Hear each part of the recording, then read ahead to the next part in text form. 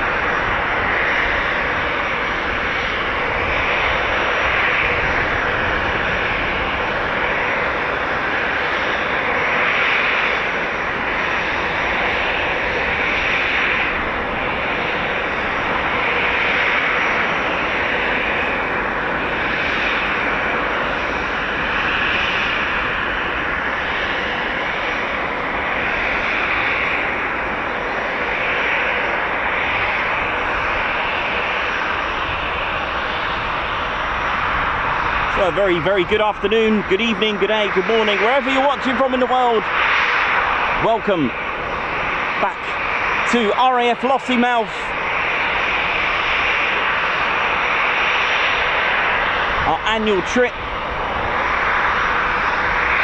A 2-day excursion from a very different base and place, the most northern, shall we say, the most northern base we visit.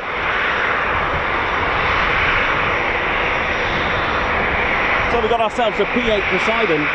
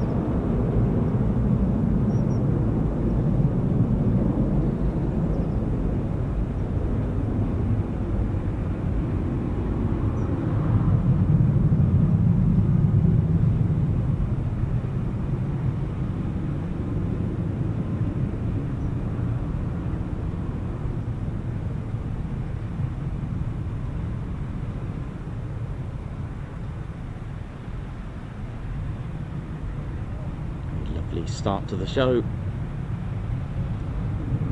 P-8 Poseidon, the MRA Maritime Patrol Reconnaissance, and attack if needed, armed with a torpedo as well. Stunning backdrop. Welcome to the show. And here we are back once more here at Lossiemouth. What an absolute pleasure, and what a morning we've got here. Beautiful sceneries. We've got we're gonna have a little bit of live golf as well. I think last year we had someone did a hole-in-one, which was amazing. I think we caught that live as well, which was great. Stunning backdrop. 2 runways here runway 0523 and 10 and 28. Welcome to the show, and welcome to RAF Lossiemouth.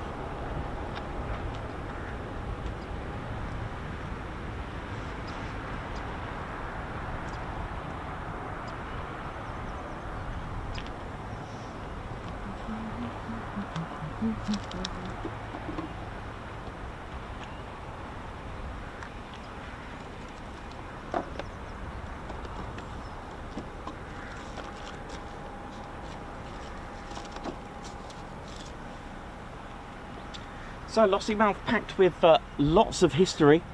We do have some Typhoons out as well. They're a little bit further back, but hopefully, well, good start to the morning with departures. Always nice to see departures in the morning.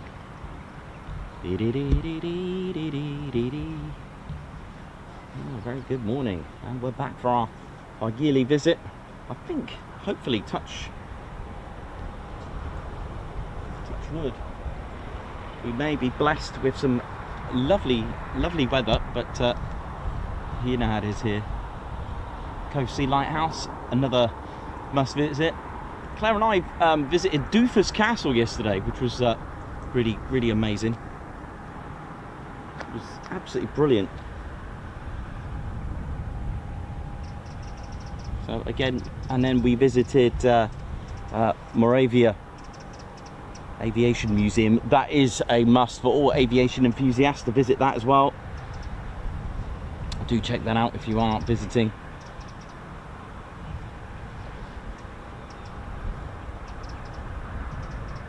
And, thanks everyone for the support. We're here for 2 days. We may mix it up tomorrow. We may be at a different location tomorrow, just to mix things up a little bit. So watch this space.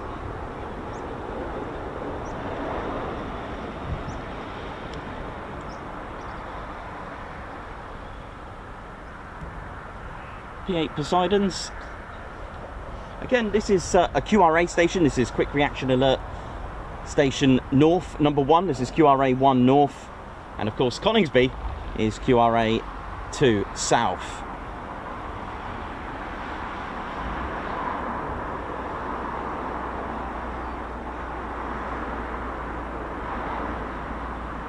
And if you tuned in, don't forget to give us a thumbs up, give us a like with the checklist, the in-stream checklist. Hit the like button.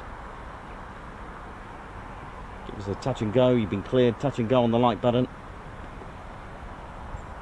And of course, do subscribe to your one and only channel, the Ted Coningsby channel, the one-stop military aviation channel.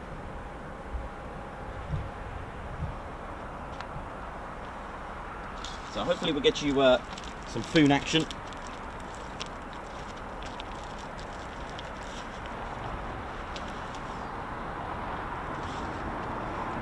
Now the base opened a little bit earlier than Coningsby. Actually, was officially opened in 1939. So actually the 1st of May 1939. Which began its amazing legacy with its strategic location. It eventually turned into base that was fully active to take out the World War II Germany fleet, and of course the Tirpitz, which had several attempts. But again, we'll talk to you about the history in just a moment. We're a little bit later on in the show. But it's always very different to see Typhoons at a different place. So we're looking forward to seeing them.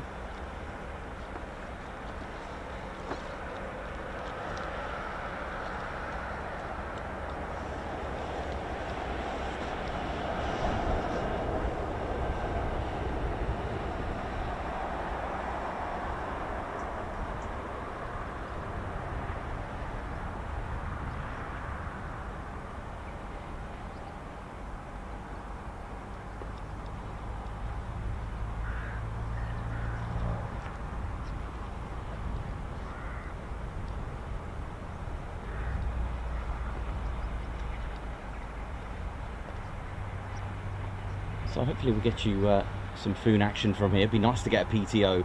The backdrop is stunning. Well, a good start to the morning with one departure, a P-8 Poseidon.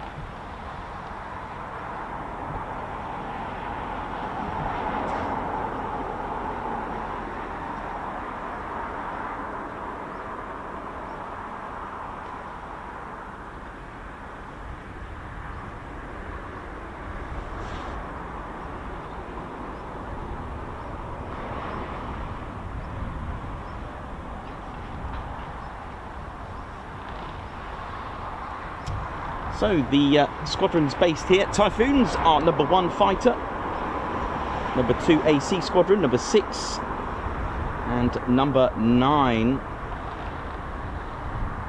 They operate the Typhoon. Also got number 8 squadron as well. And eventually they'll be flying the Wedgetail AW Mark 1. Also got number 120 squadron here at Lossiemouth. They fly the Poseidon. Also got 51 squadron RAF regiment. To the Reggies. How you doing, regiment? Big shout out to the RAF regiment. They fall under number 5 Force Protection Wing. They are a multi-discipline squadron, highly trained in dismounted close combat, ground extraction force, close quarter battle, and the CBRN.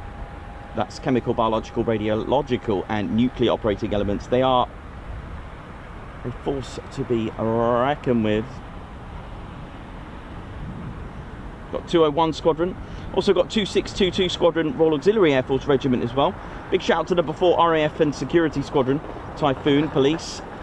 And RAF Mountain Rescue Service as well that are based here. And the Operational Conversion Unit for both the Poseidon and the Wedgetail is number 42 Torpedo Bomber Squadron.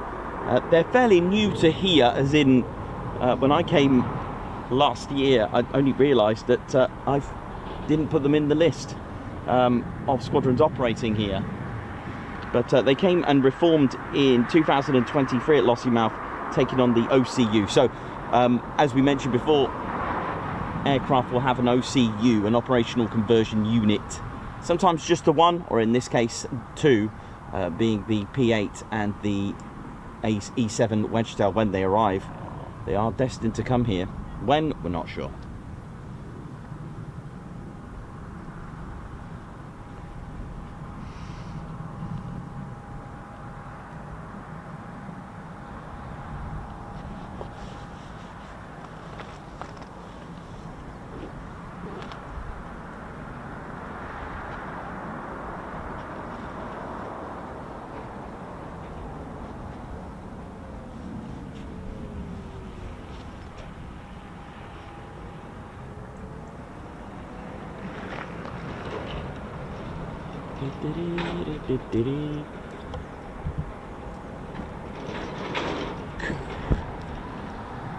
Reggie's driving the truck by the sound of it. Welcome, welcome, welcome to RAF Lossiemouth, ladies, gents, teddy bears. My name's Nikos, I'm your cameraman, historian and commentator. This is our squadron leader, Ted Coningsby. He's travelled a good 498 miles, just short of 500 miles.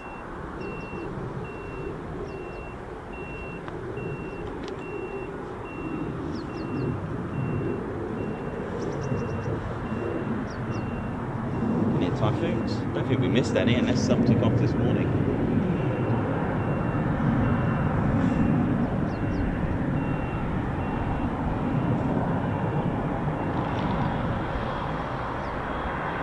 Oh yeah. I can it. Did we miss any? Did some take off when I went?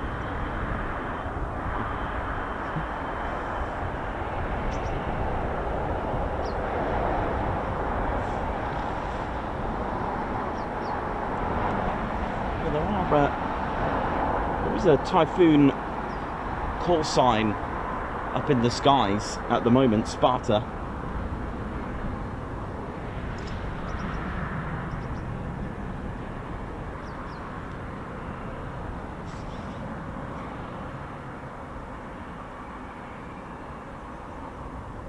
There's typhoons up in the sky.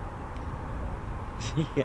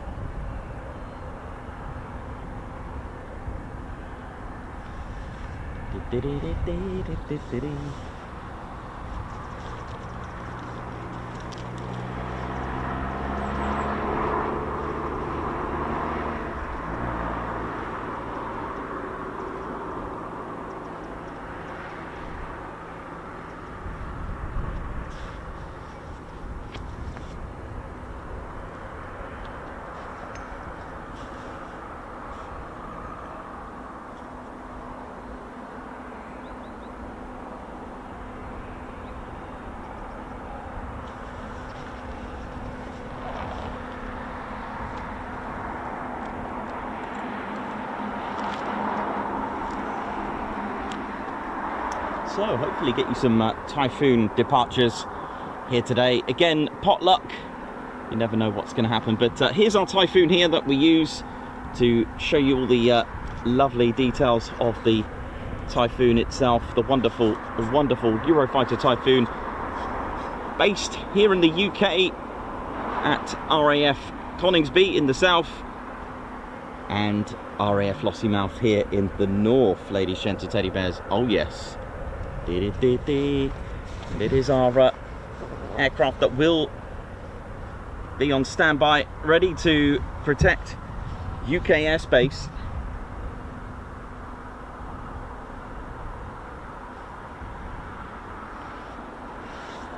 And for those that don't know much about the Typhoon, we'll give you a quick tour of the Typhoon. We'll start with the nose and work away all the way to this bit here, this part here, or even the missile approach warning, shall we? We could do that as well. But the Typhoon, made in 4 different countries. I know, right? Left wing Italy, Airbus Leonardo. Right wing in Spain, Airbus Spain. The centre section of the fuselage is from Germany. The front section, the front part, the cockpit, that area, Britain. And towards the back, we do have components of both Italy and Britain as well with that, to go with that. It's made of about 85% carbon composite, so a low metal profile, which is good.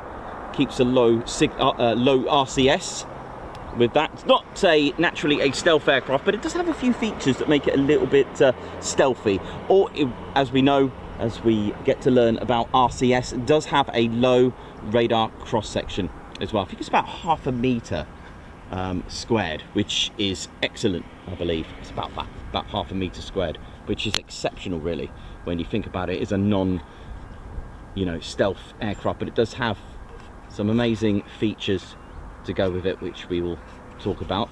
And we'll start at the front again, dating back from the very beginning. Although the first flight was in 1994, the concept was in the late 60s to 1970, with a amalgamation of manufacturers having the idea of this wonderful concept of a intercepting fighter, a protector of the skies, a multi-role, which it is, and until its development and first flight in 1994, there was plenty of prototypes as well in the running. There's a few examples here in the UK as well that you can see, and inside the radome as well, the nose, when it first started, although things do change, they do get upgraded. A lot of it is classified, so some of the stuff I can tell you, and the stuff that I have no idea. But what I can tell you, things started off with the ECR Marconi 90, ECR 90 radome. So that's like your AESA to basically your attack battlefield zone in here, which, just to give you an idea, okay, just to give you an idea, it can lock onto fighter jets around 160 kilometers away, which is absolutely staggering. 160. And then 300 kilometers away for larger aircraft. It can lock onto 20 to 30 targets, prioritize on 6 of those as well, which is, that takes away the the movies, right? That takes away the dogfighting movie aspect, you know, of things like that. So, you know, this can engage far, far, far away. You'll notice these little wings here, they're 4 planes. Do take note, the Typhoon doesn't have any elevators, okay? So to assist, it has 4 planes. They move simultaneously, they don't work individually, the left or the right, okay? That can help angle of attack, pitch, and you could use it as a speed brake as well. Now this device here on the port side, which looks like one of those dome CCTVs, that's your IRST Pirate. That's your infrared in 4, I think it's got about 4 filters, I think. It's got different filters, so day or night, and these amazing night filters. The pilot can switch to seek out infrared heat, all that kind of stuff. They can detect stuff and report back. It is an absolutely amazing piece of kit. And you may have noticed a pilot sometimes wearing a helmet that's got lots of little bubbles on it, like lots of bubbles, as though, you know, the cartoons when they get hit on the head, it grows like a little bump. It's not a fancy a pilot just deciding to wear a fancy helmet.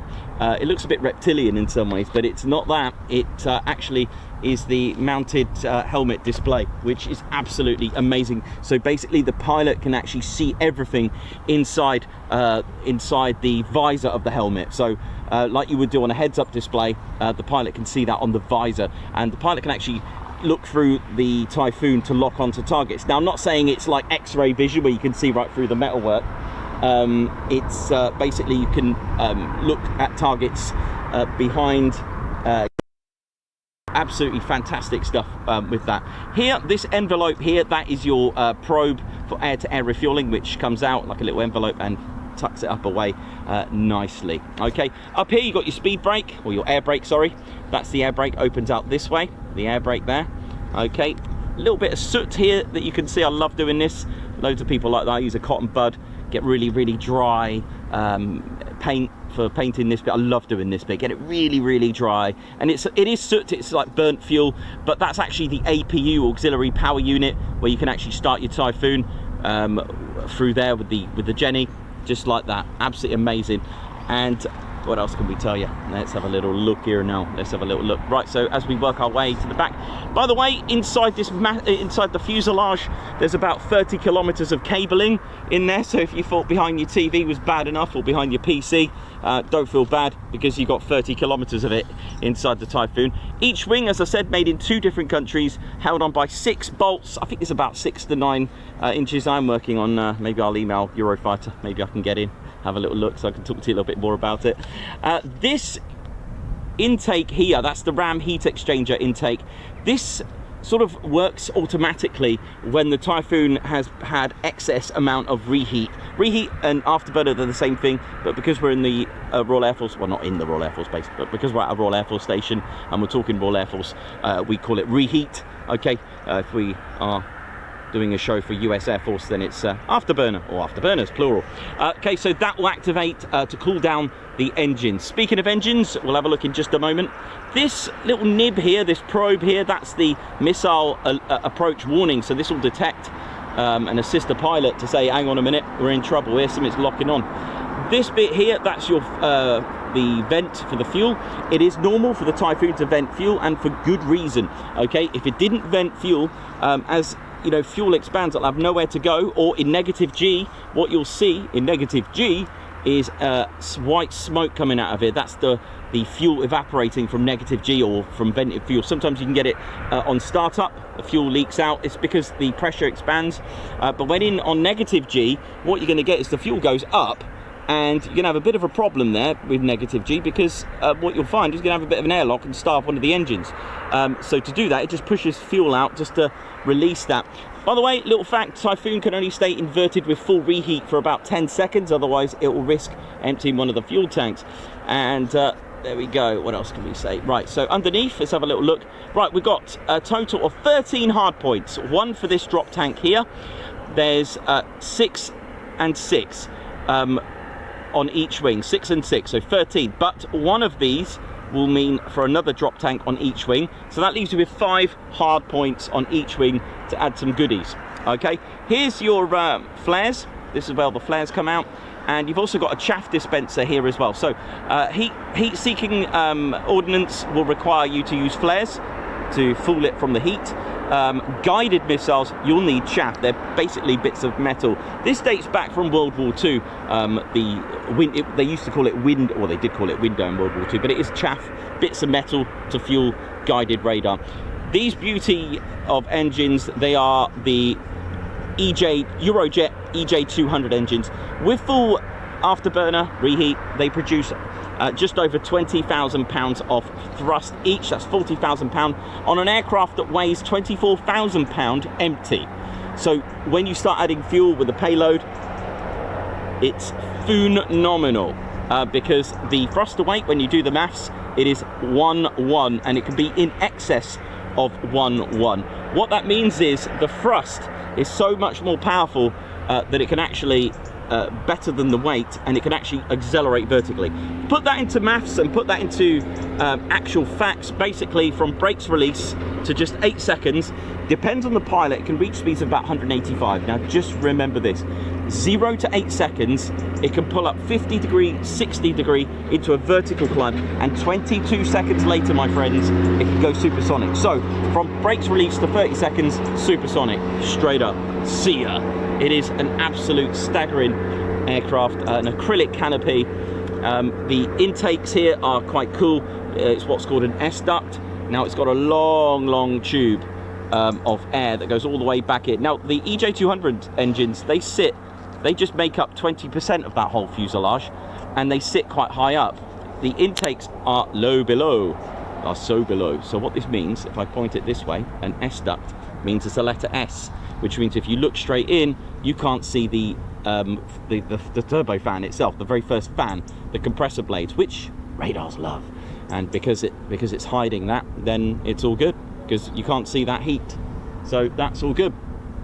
Beautiful. It's got variable cowling here for the intakes to adjust how much air. And then you'll find this little beauty, this splitter. Splitters, if you were in the days of the Citroen Saxo and the XR3i and Vauxhall Corsas and Novas, you'd be putting front splitters. I think most racing cars have them now. This splitter is to stop the boundary layer from causing issues to the engine. What is a boundary layer? It's basically a drag. Speed's worst enemy is drag, and you don't want a different type of pressure hitting your front of your fan. Let me put that into better English for you. So basically, if I was to pour water on the nose, you'd think that the water would just run off straight down and not touch underneath. It actually does. Air is fluid, my friends. So what it will do, it will stick, and that stickiness creates drag. All right, and drag creates heat. That's another problem. To avoid that, all right, and then to put that into perspective, if you imagine the compressor blade here, all that boundary layer sticking, you're going to get nice air flow going underneath, hitting the fan. Remember, it's a big fan, and then you're going to get high pressure and low pressure hitting that engine, and that's going to wobble and cause fatigue and cause engine problems. So to do that, you have a splitter bridge. If any escape, I don't know if you can see it here, there's actually grills inside to just suck in and just eliminate any more boundary layer. It does have a 27mm cannon as well, a BK, the Mauser cannon, which sits here and fires through just that very part of that wing there. Lovely grill there, beautiful. There we go. Have fun. See, I hope you enjoyed that talk there with the Typhoon. Oh. So, welcome to a Lossiemouth. Welcome to the Jewel of Moray. We're in the land of Scotland, and we're having a good time already. We've had one departure, and I don't know how, unless they've turned into Hawks. There are a couple of Typhoons out already, unless they went out maybe at 7 in the morning. Not sure, but they are about. Hey, morning, all right. Ooh.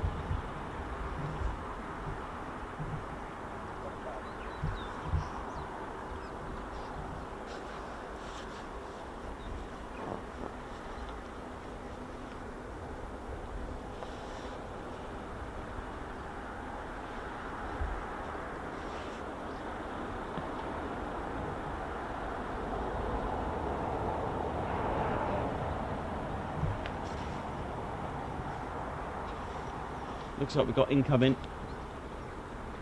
Oh, 2 ship. They obviously didn't take off from here. Oh, here we go. Our first Typhoons. That was good timing of them to wait for my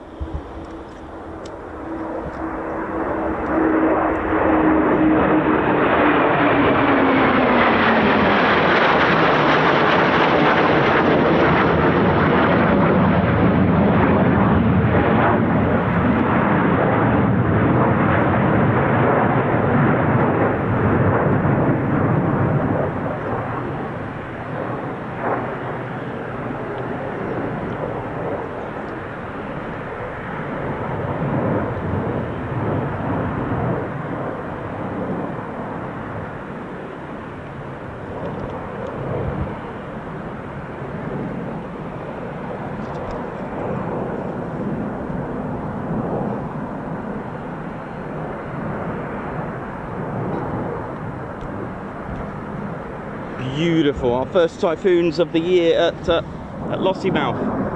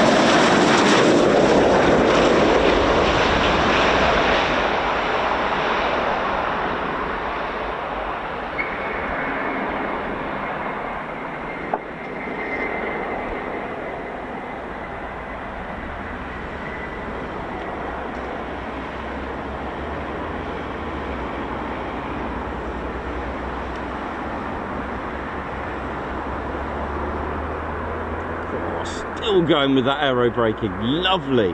Aero braking, a great way to ease off and relieve the braking system by using aerodynamics. I know it looks like a wheelie, right? But there is a reason for that. It's turning that undercarriage into basically a huge parachute, and it just uses drag just to slow the Typhoon down. We see that a lot on fighters. We see that a lot whether it's Lake and Eef or even Marham as well, when they do regular landings, or conventional landings, probably the correct term, but you know what I mean. Yeah, it's like when we were kids. If you ever did that before on a windy day, you'll open up your jacket and try to turn it into a little parachute, see how long you can hold on for. If you've ever done that, you know what I mean. So that drag is basically causing the aircraft to slow down, which relieves the front nose gear and all the braking system as well. It is an absolutely lovely day. I don't recall us having a lovely day like this weather-wise, but I shouldn't really jinx it. But it is set to be warmer later.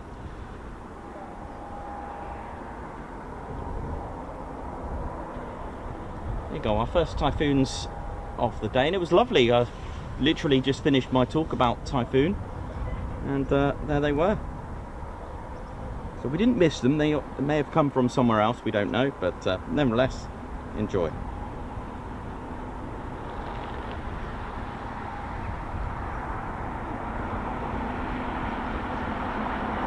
Sadly, there isn't an official viewing area, but there are, you know, alternatives. You can also enjoy a round of golf if you're part of the golf club here.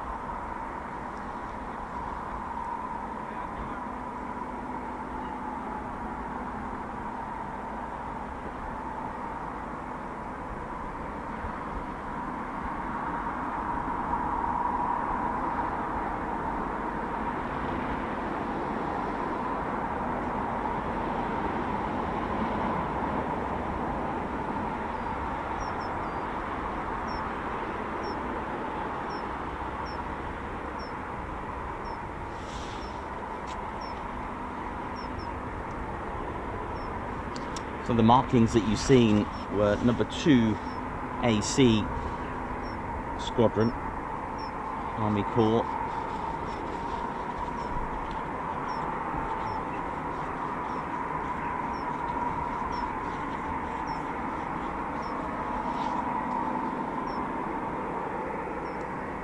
Trying to see if I can spot them for you in that distance. Is that them there?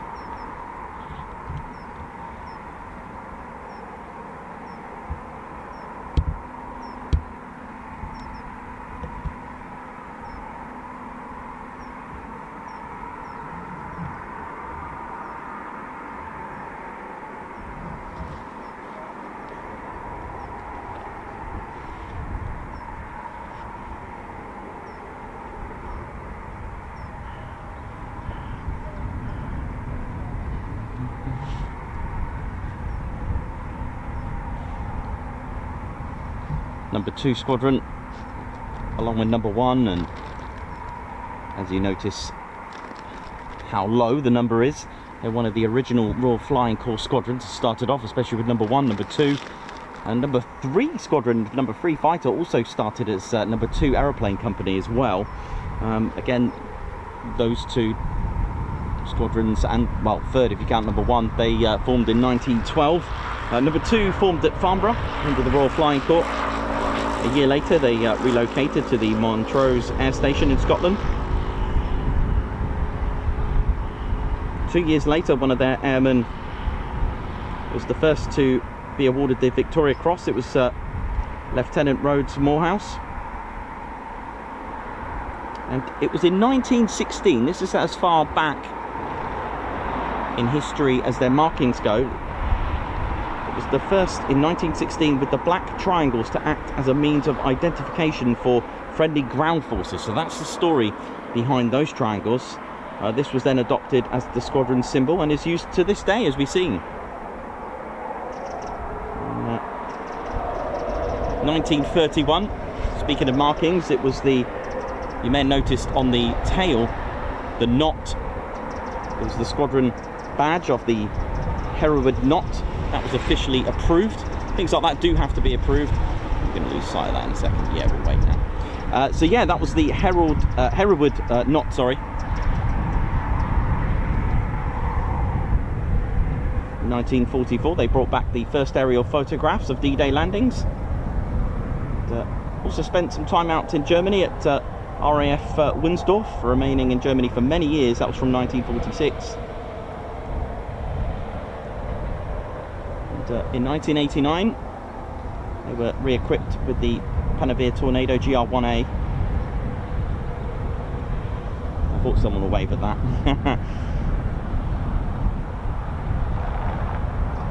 But I'll give you the full history a little bit later on.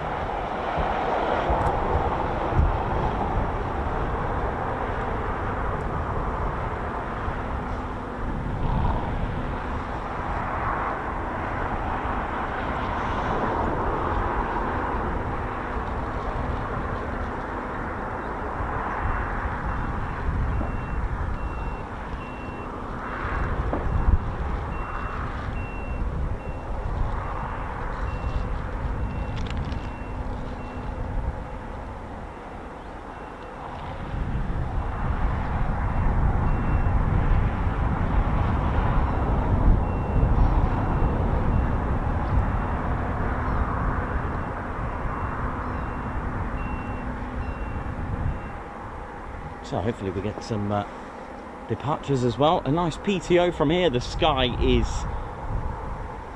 limitless at the moment. It's barely having any clouds.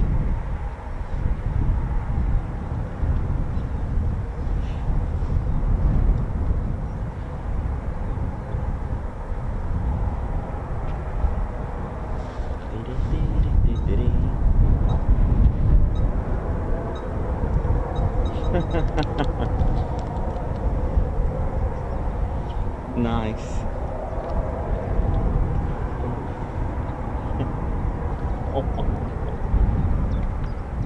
That setup is some rig. That's amazing.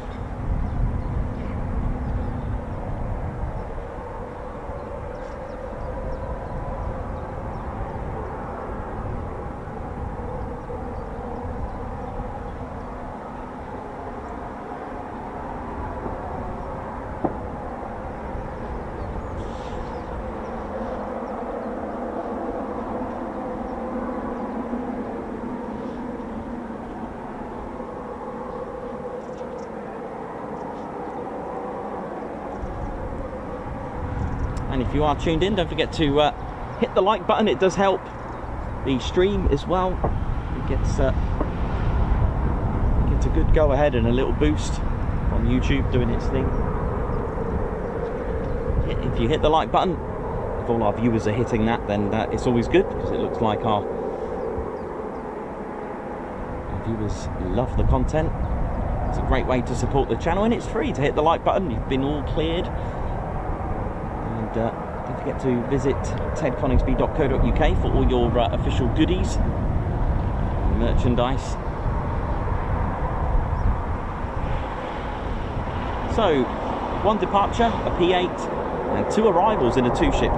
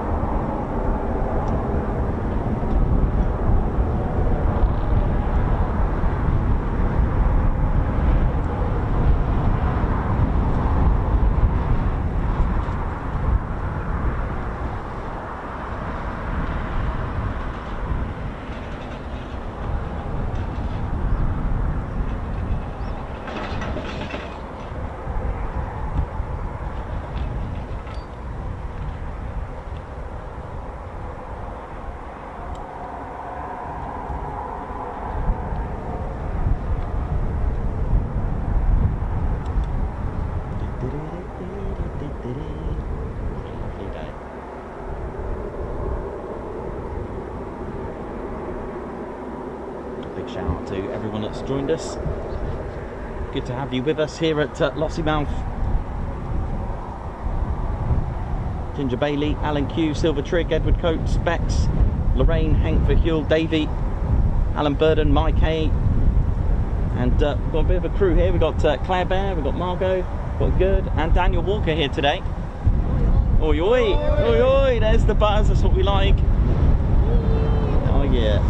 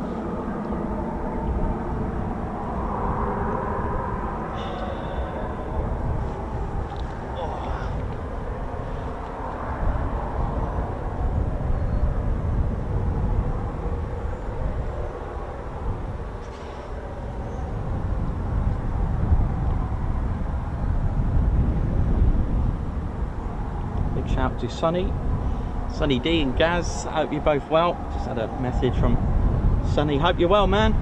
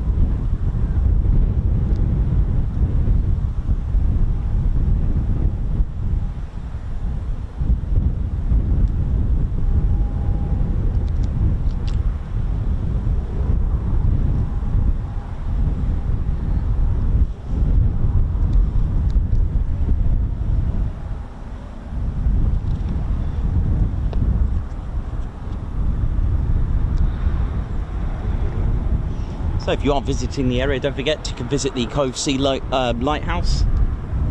So Ted recommended Doofus Castle as well. It was lovely. And the coffee shop's lovely there as well. And Moravia Aviation Museum, that was great. Kinloss, that was great. Absolutely brilliant. And of course, don't forget to have a little walk along the beach at Lossie. And you may get lucky with some northern lights as well.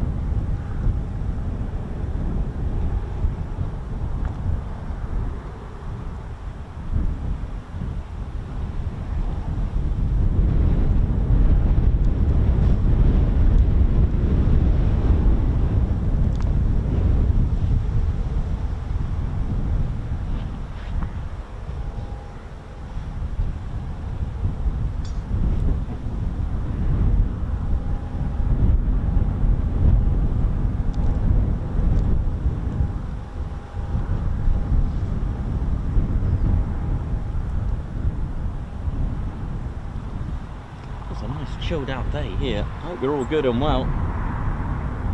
Hoping things will start to foonify.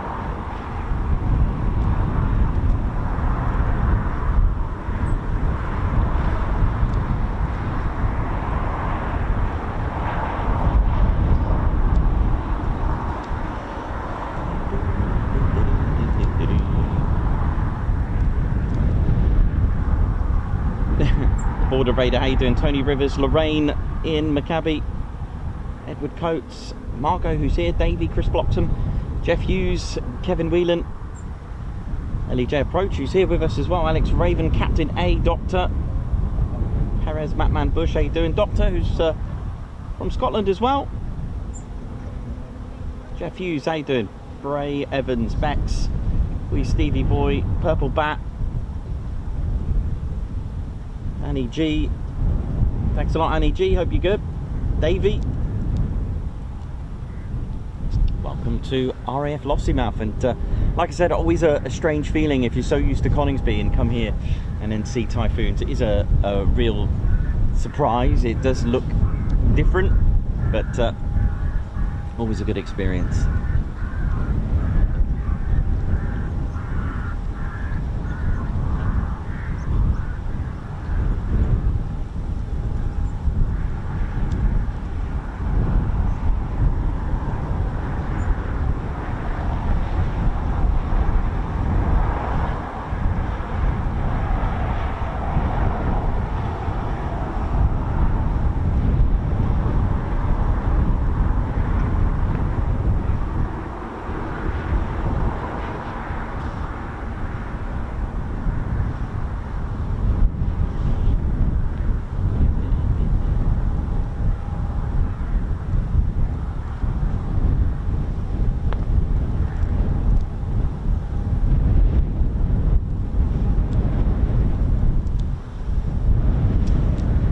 Davey, who's given me all the names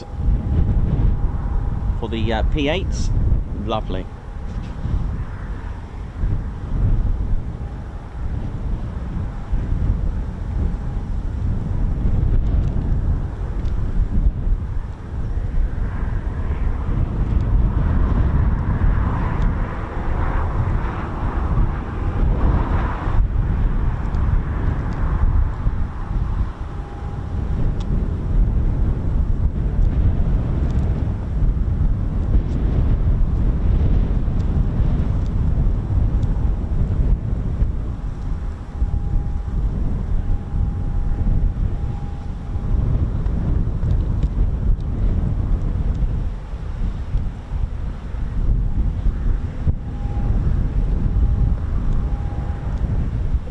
There's number 6 squadron. There's the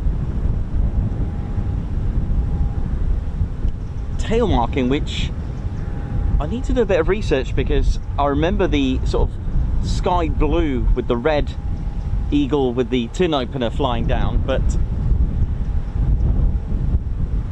I don't know when they changed it to this circular one. The markings are still the same, and if you can make out just to, might be just under the foreplane, it's hard to see in that light at the minute. They usually got like the sky blue with some red zigzags.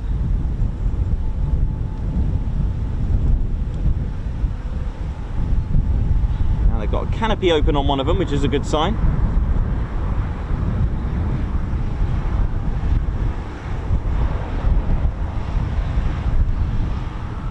This looks like the covers are coming off.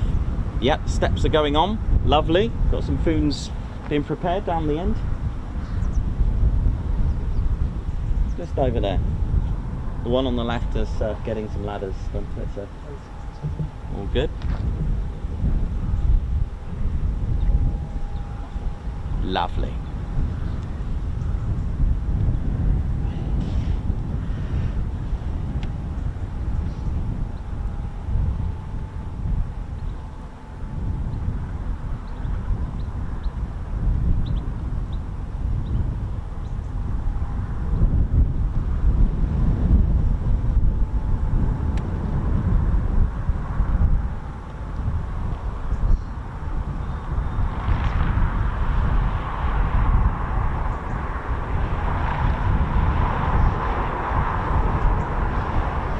nice performance takeoff here at Lossiemouth is always appreciated, so you never know, might get lucky.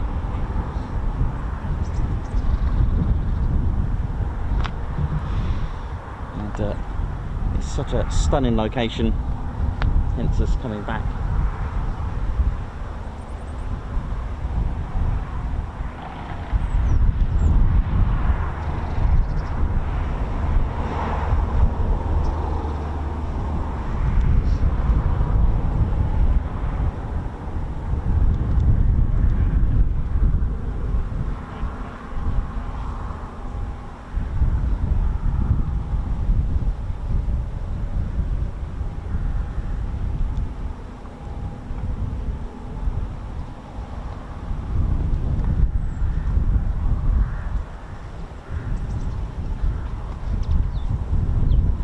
Comedy Ted's here as well, forgot about him. Hello, Comedy Ted. Comedy Ted sailor. He'll be on the show, I'm sure, telling us a few jokes.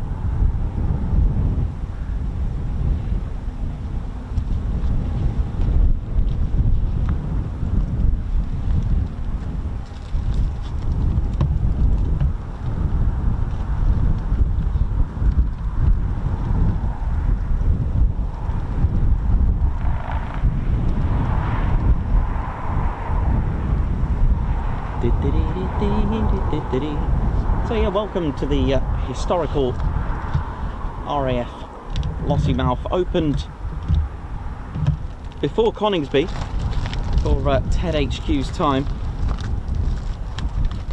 and construction began in late summer of 1938. And it was actually on the 1st of May 1939 that the base was opened. How we doing? Oh yeah, how we doing? See that? A lovely blue sky. I know, a little bit starting to pick up on the wind a little bit, but yeah, welcome to the Ted Coningsby channel. What an amazing, amazing base, and it was really nice to, you know, just learning a little bit more about the history. And we only come here once a year, so I can only like memorize a little bit of it, but not all of it, with assistance from some notes, just to keep it going and flowing. But it opened on the 5th of May 1939, and it was officially opened by Group Captain P.E. Maitland with 15 Flying Training School as the first unit to fly here with the Airspeed Oxford and Hawker Hart. So those two were the first aircraft to operate from the base. So our first group captain here in 1939, Group Captain P.E. Maitland, and the first training unit here was number 15. And that was pretty much what the plan was in some ways. Don't forget, 4 months later, the outbreak and the declaration of war began. So the training sort of idea kind of took a knock-on effect for here as well. But due to its location, it seemed like a perfect place for training units. That is until literally the outbreak of the Second World War, and it seemed like the German Navy of World War II and her fleet saw a weakness here. At the end of the day, although you could see an island as a defence, it could also count as a weakness. The way to do that is literally like they would do in medieval times when they would cause a siege with a castle, for example. You starve it, basically. You just wait there, wait it out. They won't be able to get any supplies. So that was seen as a weakness. So we would have had, fleets of ships coming here to try to attack. But again, or at least a position, to attack from this side of Britain. And this eventually led to the operational combat missions on the fleets from Lossiemouth, which really meant a disruption for training units. And a detachment of 99 Squadron arrived here with Vickers Wellington bombers to seek out the cruiser the Deutschland, which was operating between Iceland and the Shetlands. Now 44 and 50 Squadron arrived with the Handley Page Hamdens, the very aircraft to innovate gardening. Now what is gardening? Well, gardening is not planting some trees and some roses and pretty flowers.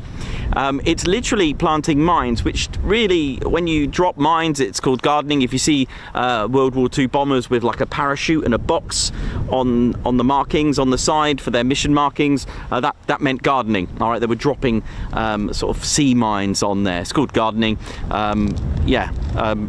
Didn't need any seed for them, but I see where they were going with that. But many more squadrons arrived, including number 9 Squadron, who also arrived with the Vickers Wellington. But 2 Squadrons, 107 and 110, operated the Bristol Blenheim.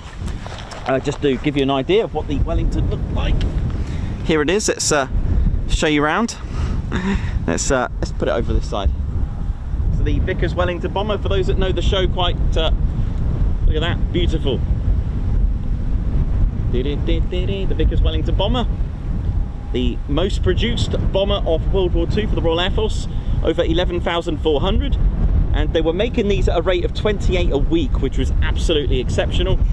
Barnes-Wallis got behind the design of the airframe, making a geodetic airframe. It was a twin-engine bomber, so the likes of the Blenheim, the Hamden, they were really, operating hand in hand, but they were earlier. They were just before the Manchester, and they were making these at a rate of 28 a week, which is absolutely impressive. But it was Barnes-Wallis who designed the geodetic airframe. You can see a little example. I can see what they're trying to do.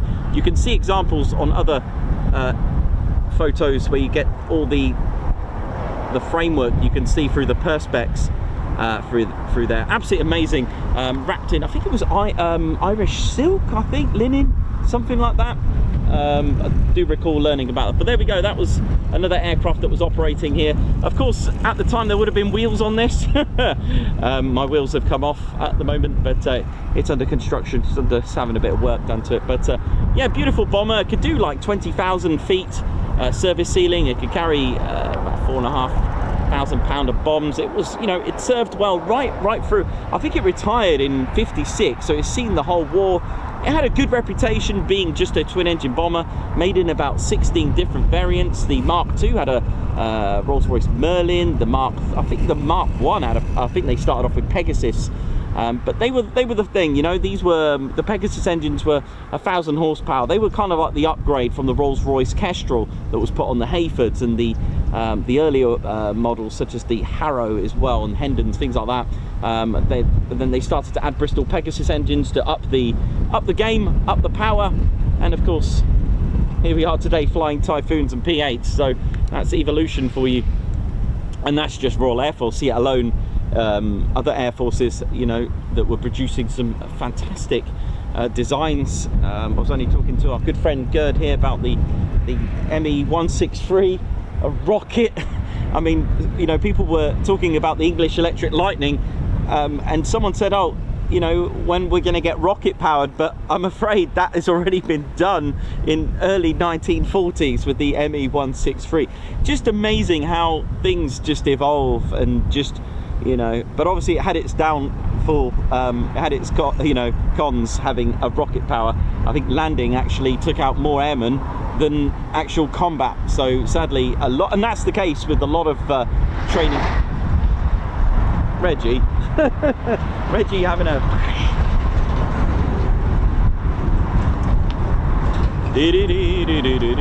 right. How's our Foons? Where are we? Foons, where are you? What's going on?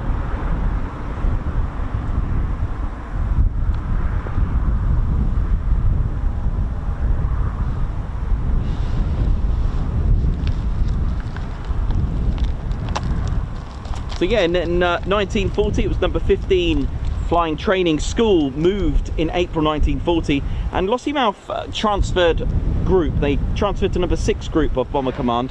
And on our Lakenheath streams we always talk about number 20 Operational Training Unit arriving from Lossiemouth. Well, here we are, because in 1940 they arrived here.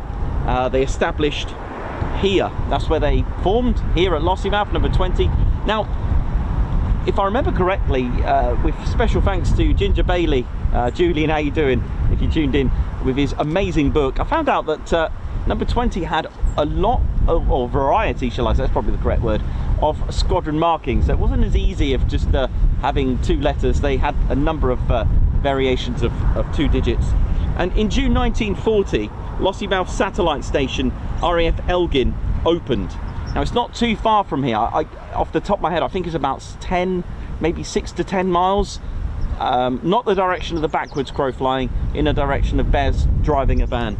And this eventually proved useful to the operational training units and maintenance units as well, such as 46 maintenance units and its aircraft. And their role really was to modify a variety of aircraft and make them ready for front line, from Hawker Hurricanes to Tiger Moths.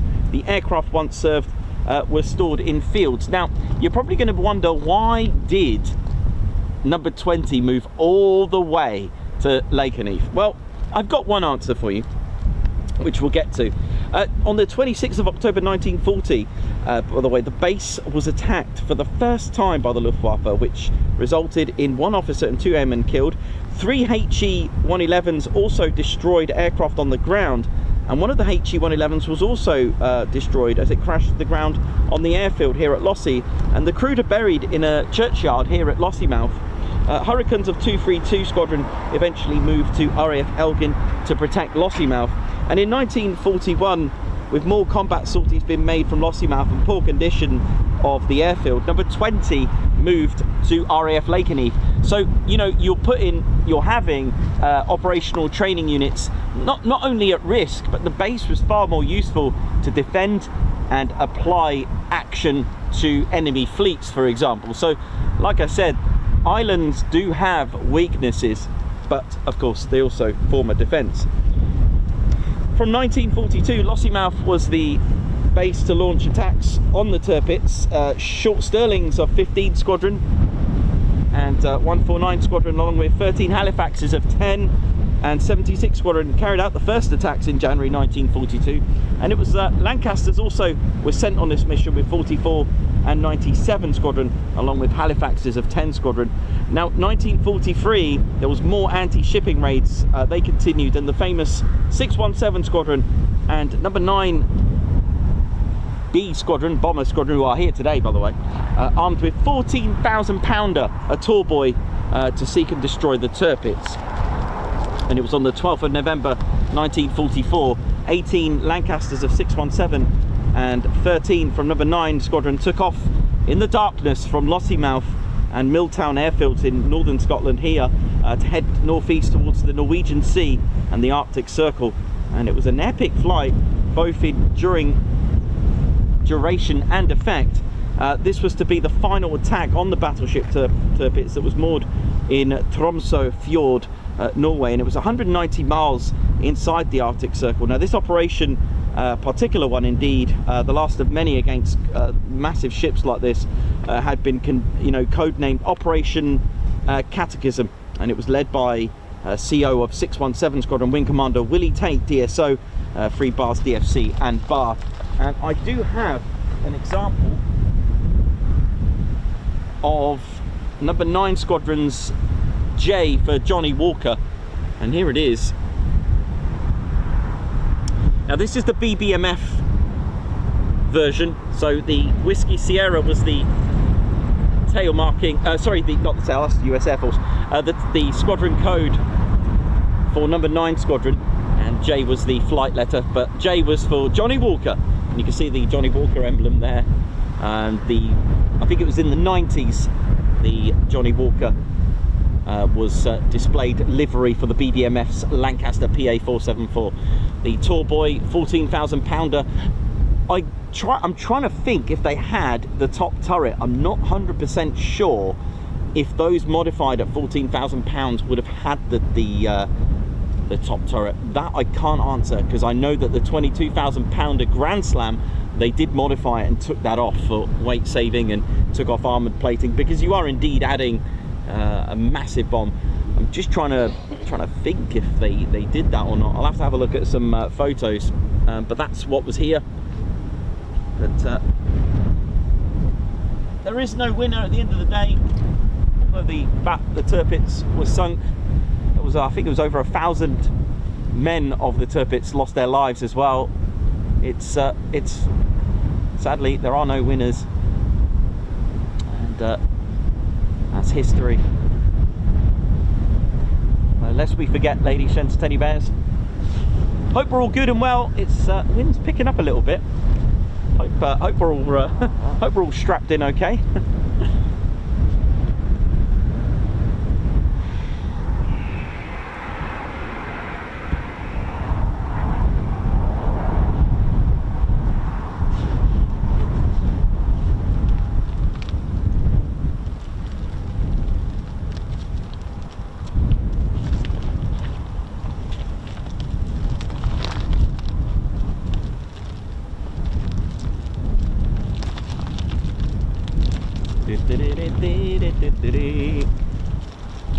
But as I've mentioned before, it's so amazing to talk about all the squadrons which we relate to on our streams at Coningsby, Marham, Waddington, Mildenhall and Lake and Ethan. 20 operational training unit took part in the 1,000 bomber raid as well, raids between the 30th to the 31st of May and the third raid in June, which Coastal Command took part in. Now you may be wondering, why would you put operational training units in a major bombing raid? But well, the thing is, the RAF didn't actually have that many bombers, so they had to Air Marshal Harris tried to get Coastal Command involved. He was unsuccessful on the first 2 raids, but managed to get their backing on the 3rd raid. Anyway, after the war in 1946, Lossiemouth became a Royal Naval Air Station. Lossiemouth, HMS Fulmer, as part of the Fleet Air Arm, and it once again became a training base for the Fleet Air Arm. It was 766 Naval Air Squadron arrived with their Supermarine C5s in 46. Now the runways, however, were about to be upgraded, and in early 53 Lossiemouth's runways were upgraded and extended to their present lengths. During the time, aircraft operated from neighbouring Milltown, and the Naval Air Fighter and Strike Training Schools transferred to the station in 1953 and they used the new runways. Between 1967 and 1970, the base was commanded by the famous Captain Eric Winkle Brown, the most decorated pilot in history of the Royal Navy, who still holds many records to this day for flying the mostest variety of aircraft. On the 28th of September 1972, the base reverted back to RAF control, becoming RAF Lossiemouth once again, and it was D-Flight of 202 Squadron in the helicopter search and rescue role, along with Jaguars of 226, begin their career here at Lossiemouth. Now you can go to the Moravia Aviation Museum as well and have a look at the wonderful selection of search and rescue RAF helicopters there. So they were soon joined by the Shackleton, the AEW early warning aircraft from 8 Squadron, who became the latest. They came from nearby Kinloss, and from 1978 to 1990 it was number 2 Tactical Weapons Unit arrived with the Hawker Hunter here at Lossiemouth. In 1978, 48 Squadron RAF Regiment moved to Lossiemouth as well. They were equipped with the Rapier surface-to-air missile system. In 1979 we had the 2622 Highland Royal Air Force Auxiliary Regiment arrive to Lossiemouth, providing a dedicated ground defence capability as well. And of course it won't be too long till I mention the much loved Tornado,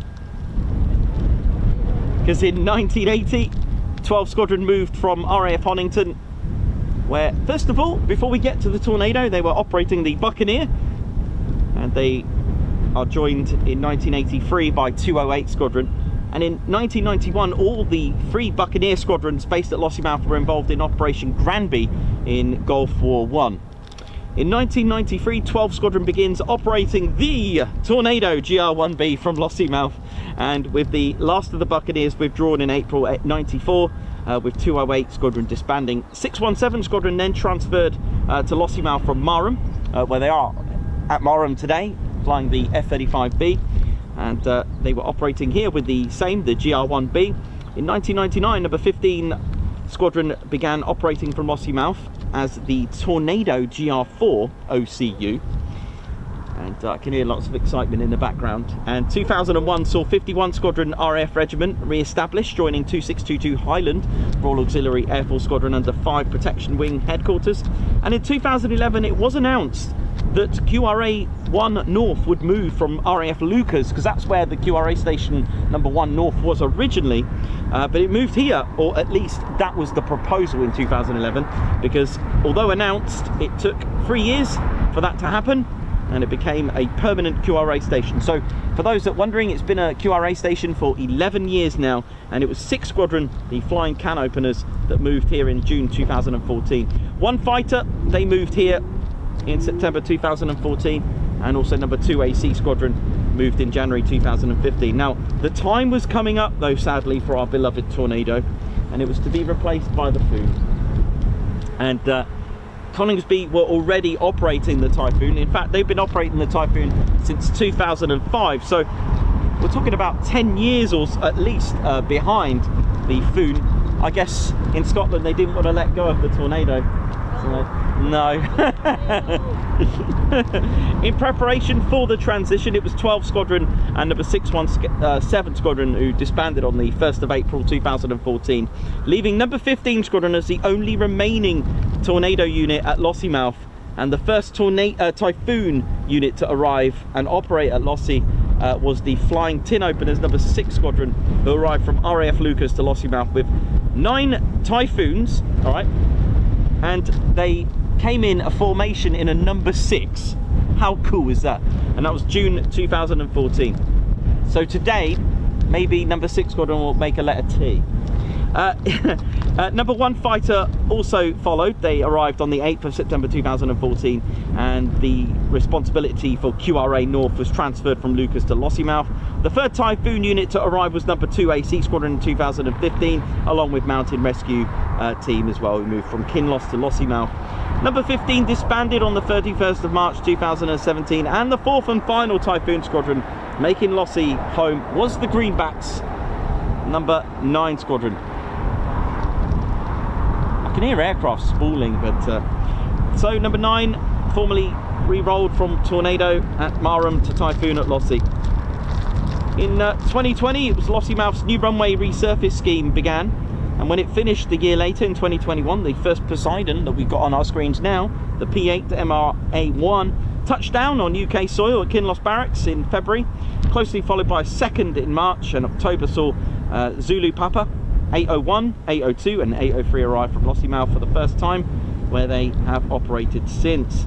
And in 2023, 42 Torpedo Squadron reformed as the Poseidon and Wedgetail Operational Conversion Unit. And I'll never forget, last year I was like reading my notes and I was thinking, where has this extra squadron come from? So they must have come here after we left in 2023, because I didn't know of them then.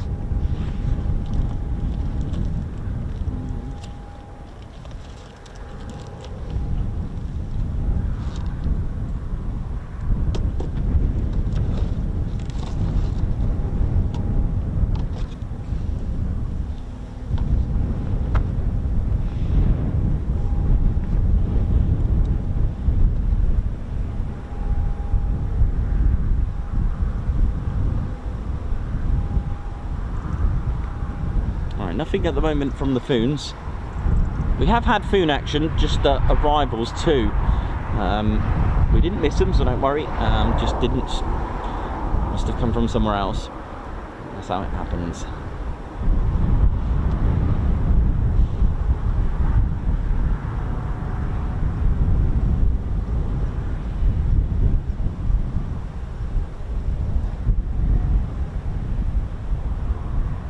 Alex Raven, yes they do.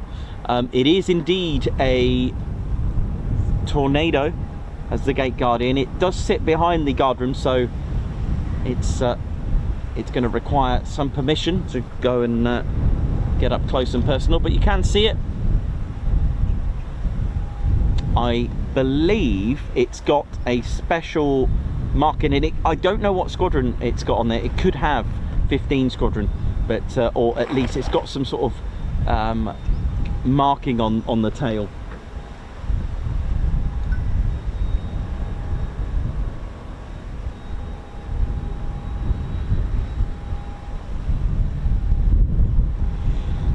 So you know the rules, you know how it goes. Just sit back, relax, wait patiently, and see if we got anything going on.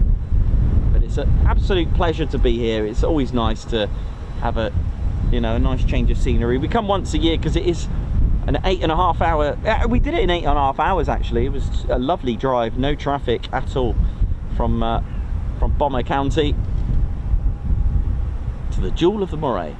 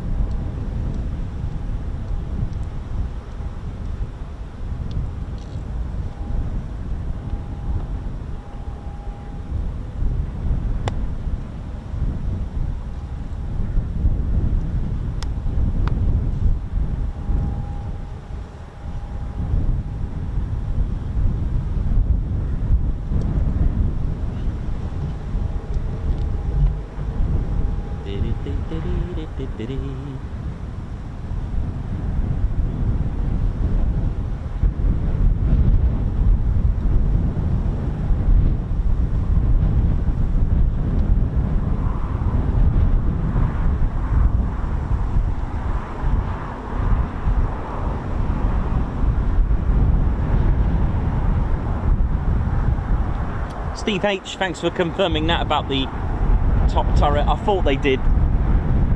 Thank you.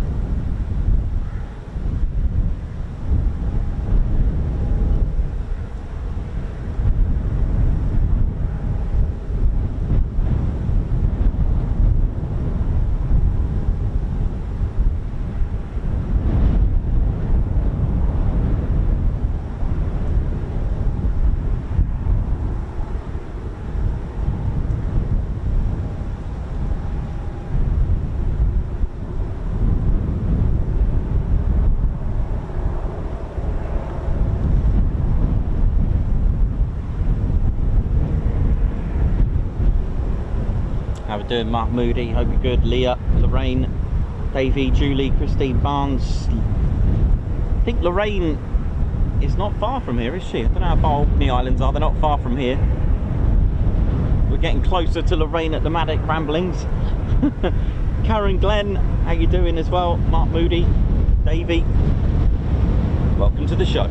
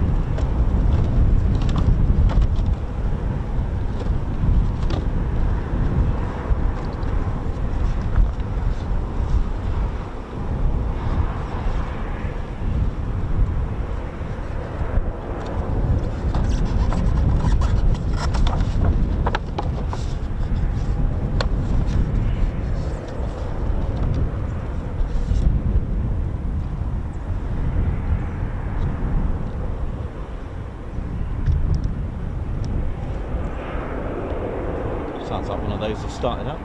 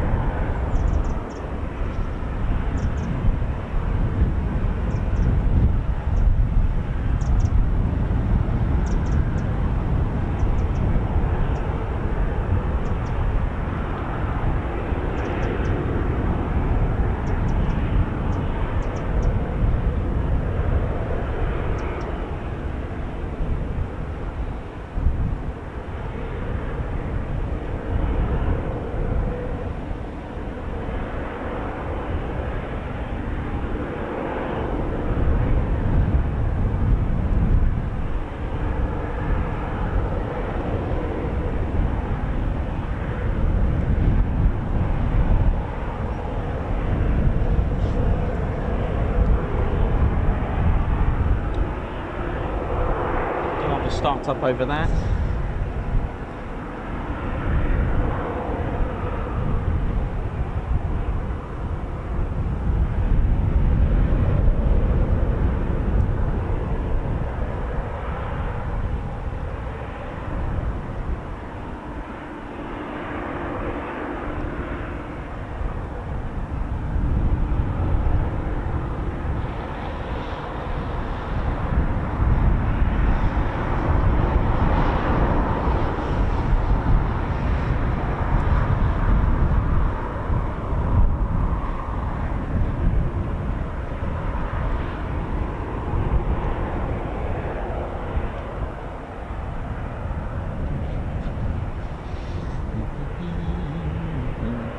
So this is the P-8 Poseidon.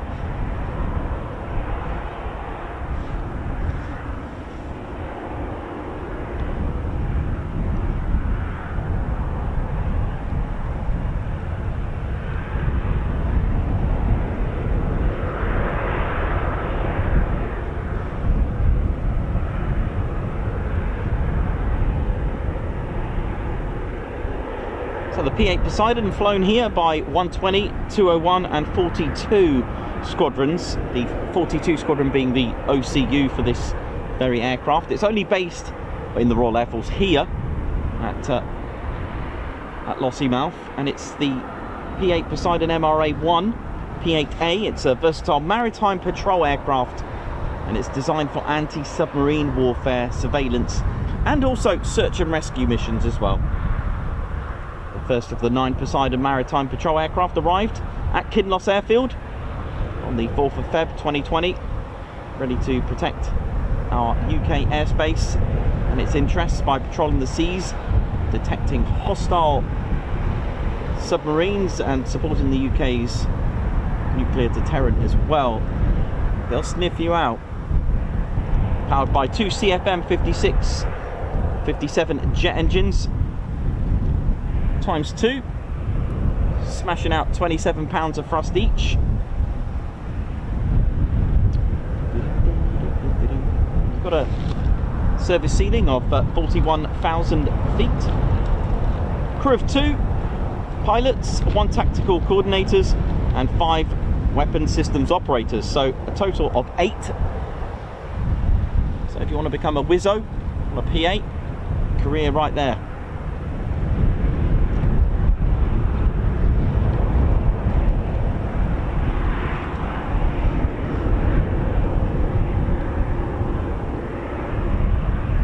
Have a variety of defensive aids, anti-shipping missiles, torpedoes, the Mark 54, packed with sensors.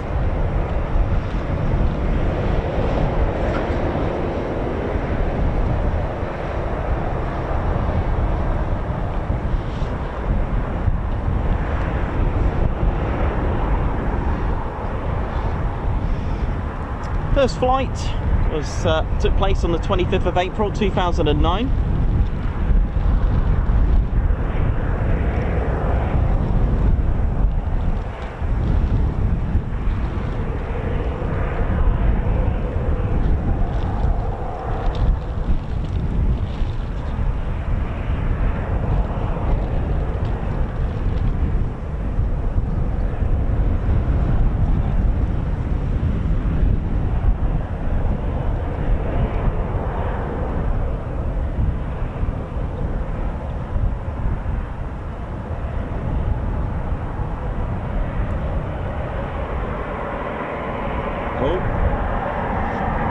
Come on, Foon. Sounds like we've got a Foon startup. EJ200 engines by the sound of it.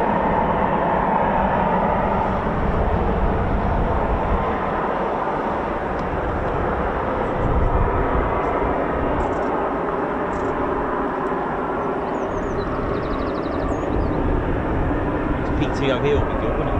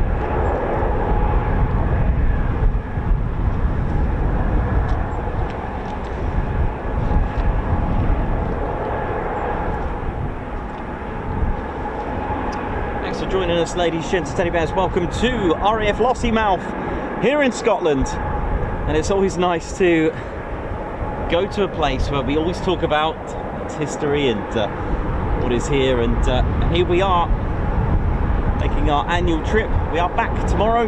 We may change location tomorrow, so watch this space.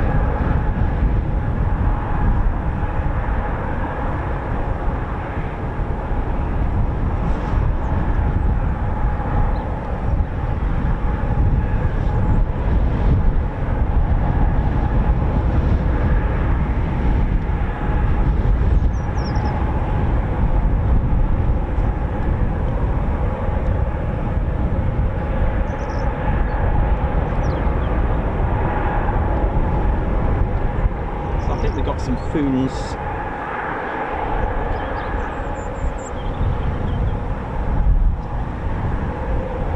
Definitely got the one. Yeah, definitely a pilot in that one.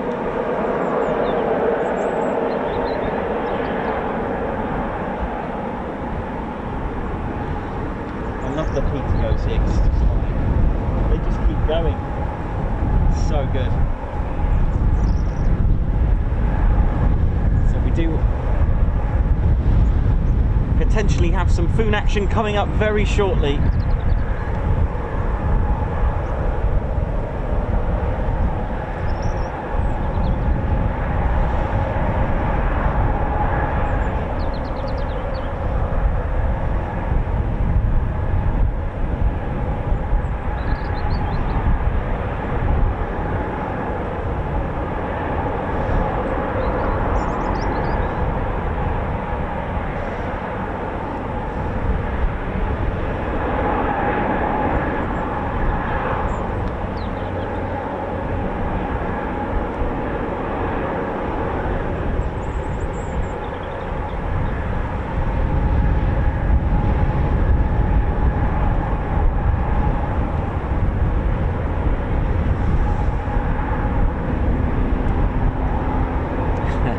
Thanks for joining us. Yes, that model was Airfix, one of the rare ones that I made in the past. That one's got 40. I've got a free Squadron as well that I've made.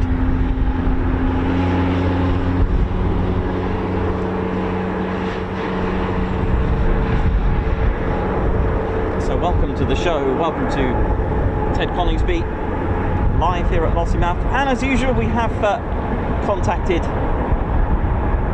made contact with the base to let them know we're here and what we're doing. The right way to do it. You know how it is. We are outside the base. We are sort of technically on a golf course in some ways, I think, or part of it, or just off it, I don't know. But hey, it's good fun.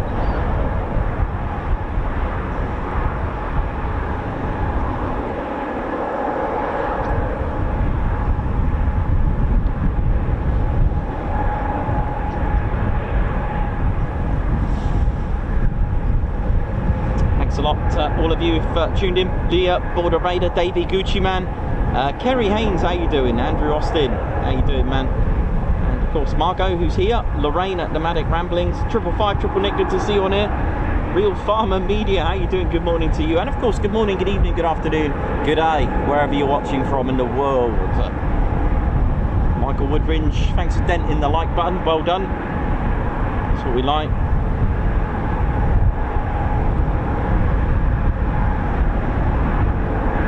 Did I hear air? Yes, you did hear Airfix.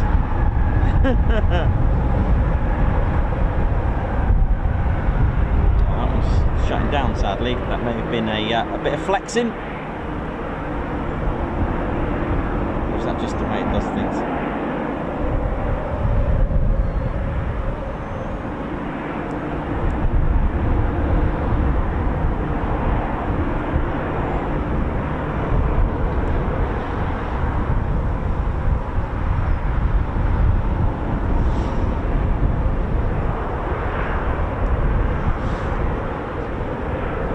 So we've got Typhoons spooling somewhere on the base. I think it's the ones I showed you, number 6 Squadron, the flying pan openers.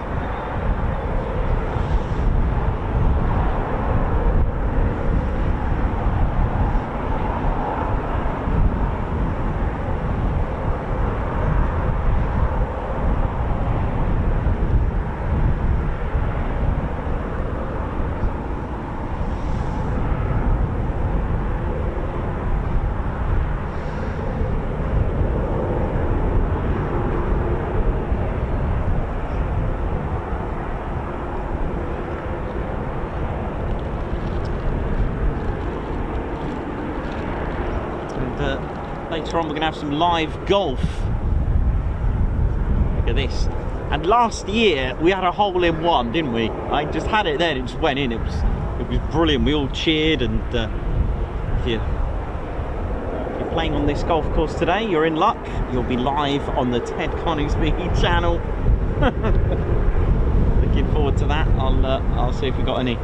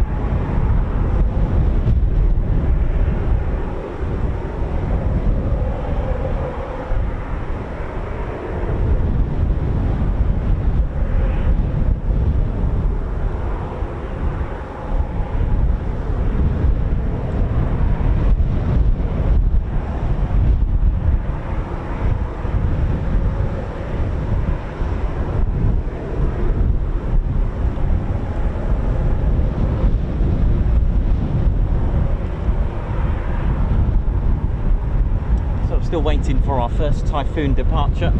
I can hear at least one running, spooling in the distance. We've also got this P-8, which I think is flexing. I don't know if it's going out, but is that a liney there? That could be a good sign. Mind you, not if it's still attached by the look of it, so probably not. Looks like it's flexing.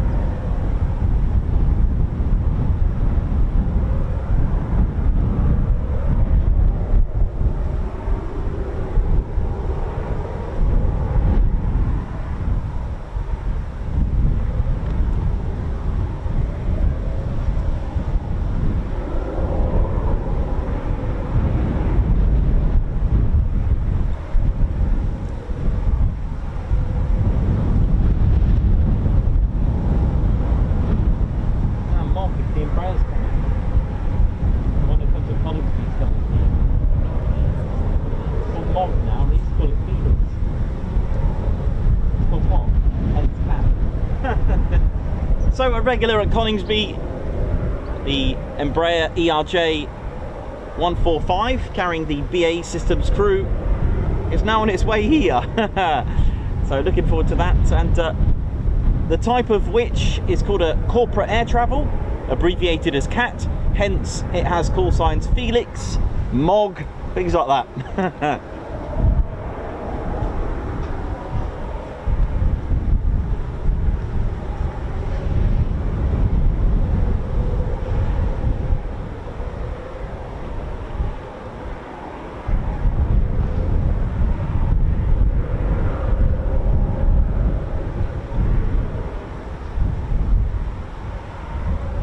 temperatures start to turn west.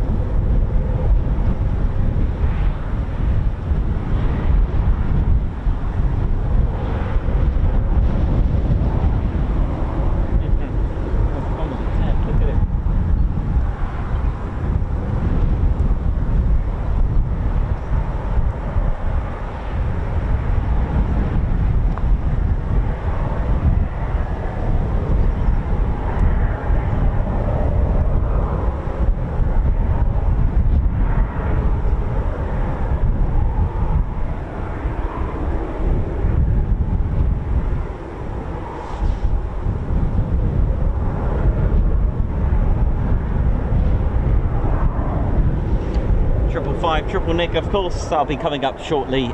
Millie, hope you're good. She's had a few days in hospital, hope she's well.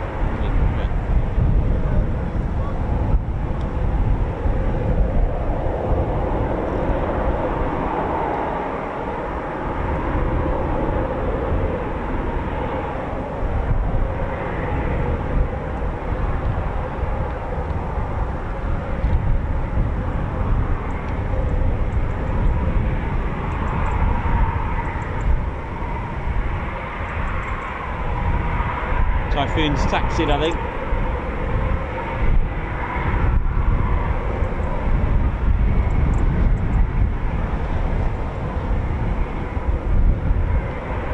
Yep, Typhoon taxiing.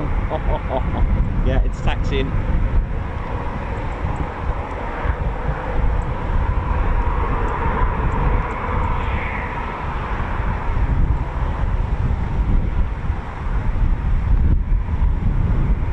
Oh yes.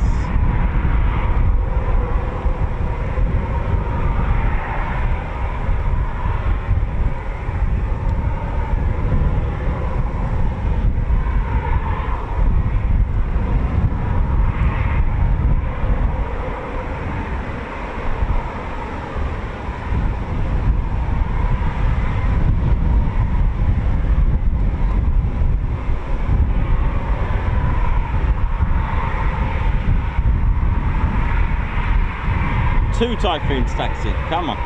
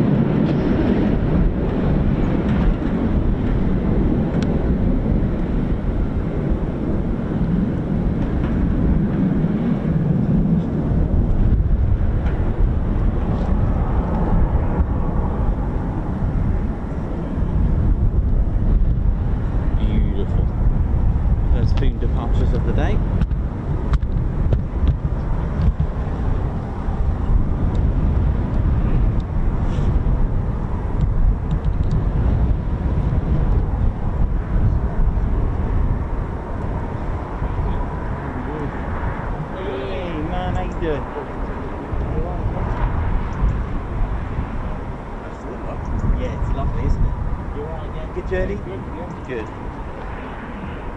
I think we can hear another food as well, just about.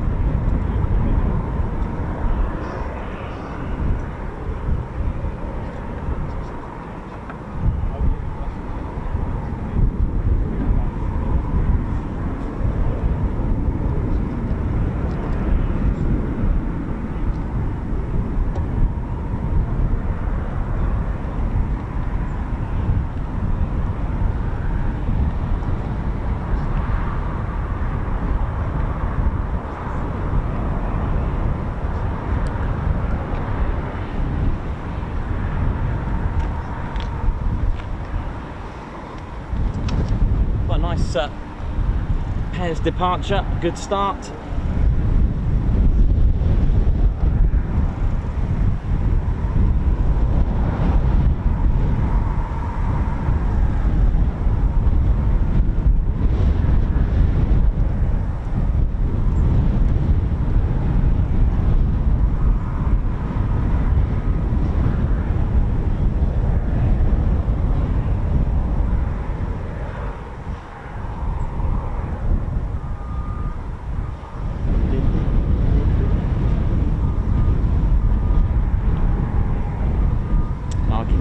Typhoons spooling, so hopefully that will result in another departure coming up. So good departure there. We've had two departures, yeah, pairs departure and a P-8 Poseidon as well.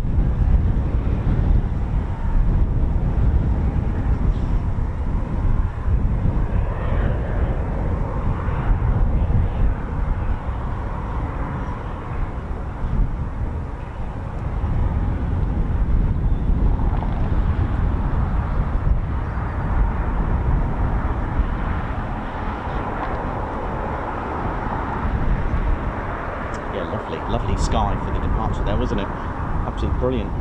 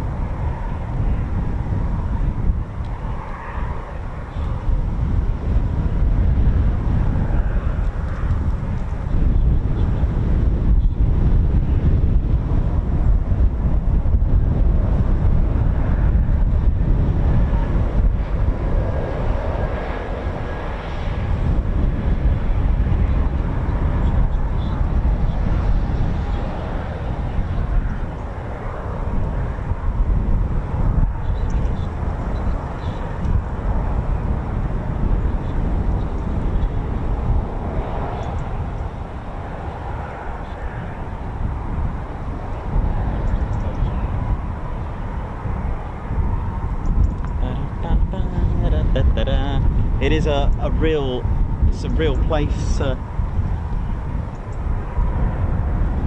Absolutely wonderful. We've got the beach behind us, and this is, let's have a little look at the views here, and of Lossiemouth. There's Lossiemouth, named after the River Lossie. And this is what I'm talking about. Get dolphins in there as well.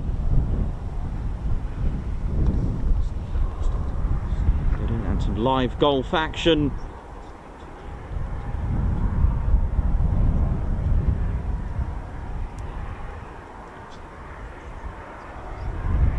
Setting up for the putt.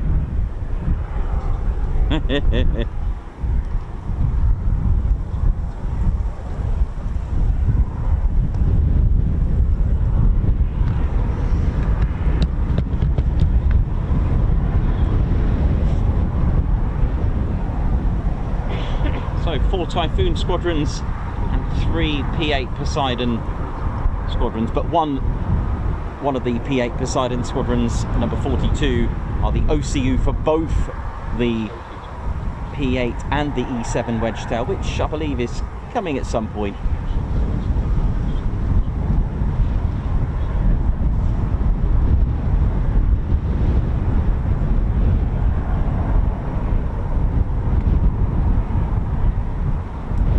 Aspen, how you doing? Welcome to the show. Hope you're good and well.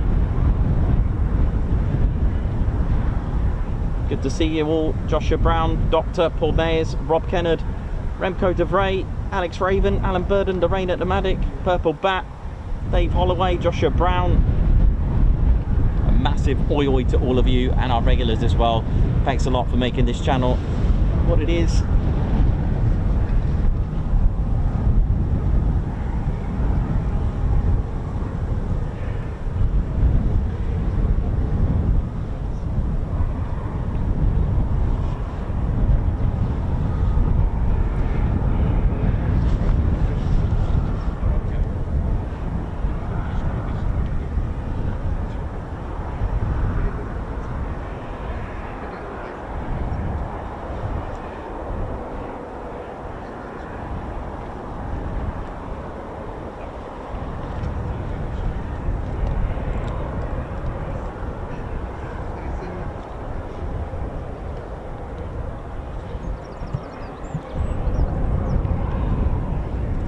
Abzar High Five Guards March. Thank you for gifting a Ted Coningsby membership. Vehicles, planes and ships galore. Thank you. Definitely worth it. Thank you very much. Well done for your first month. We Stevie Boy with 13 months membership and part of our fighter squadron. Oh, there's a Typhoon taxiing. Oh, look at the scenery. Look at this.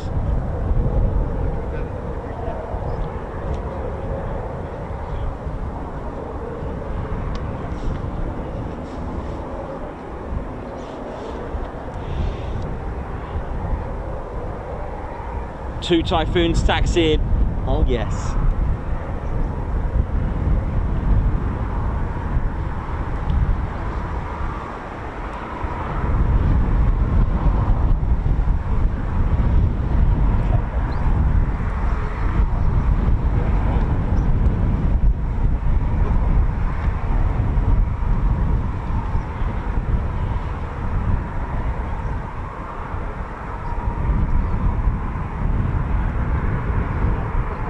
So our fourth, well, sixth Typhoon of the day. 2 came in, 2 ship break.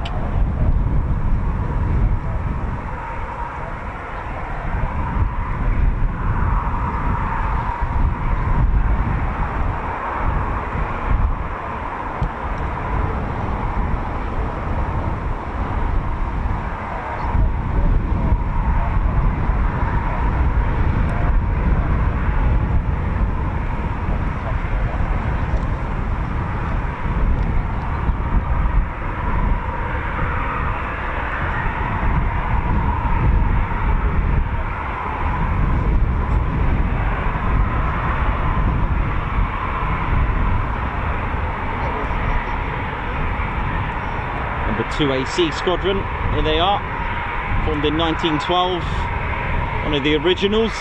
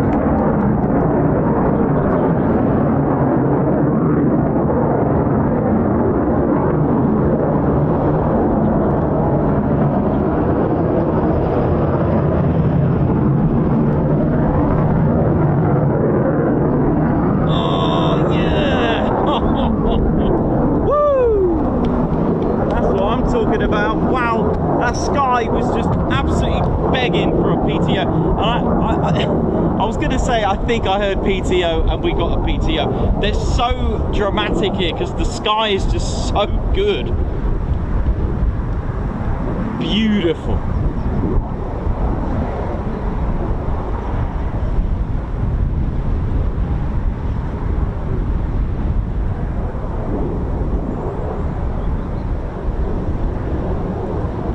That was phenomenal. That's what I'm talking about. That's just made the whole day already. When you get a PTO, it's just a buzz, isn't it? It's an absolute thrill. The Typhoon, as we mentioned, the thrust to weight ratio is just phenomenal. Empty weight, 24,000 pounds. Although you can't fly without any fuel, just to give you an idea of when empty. So you start filling it up with fuel. You know, payload, whack it up, and you've got thrust of just over 40,000 pounds of thrust. You're going to be accelerating. That's the beauty of the Typhoon's thrust to weight ratio.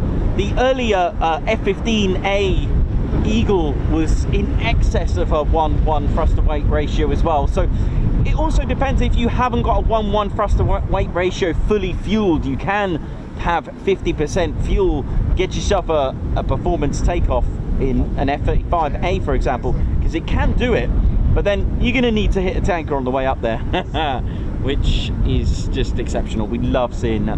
Some aircraft that are quite heavy when loaded and fully fueled will need to do like a quick climb that we see at Lakenheath quite often because of the weight. But the idea here is that you get as much, so a bit of physics involved, you get as much velocity as possible, much speed, and then you've got 385 miles per hour behind you. You can easily get vertical with that, sometimes at 400 miles per hour, but when you get to that speed, you are more than capable of just pulling back on the stick. So Typhoons could do, we've got two examples that I've seen the Typhoons do the quick climb style that we see at Lakenheath, and my goodness me, they really go into orbit.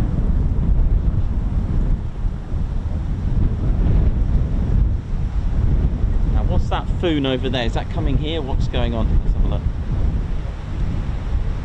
Yeah, we've got another one. Another Foon taxiing. Oh yes.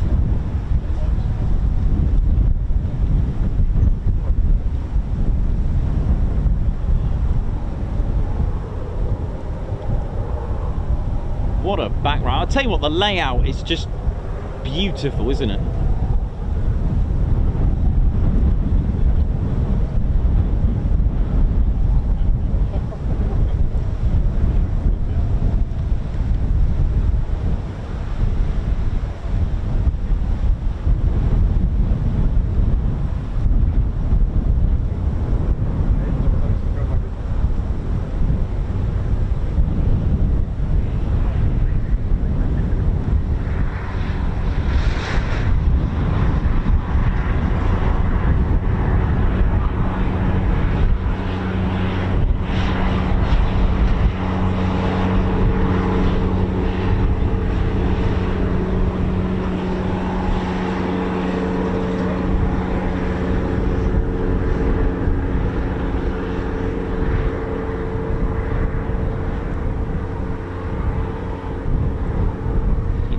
Singleton.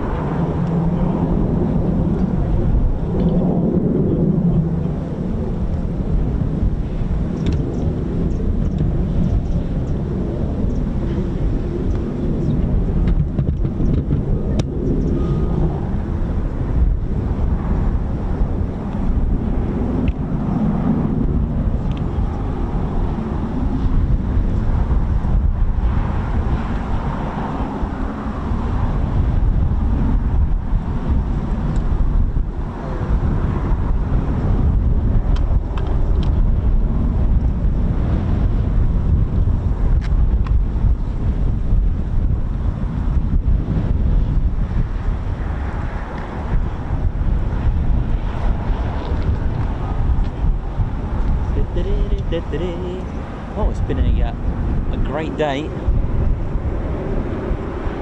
Here, engines spooling in the distance. It's pretty good.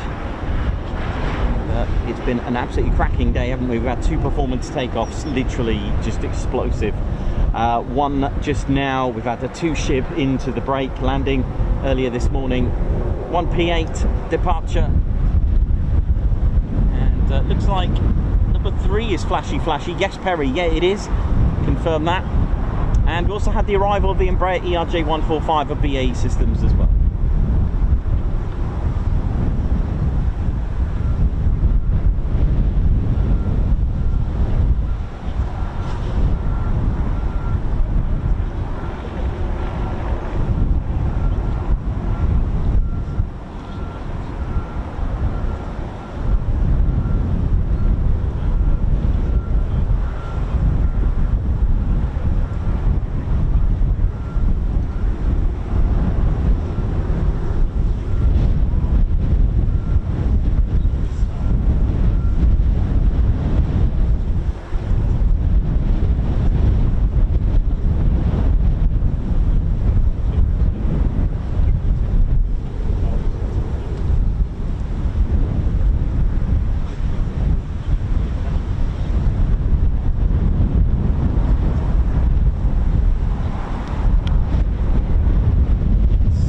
Emotional up here now. Windy. It's a bit choppy. Very choppy up here, Ted. You're going to be all right, mate. Border Raider, thank you very much. A Guards March. Thanks for the super chat, Border Raider. Jolly Green Giant. Jolly Green Giant. Beautiful. Teddy's going vertical special. Thank you very much. Hooray! Hey! Gucci Man, 2 great PTOs. Thank you, Lossie. Oi, oi! Nice one, Gucci Man. 555 Nick, can I have a bear hug? There you go, for Millie, who's had a few days in hospital, is home now but still under the weather. Thanks SOC for all the love you sent. Oi, oi, Millie! SE Aviation member for 15 months, nice one, oi, oi! Roger Payne member for 22 months, love all the places we go, TCS, oi, oi! Jeff C, high 5, welcome to the TCS Posh Officers Club. They're getting there. Kerry Haynes, welcome to the Ted Coningsby Squadron. High five as well. We've also got Mark Moody. Thanks for venturing to Lossie on your yearly excursion, boss. Thank you very much for the super chat. Oi, oi. Karen Glenn, member for 27 months. My lovely addiction. Oi, oi. Pauline Nelson, member for 20 months. Love this channel. Thank you very much. Oi, oi. Also got Ginger Bailey as well. Thank you very much for this super sticker. Oi, oi. Ed Butcher, 31 months membership. Oh, we got something going. 31 months membership, been away for summer, back for TED action. Oi, oi to you. Margot as well, thanks for the super chat. Richard 121970, morning, enjoying the videos I like always. Thank you very much. Oi, oi. Border Raider, perfect camera work as always. Oi, oi. Right, we'll be back and continuing with more. We've got a P-8 taxiing now. Oi, oi. And oi, oi to the P-8 Poseidon as well.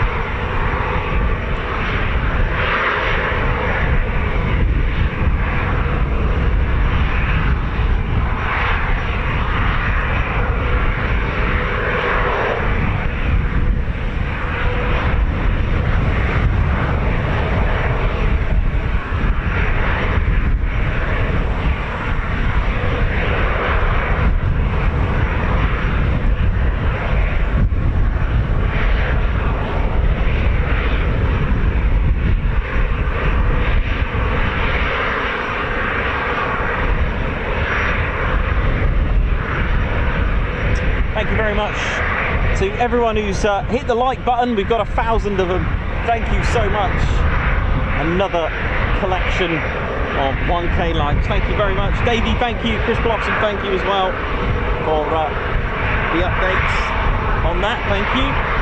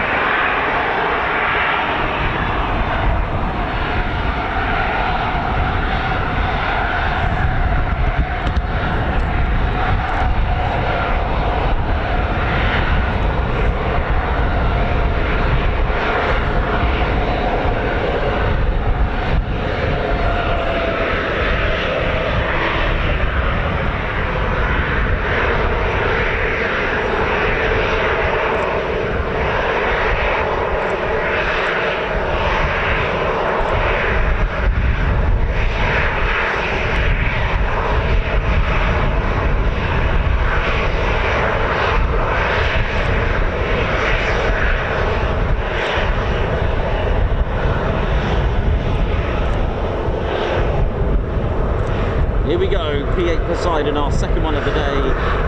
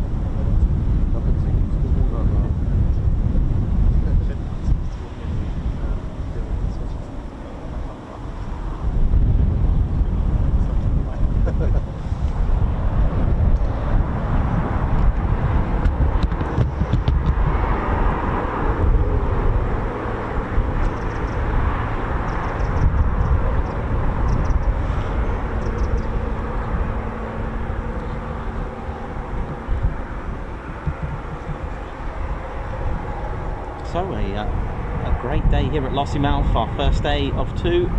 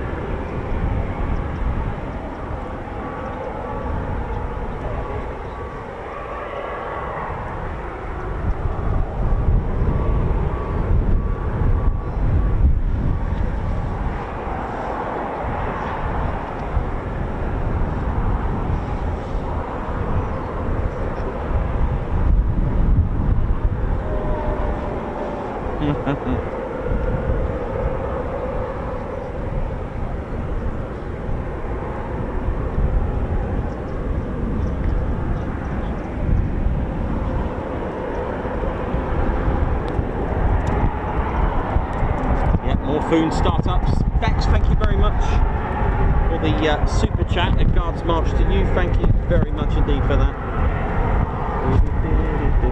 Got a bit of catching up here. Rusty Wenzel, member for 30 months. Oi, oi. Good morning, everybody. Big 30. Nice one. Thank you very much for being a member for 30 months. Wee Stevie Boy, thank you very much for the super chat. Paul Fuller with 18 months membership. Oi, oi. Great to see the return to Lossie. Thank you very much. Wayne Barton, member for 28 months. Another month not giving the wife her sweet money. Lovely. Border Raider, here they come.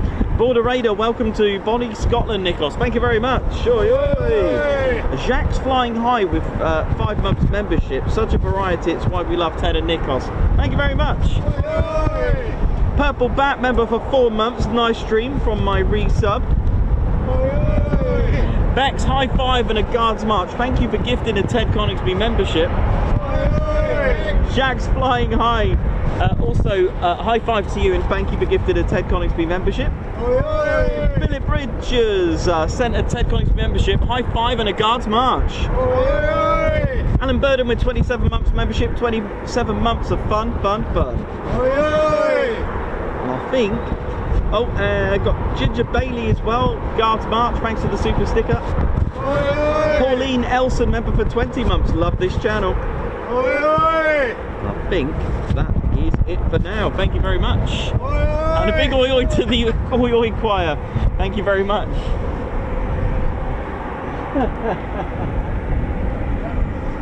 Yeah. It does. Hello. Oh, hello. How you doing? All right? You're good. Yeah, how you doing? All right, how you doing? Nice. How you doing? All right? I'm doing all right, yeah. Perfect weather. So we're in some nice planes. Yeah, it's good. Good day. Good day. Amazing.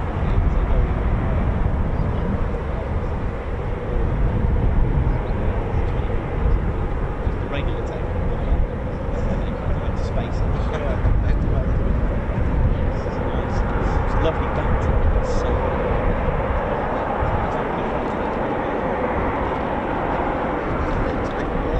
I can hear more. So yeah,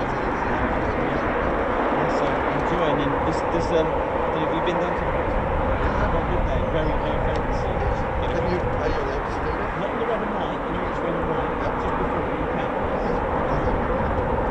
Yeah, it just gets a box. There's a mound you can stand. They don't know.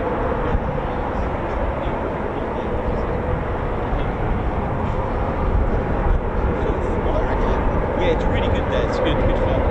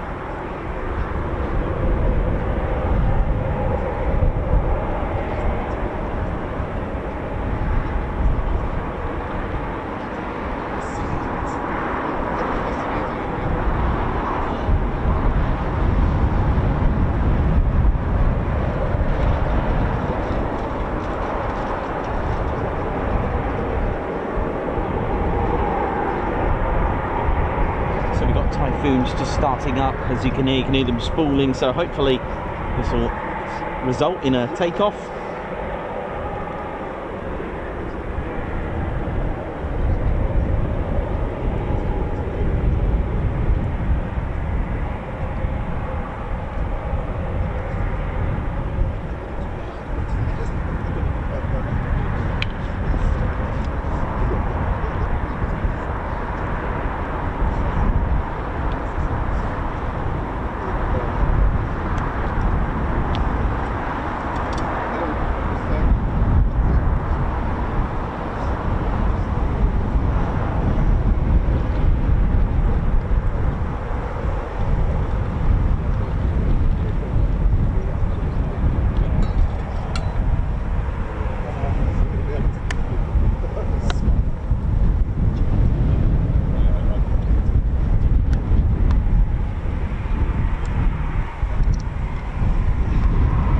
We've got one taxiing now, here we go.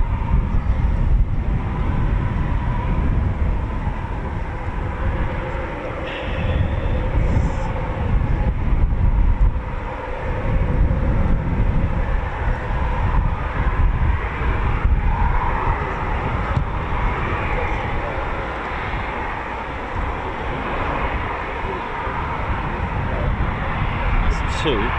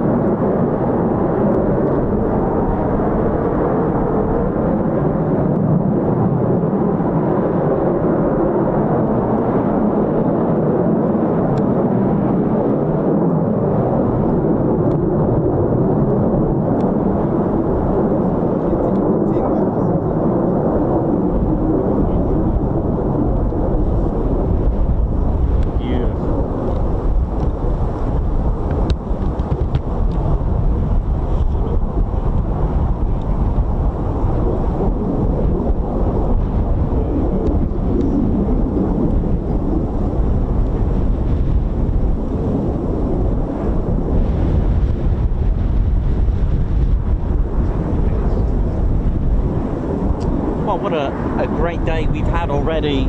It's just coming up to 10 past the hour. It's coming to 10 minutes past midday here local. The sun is shining nicely as well with us. Yes, we don't see very often a parked up Embraer ERJ145 or BAE Horton Aerodrome's corporate air travel. Big shout out to BAE Systems, who play a major part. And of course, don't forget, RAF Coningsby's 29 Squadron is where they come to qualify and train on the Typhoon. Fighter pilots in the making. They've just achieved their advanced flying training at RAF Valley on the Hawk T2. They'll go to Valley, and once they've done that, if it's Typhoon, they'll hopefully qualify successfully to fly the Typhoon, and then it's either here or one of 4 squadrons here, or Coningsby Squadrons as well. There's also 1435 flight at Mount Pleasant in the Falklands.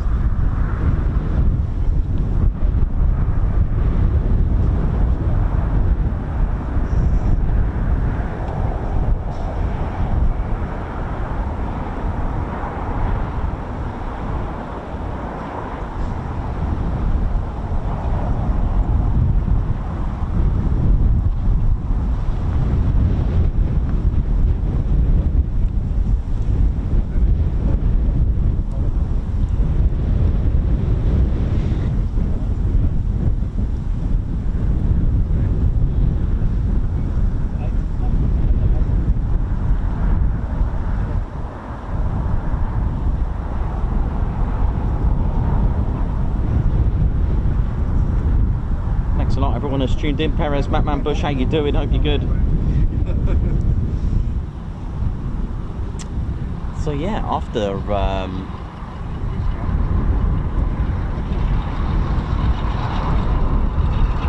the qualifying on the multi-engine aircraft at Cranwell,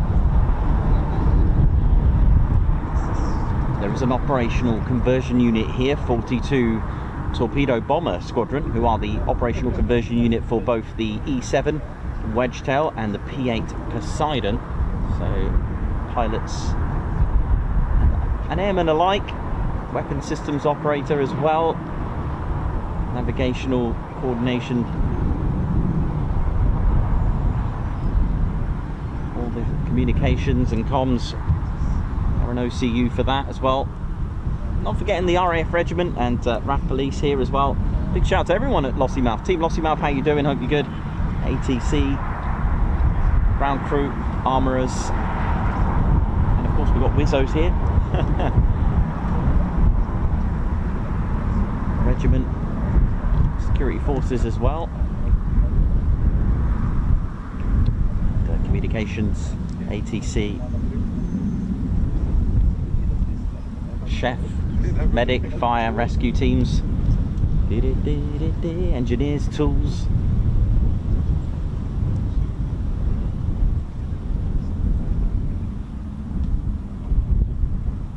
JD and Scale watching from Portugal. How you doing, Joao Guerra? Hope you're good. Alex Black Cat, Davey, Leah, Edward Coates, Alex Raven.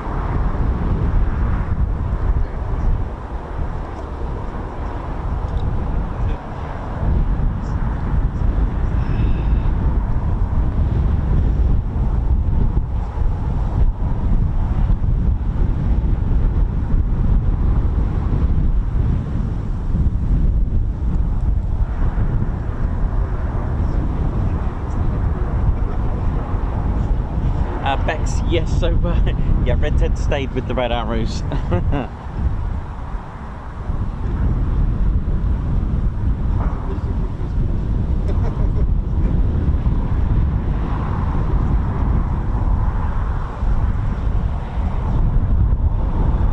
Yes, we have another show here at Lossiemouth tomorrow. There's no stream on Wednesday. We are changing location on Wednesday, which requires a bit of a drive. But although Thursday's weather doesn't look great, so I can't guarantee anything then, but we'll do our best.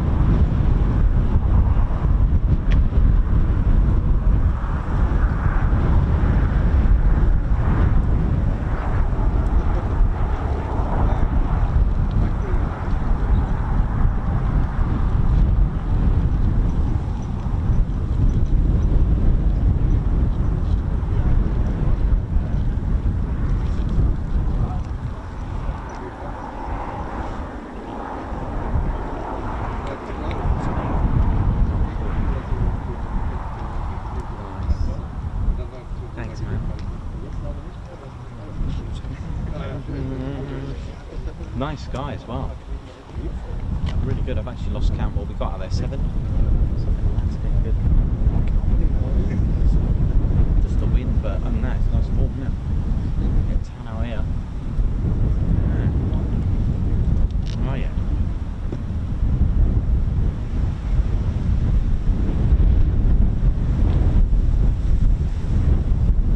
Thanks a lot, Bex. Thanks for that.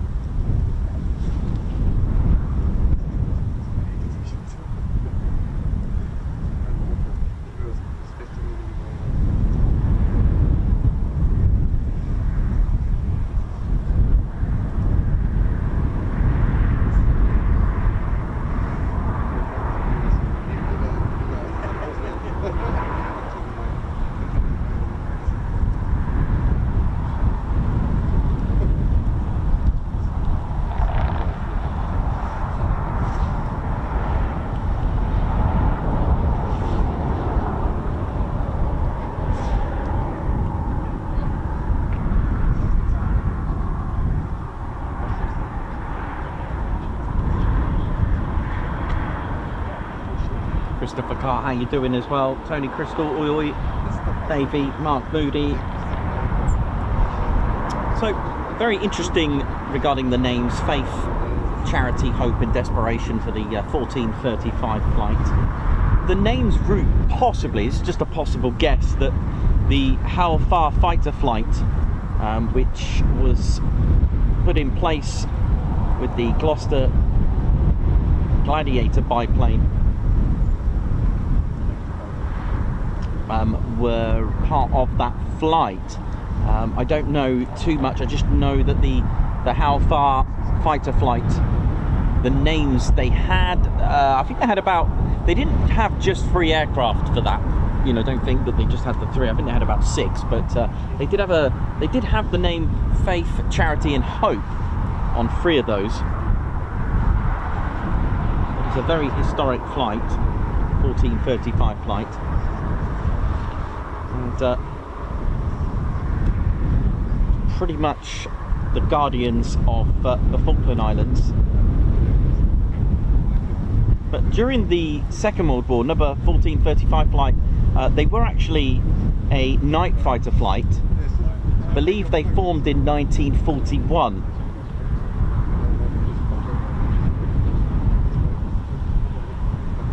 But they could have even taken on from the Malta night fighter unit as well, that formed in 1941 with Hawker Hurricanes.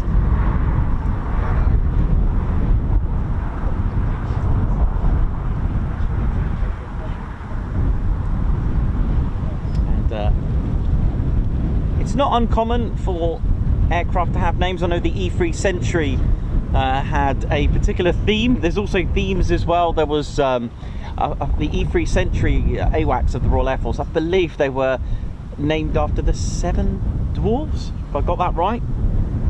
Is that right? Snow White, 7 dwarves, sorry. I think there was a theme there. The P-8s have them, yep.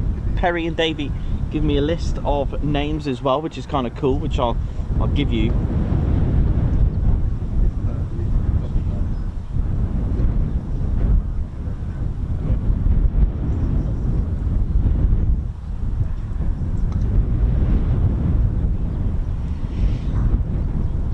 The name For those wondering about the names Faith, Hope and Charity, I'm pretty sure it's to do with the Gloucester Sea Gladiators, to be exact, actually, from that flight in Malta. But also the Phantoms that entered service also were part of the 1435 flight.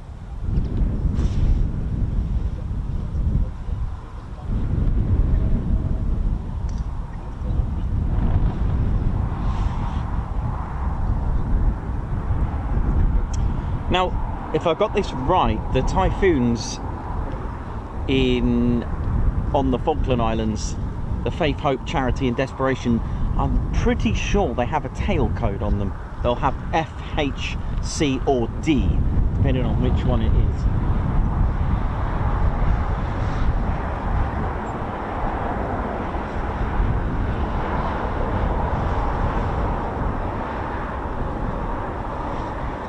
Also, thanks a lot, Perry, for the Shackletons were named Zebedee, Dylan, Parsley, Ermintrude and Mr. McHenry after children's shows of the Magic Roundabout. That's pretty cool. And Davey has given me some names. We've got Pride of Moray, City of Elgin, Terence Bullock, DSODFC, The Spirit of Reykjavik, Fulmer, Guernsey's Reply and William Barker VC. Those are in numerical order, by the way, so 01, 02, 03, 04, 05, 06, 07, as I've mentioned them in numerical order to their names. So ZP807, the P-8, is called William Barker VC. 05 will be Fulmer. Not sure about this one there, 08.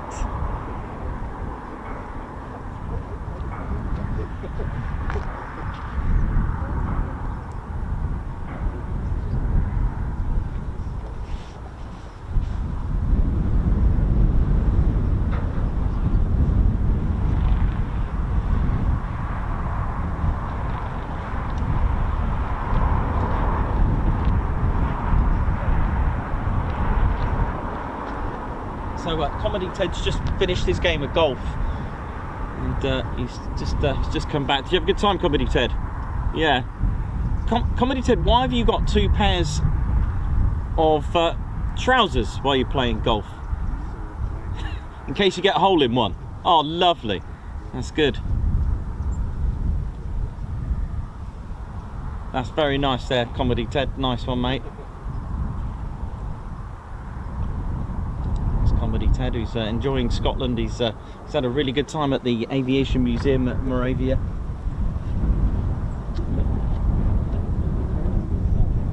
You've got two pairs of trousers, haven't you? In case you get a hole in one. I can hear a Texan. Here it is. T6 Texan.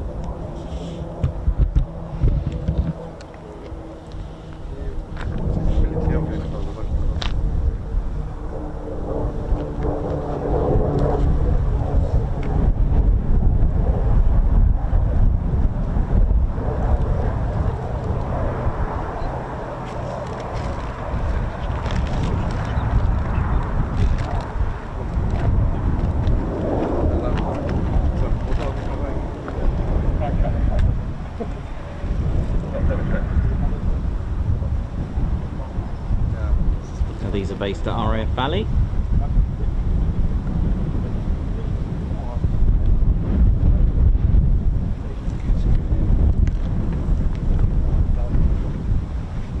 Was ist das? Ist das keiner?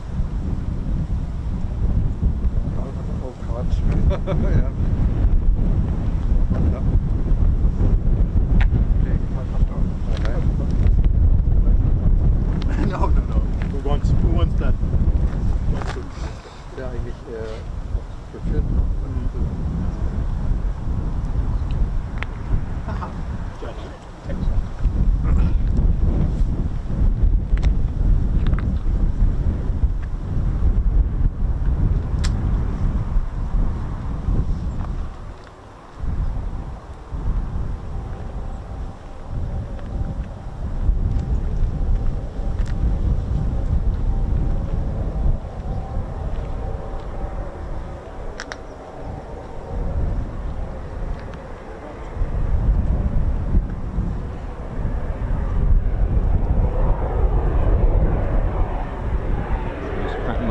T6 engine in this.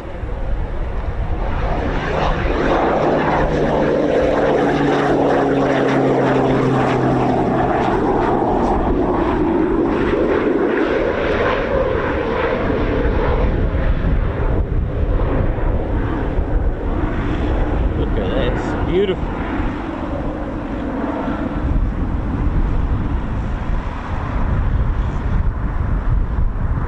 Didn't think we'll be seeing a Texan here today. T6 from RAF Valley.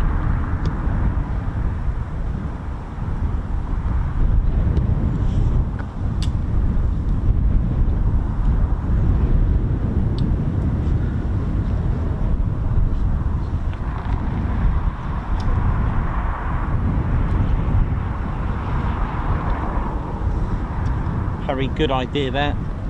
Not sure what 08 and 09 Poseidons have had a name or christened yet, so maybe we should call it the Pride of Ted, Pride of the TCS. Good one from Perry.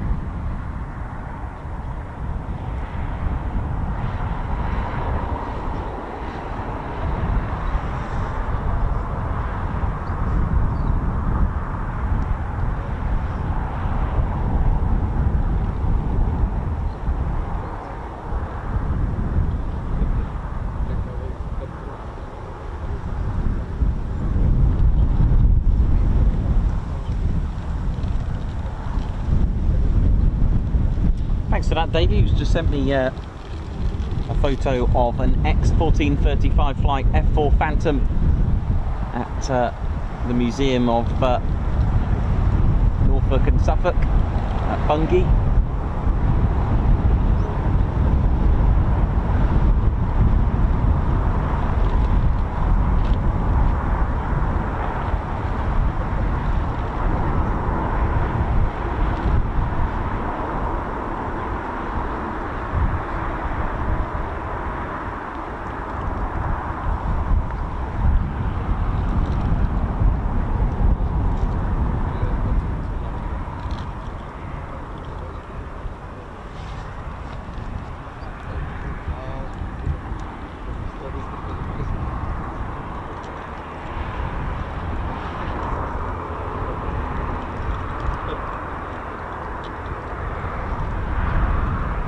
this reverse flow Pratt & Whitney PT6 engine, a remarkable engine that we've featured on the show in diagram. This big bore exhaust look, a signature of the PT6 engine.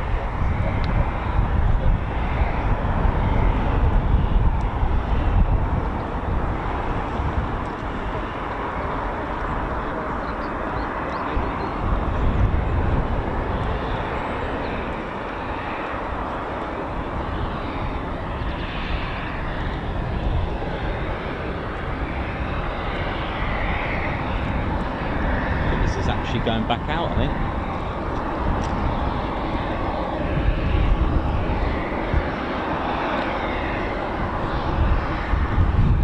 Just wanted to come and see Ted, I think, at this rate. So pilots pass from Cranwell, go on to RAF Valley to fly this, and then onto the T2 Hawk.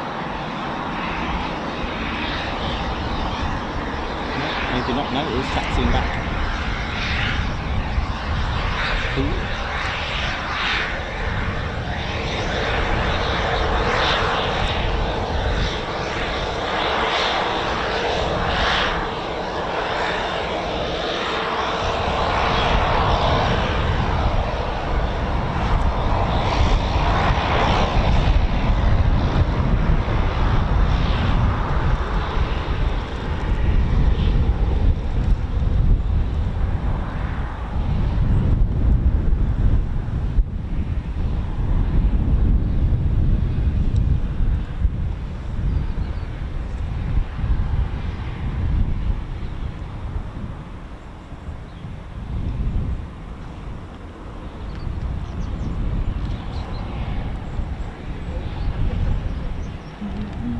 Lilo Doublefly, how you doing as well? So that's a T6 Texan from RAF Valley.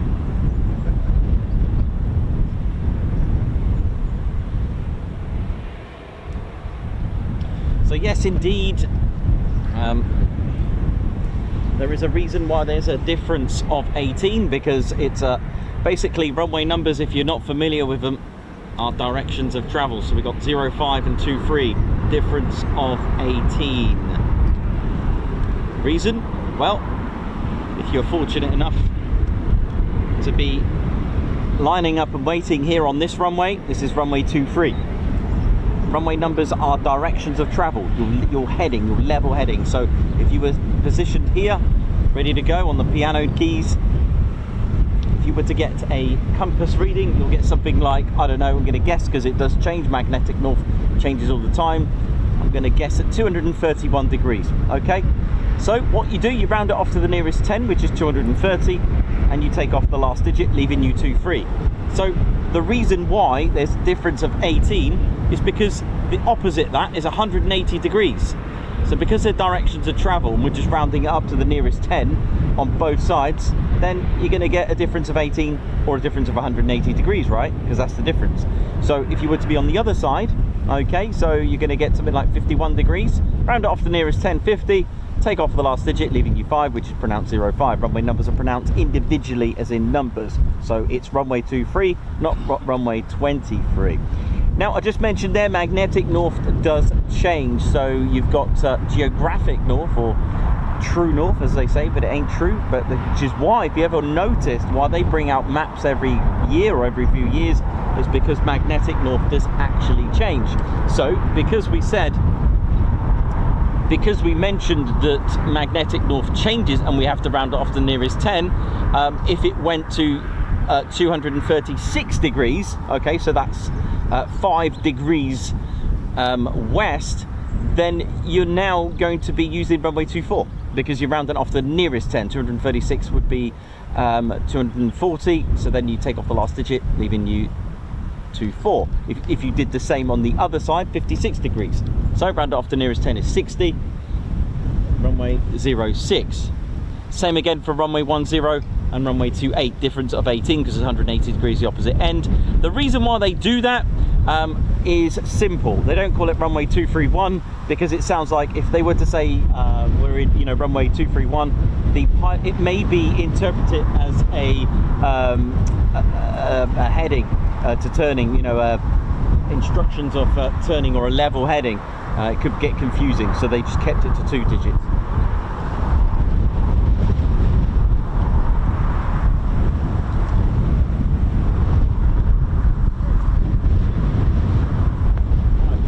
Coming back, here we go.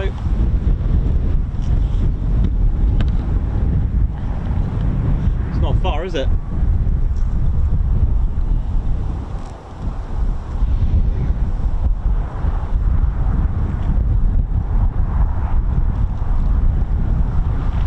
Here we go.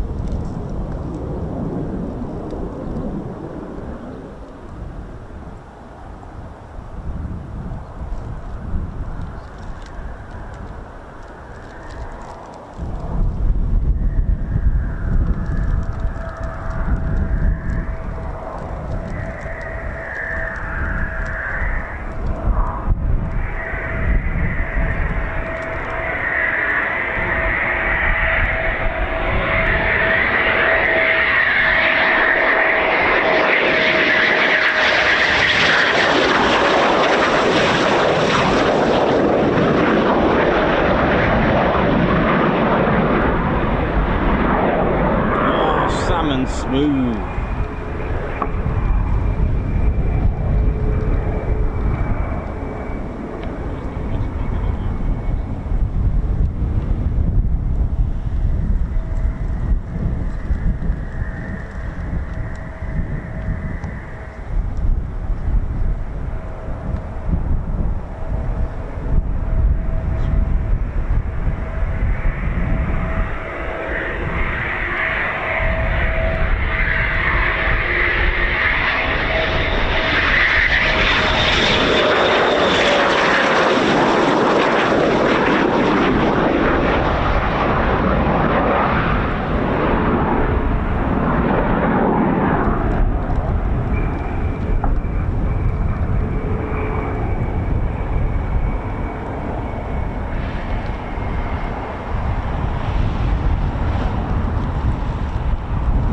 Lovely.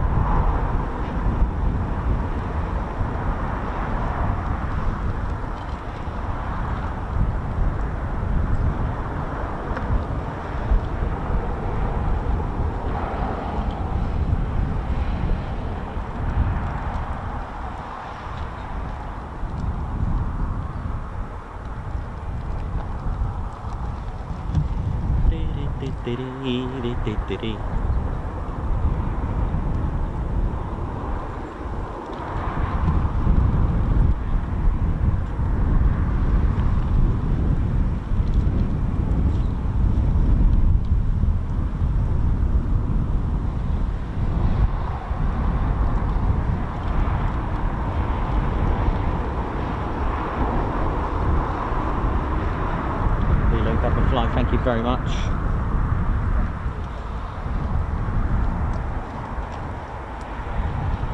Thanks for gifting 5 Ted Coningsby memberships. Nice one.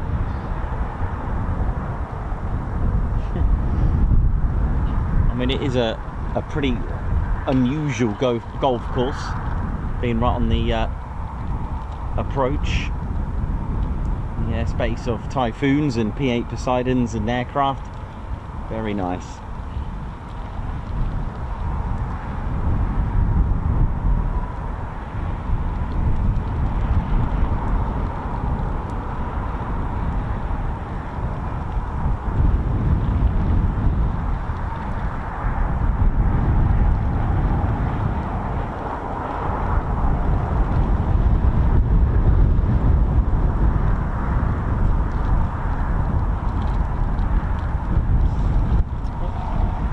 Glimpse of Tartan 19. I've never seen one land here, which is a Voyager. Never know. It's at 20,000 feet. Might just come on the overhead, might see it in the distance, high and dry, but we'll see.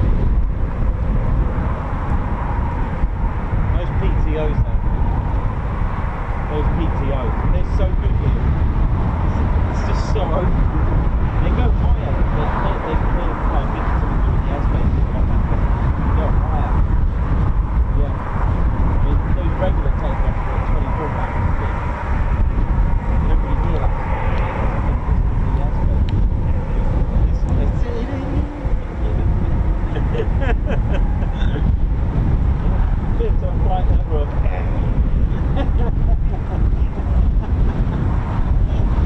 Oh man. Oh, you got to have a laugh, haven't you?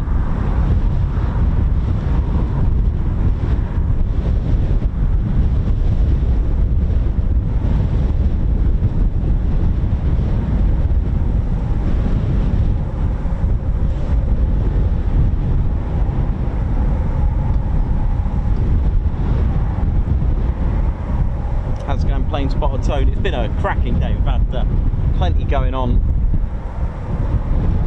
2 performance takeoffs.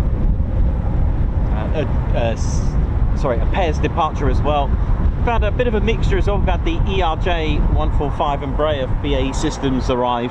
We've got a T6 Texan arrived from RAF Valley, and we've had I think, how many departures of the P-8 Poseidons? We had 2, or was it 3? Lost count, but I think it's 2. No, 2. Final answer. 2 it is.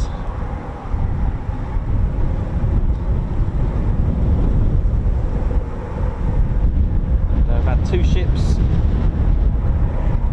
2 ship ×2 arrivals. That was good.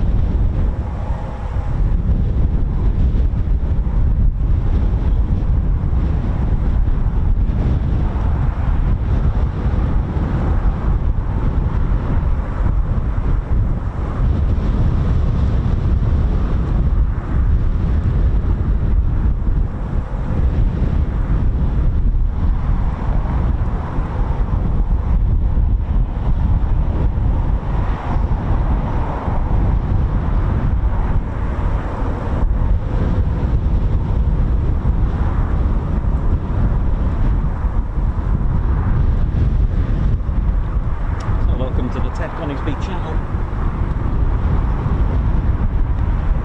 My name's Nick Oss, I'm your cameraman, historian and commentator, and of course this is the home not only of the P-8 Poseidon but also of the Eurofighter Typhoon.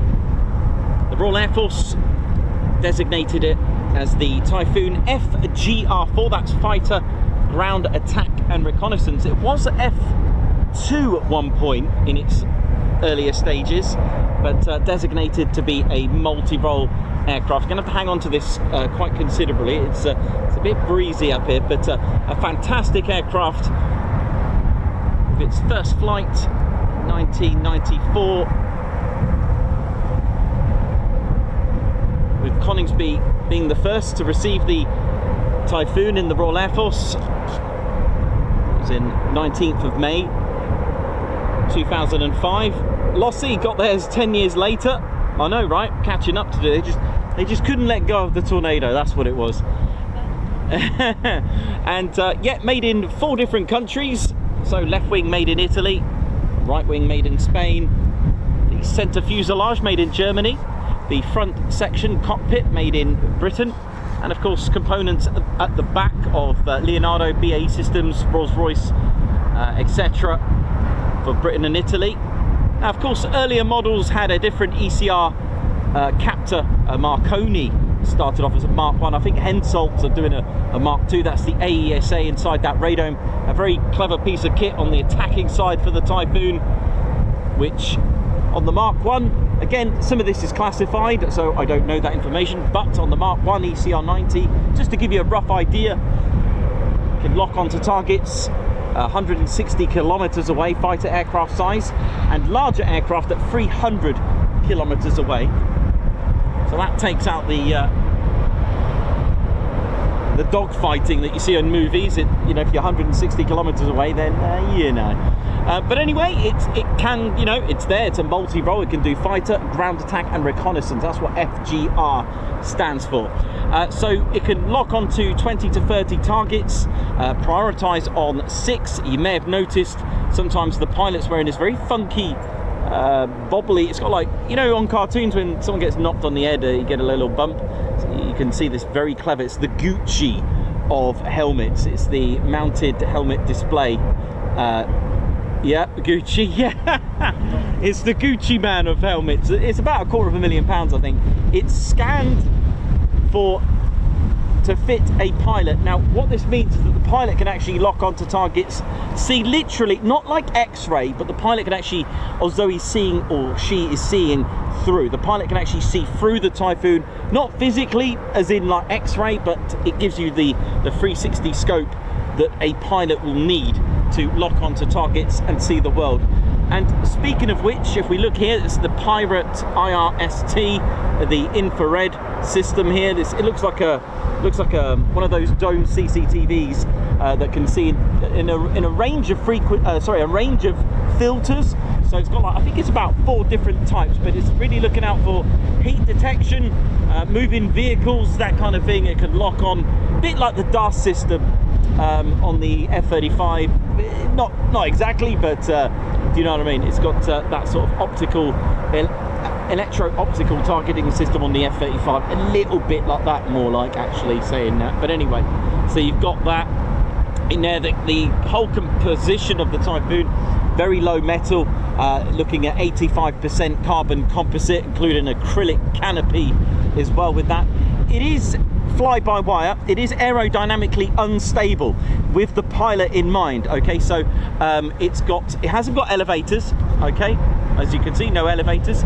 So to compensate and help that and assist with that, it's got 4 planes. These little wings here, it can assist with angle of attack, lift, can even be used for speed braking as well.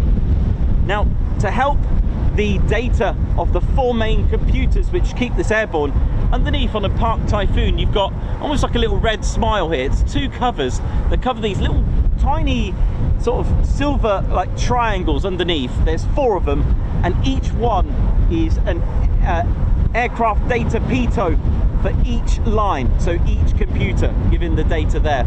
You've got your speed brake here. Okay, that's your air brake, sorry, not speed brake. You've got your air brake here that lifts up this way. It's enough drag to, even a rivet out can cause a lot of drag. Even an air leak as well can actually cause drag. That's the aircraft's or speed's worst enemy. Now the main fuselage has about 30 kilometers of cabling. The wings are held on by 6 bolts on each. Now the Typhoon's engine, before we go into detail, it just needs a little, I forgot what the name of it now, to hoist it out. It's very easy to take out the Typhoon's engines, extremely easy. They're done on condition. The EJ200 engines are a 3-stage low pressure and a 5-stage high pressure compressor, compressing atmospheric pressure 26 times. This is the equivalent of the volume of a squash court down to a size of a car in 1.5 seconds, which is amazing. The compressor blades, they're not separate, they're not like teeth connected individually as well. They're called blisks. It's like a mono blade system. It's like one disc with the blades already attached, which is absolutely amazing. Okay, so the compressor blades are not slotted in. If you remember, if you can visualize them, they're actually, it's just one whole discs. So you've got 8 discs in there basically of the compressor system. Really amazing, producing 20,000 pounds of thrust in each EJ200 engine. A magnificent aircraft. To cool them down with excess use of reheat, you've got this here, which is the RAM heat exchanger intake. So this little inlet here, right down the bottom of the tail, sucks in that air automatically when in need of cooling the engine down, or engines down. With that as well. Great system, absolutely magnificent. Now, of course, you need air. So air is sucked in here through the intakes. It's got an S-duct system, as we mentioned, which is literally a letter S.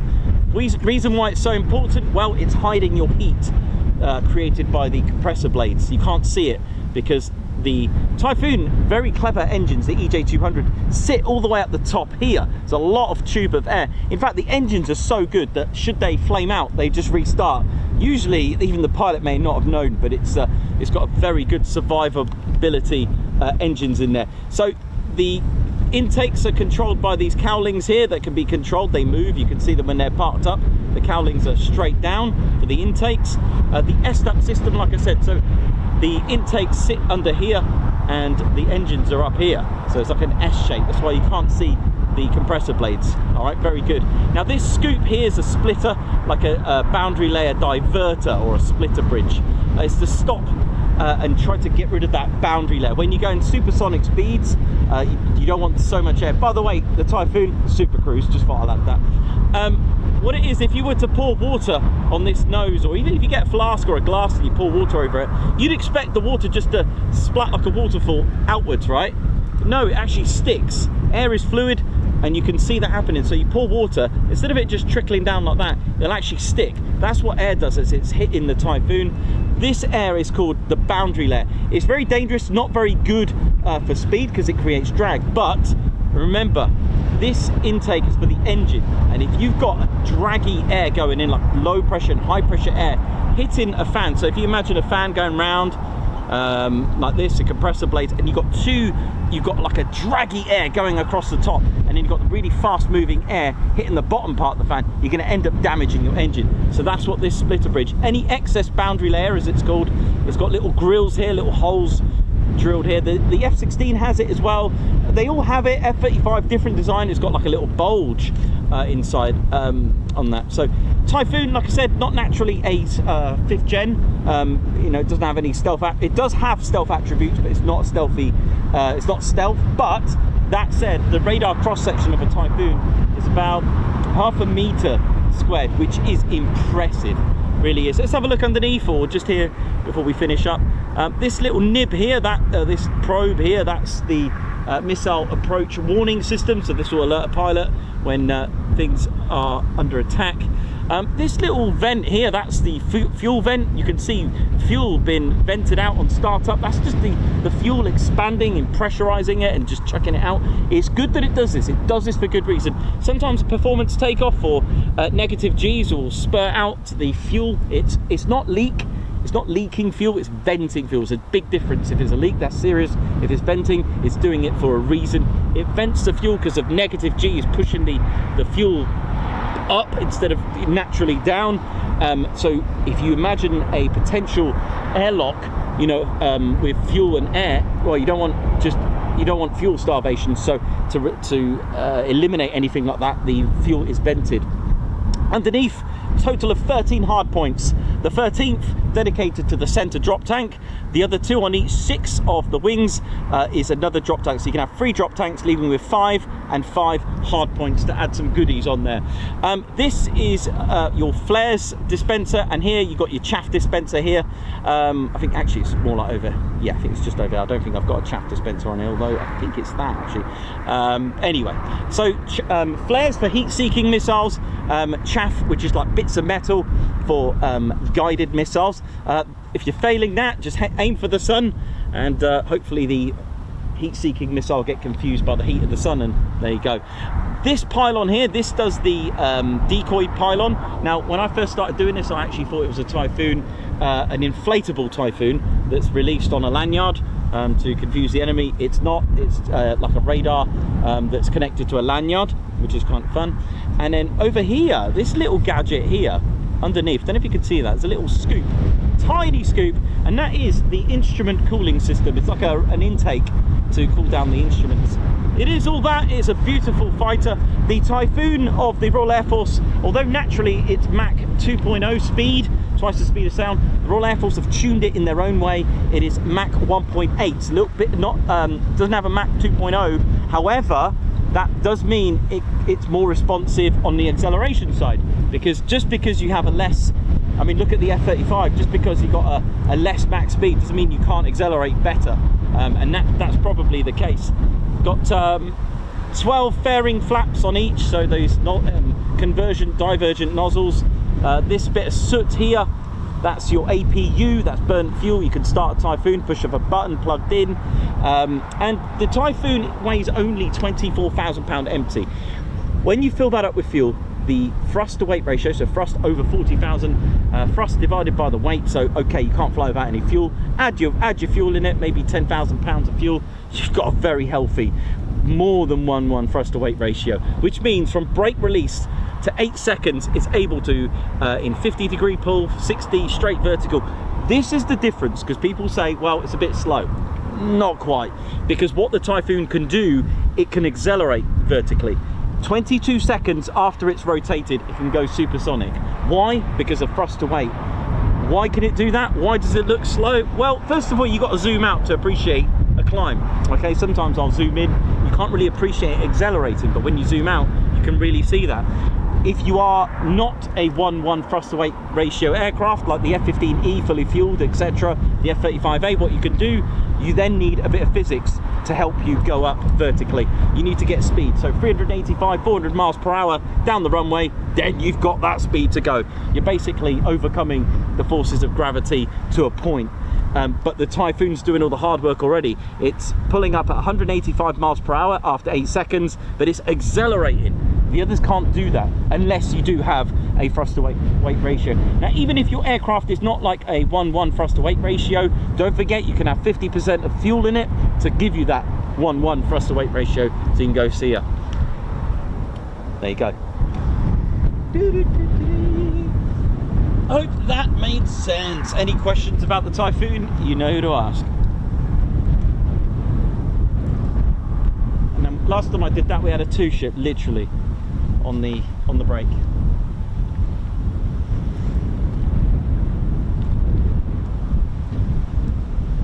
Oh, that was the chaff dispenser. Yeah, thank you. I thought so. Cheers, man.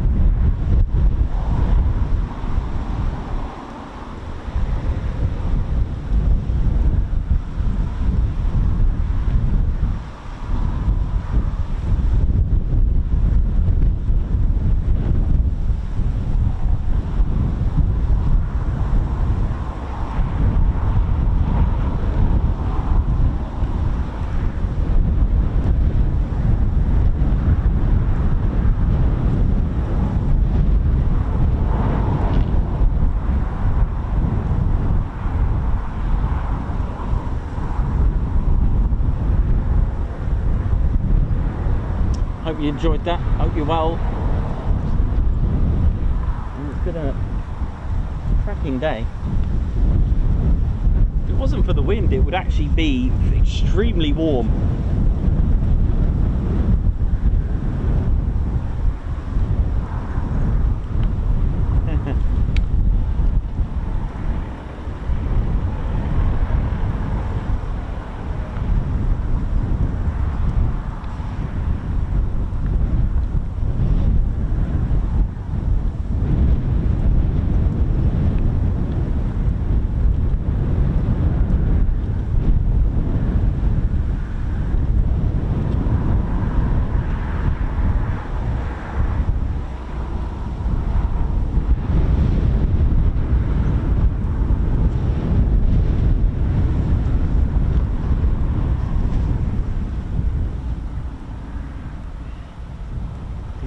Might have a quick cup of tea.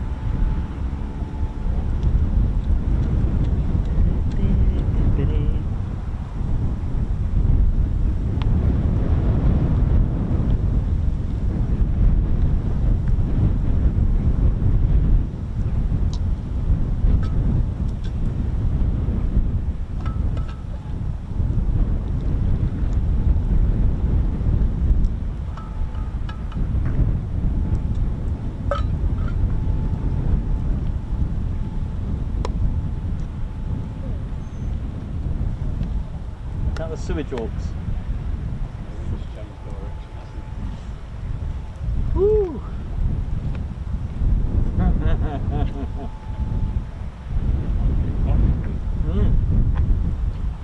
Yeah.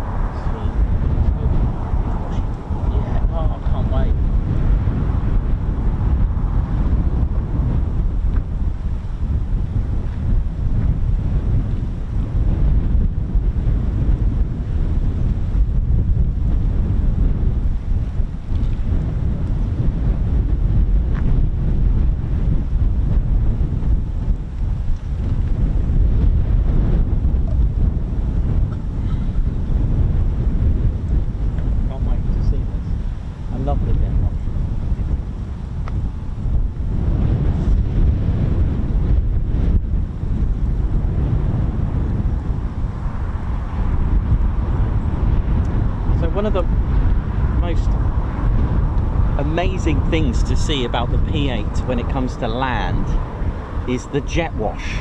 Now what I mean is an actual jet wash.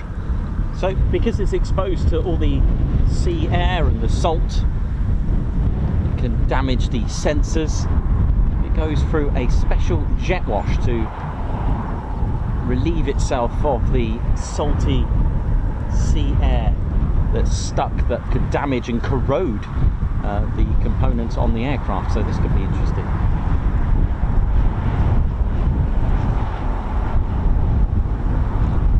It's nice to have the sea, isn't it?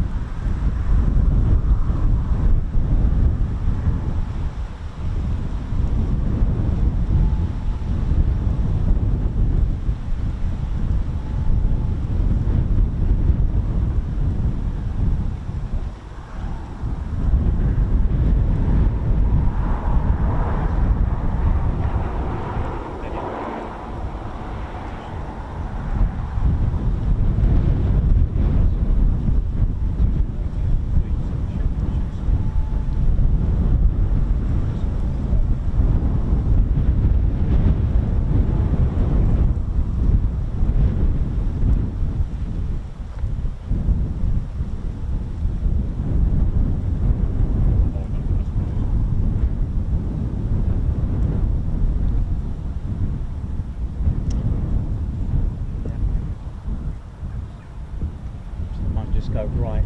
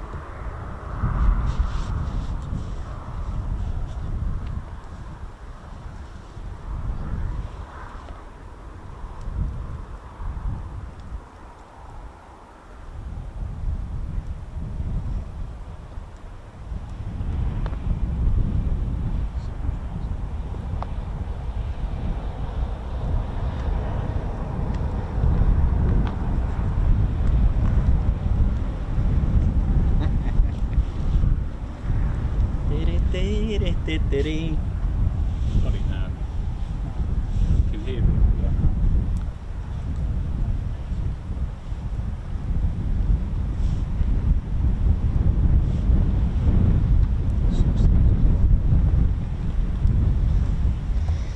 Lovely lighthouse there, and the lovely sea just out there. You do get dolphins and I believe sharks. No sharks. Oh, but I don't know. I believe there's some small sharks, I think, but we usually get a warning anyway when there is, though, don't we? Yeah. Just for that.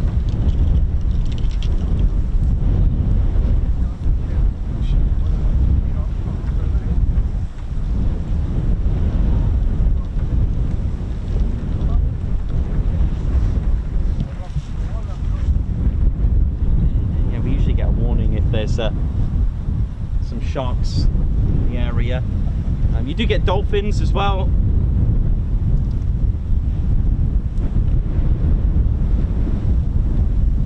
Maybe I'll wait till they go because it might freak them out. Oh dear.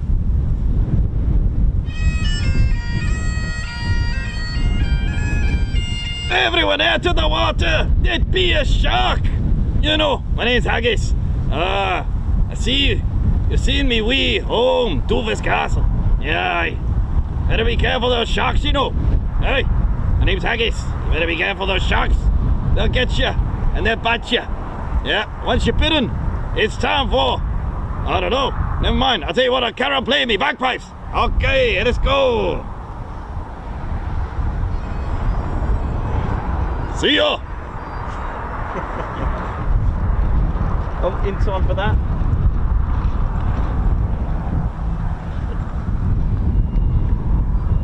Still playing.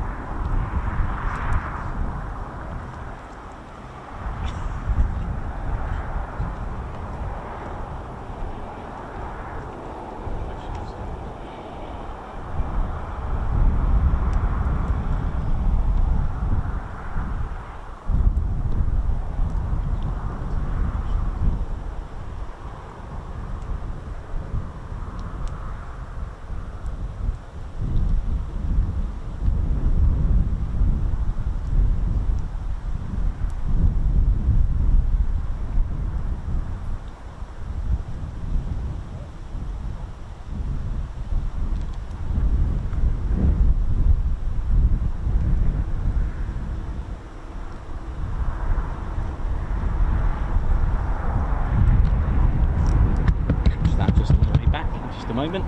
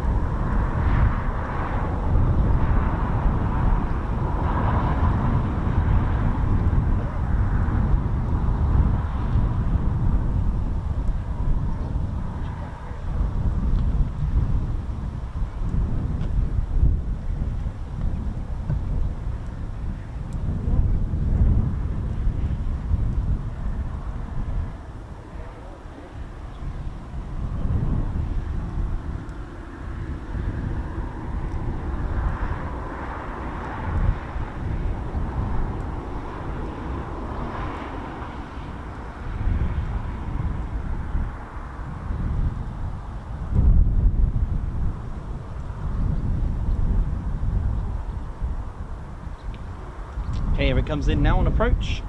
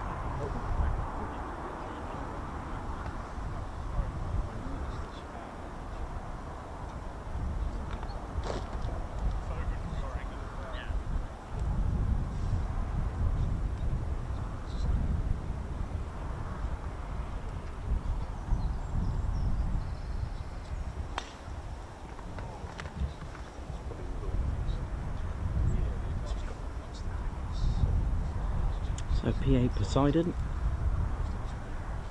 Here we go.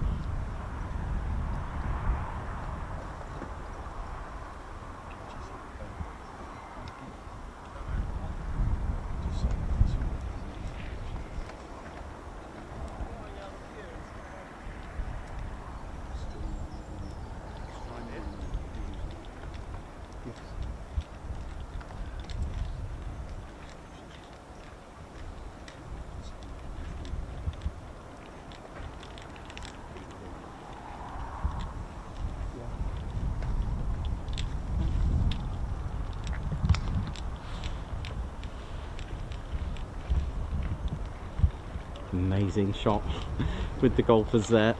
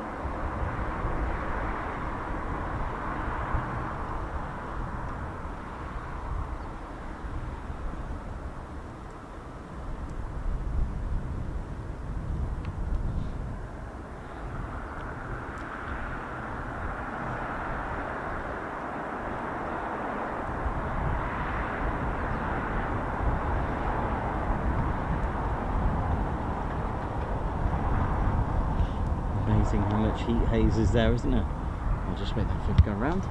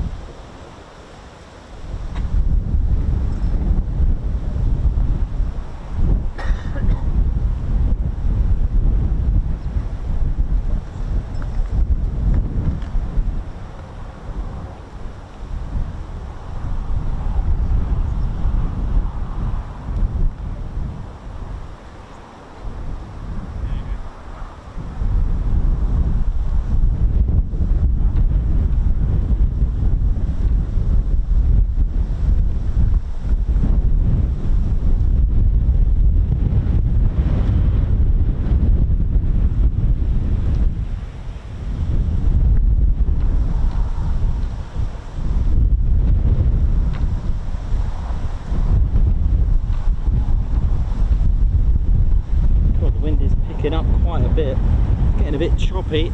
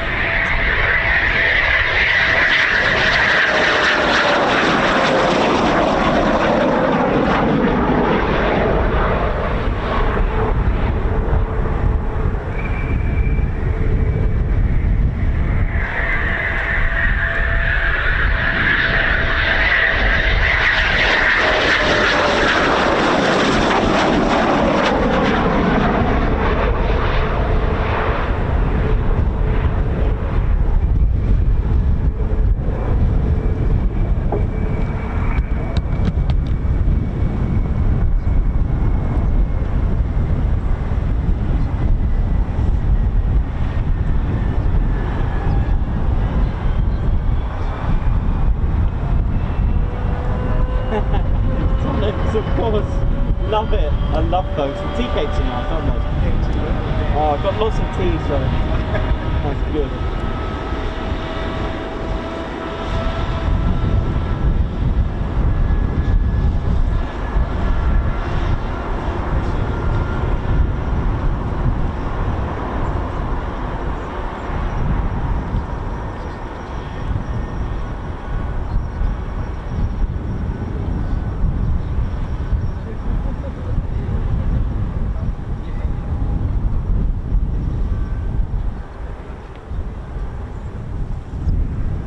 Hello. Oh, cool. Nice.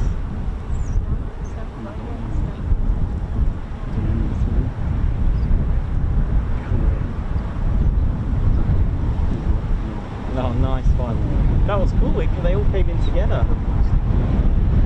Yeah. It's really good. Cool, man. Thank you.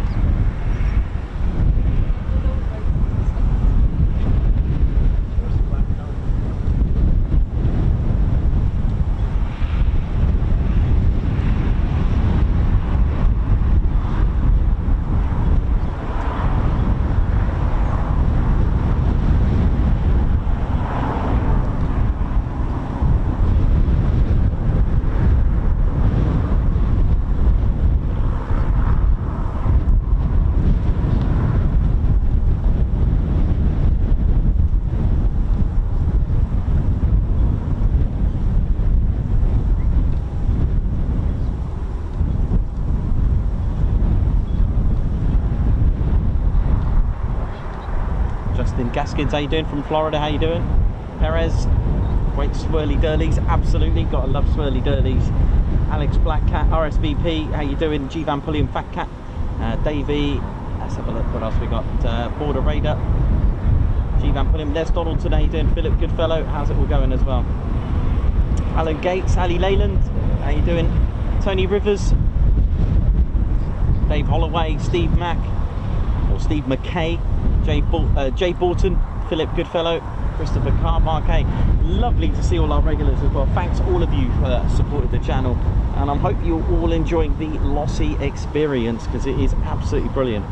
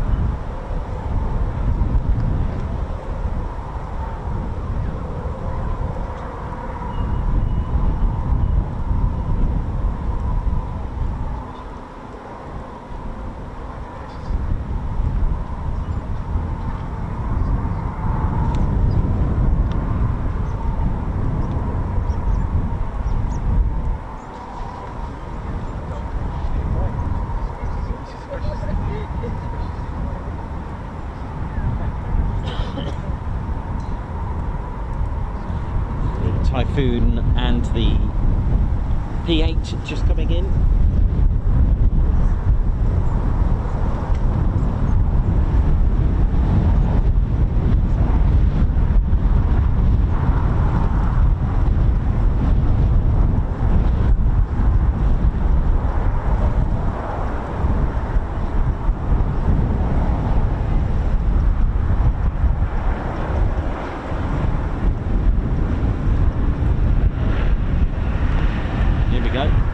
didn't realise it was back so soon. Here we go.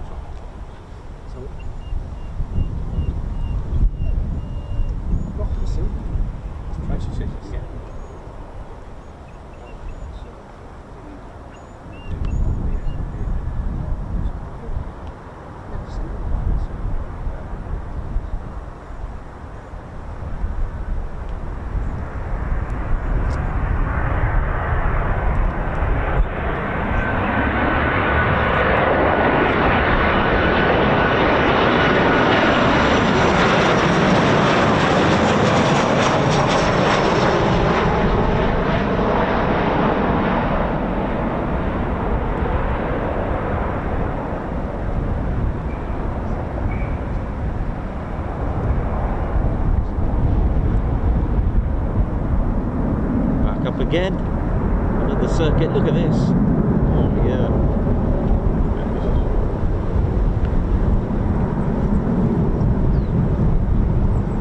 Literally not far behind.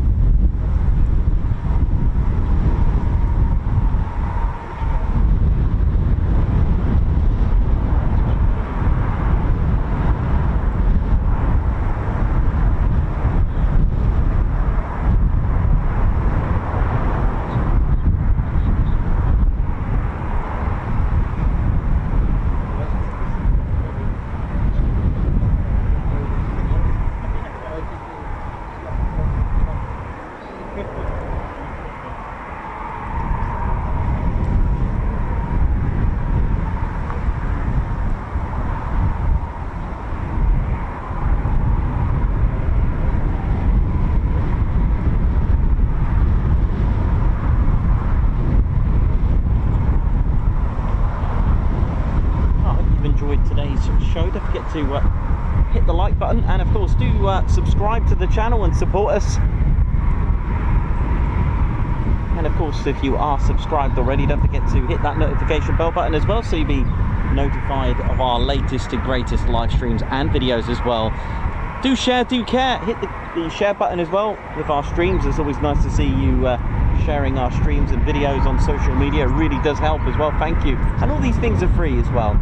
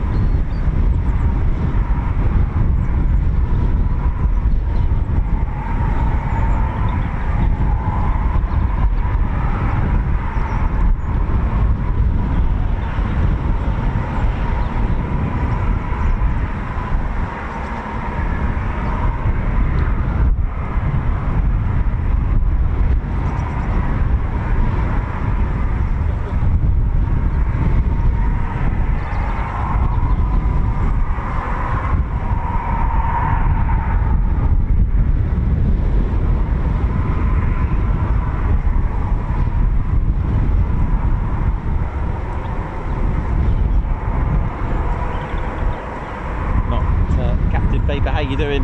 Lilo Doublefly, 12 months membership, thank you very much. Bex, Daniel Walker, Davey, Jay Borton, Ellie J Protru's here, Margot's here, Claire Bear's here, Simon Watchorn is here as well, it's just joined us, and Steve as well.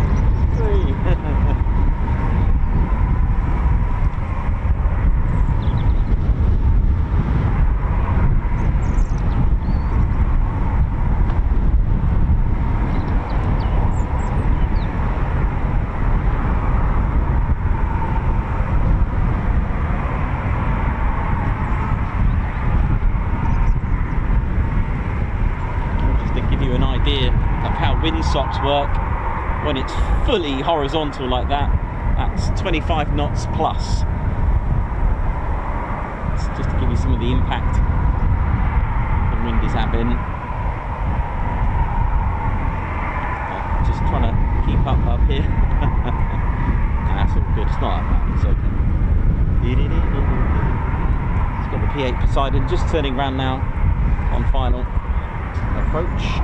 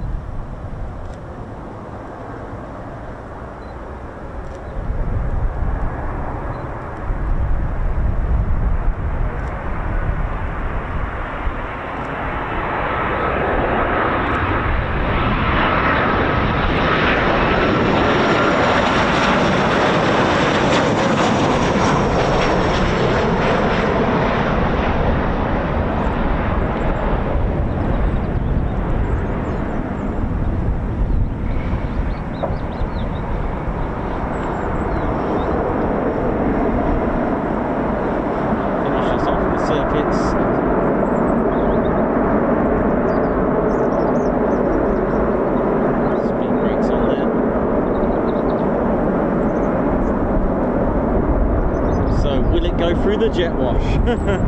Let's hope so. I love that bit. I'll have it ready over here.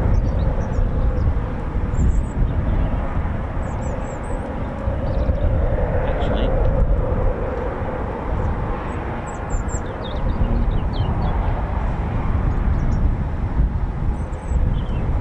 hope the umbrella's not in the way. It's the umbrella in the way, it might not get it. Have a look.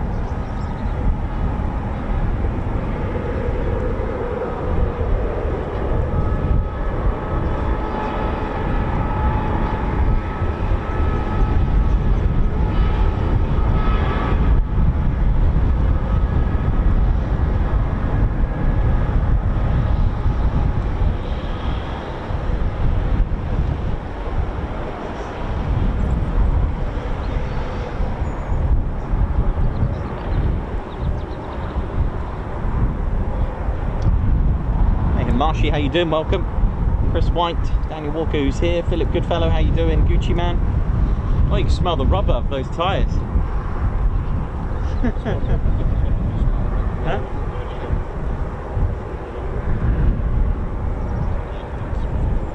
Yeah, Lake and has that smell as well.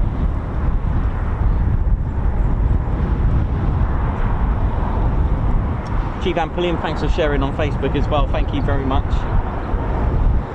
So the question is, for something spectacular, will it go through the jet wash? I cannot wait, because it is something really cool.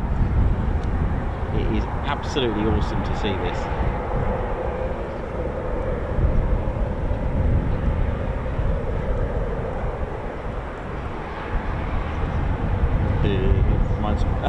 Scenes from Bryce, this reminds me of when they're crossing the runway.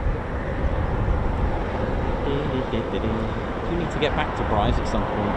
It's been a while, but there's so much to do. We've got to do Map Loop, RAF Valley, York Night at Leeming. There's lots to do at the Lake District as well, so we've got to fit all these in, because that's how we do it, mixing it up, mix and blend.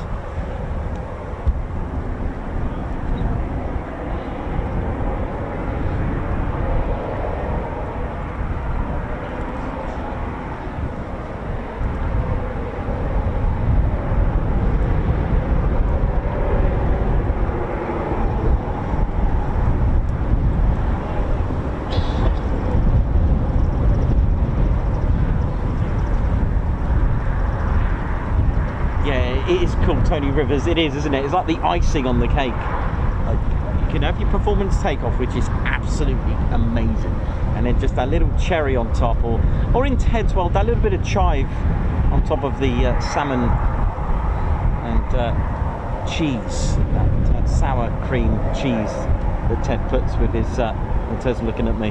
What's that? Oh, okay, it's the wasabi on a salmon sashimi, is it? Okay, mate. Okay. That's fine.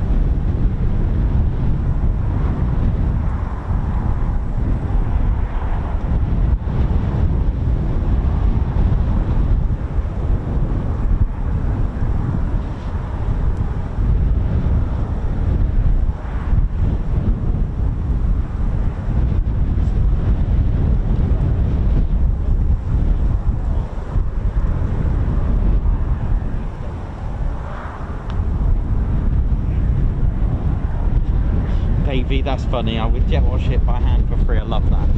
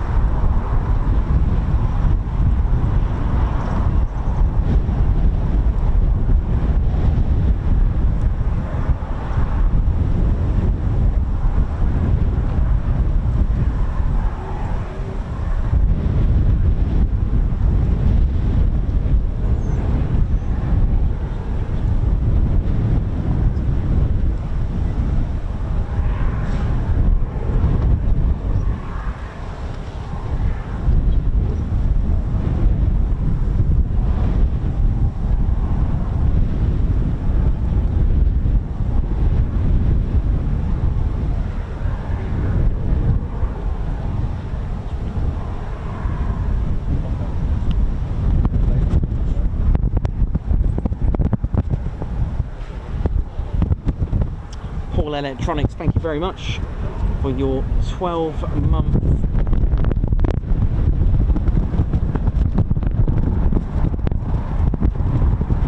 milestone. Thank you very much for being with us for a year, Paul Electronics.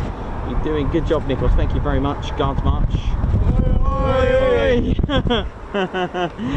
Rob Kennard, thank you very much. Thank you for streaming Lossie. Guards March. Thank you very much for the super chat. JP Mac Aviation with 2 months membership. Absolutely love your streams. Watching from New Zealand. Guards March. Lilo Doublefly, high five and a paw pump for gifting 5 Ted Coningsby memberships. Guards March.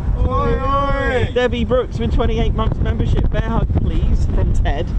So glad to be a TCS Fighter Squadron member. Guards March, thank you very much. And also thank you for being a member of the Fighter Squadron. Daniel Walker, who's here with us, who's watching live. Great to be here with you all in Lossie. Guards March, thanks for the super. Ginger Bailey, something towards the cost of the trip. Thanks Nikos, Claire and Ted. A long drive for all our benefit. Thank you very much, Ginger Bailey. Guards March. Sylvia King with 18 months. Hi Ted, Nikos, best channel to be on. Guards March. Jay Borton, superb show as always. Thanks for the super chat. Guards March. Lilo Doublefly with 12 months membership. Hang on a minute, Ted's flag is taking off. Guards March, thank you so much Lilo Doublefly for being part of our Fighter Squadron, and also she's put to be associated with this stream is an honour. Only the best TCS can continue to grow. Thank you very much for your year milestone. Simon Watchorn, who's here live. Simon Watchorn, thank you to Haggis for keeping us safe from sharks. Here's a little something towards your bagpipe maintenance. Guards March. And finally we got Daniel Walker, who's live. A little something for the Tunnock Tea Cake Fund. Thank you, Steve. That's brilliant. Thank you very much for the supplies today. Guards March. Ted, beret mate. Woo. Thank you very much for the Oi Oi Choir. Love it. Well, we didn't get our jet wash, but no worries. That's all good. It may not have needed it. It may not have been that low over the sea. I mean, they know what they're doing. Typhoon time. Okay, let's. Okay, we've got a 5-2. Although Typhoon on approach. Here we go.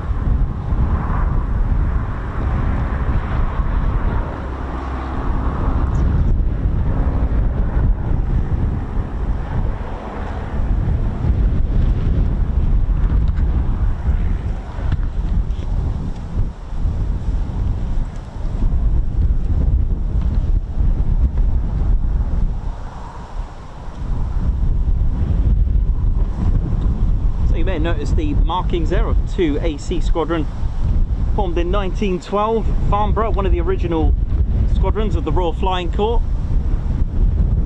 The black triangles were added in 1916 to make them their official markings, and in 1931 the knot was approved, the Hereward knot. And today, of course, they fly the Typhoon. They've even flown the Tornado as well.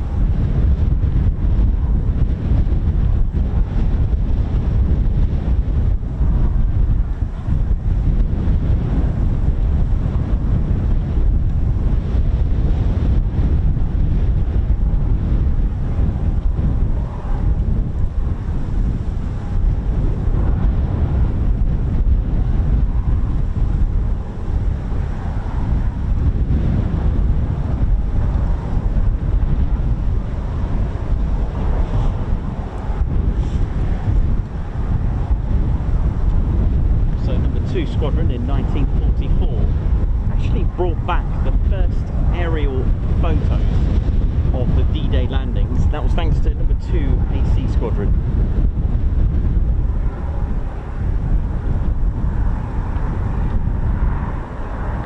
Which is quite remarkable, really.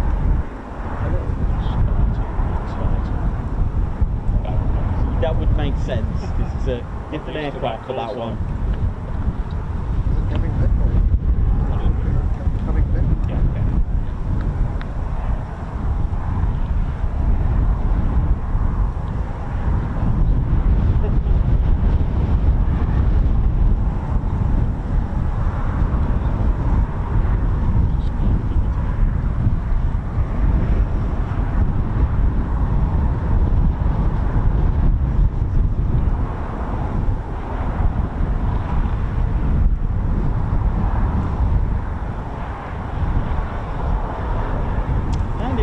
Sight now is our Typhoon. Call sign Spartan, not Tartan.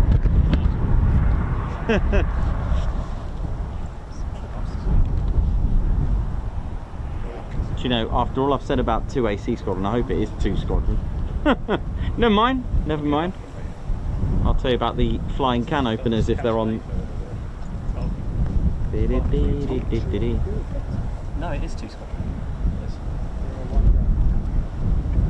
Watching that plane run out. Really?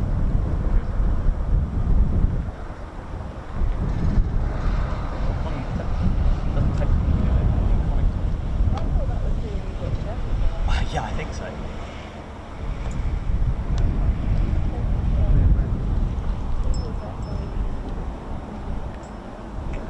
I guess so. I don't know.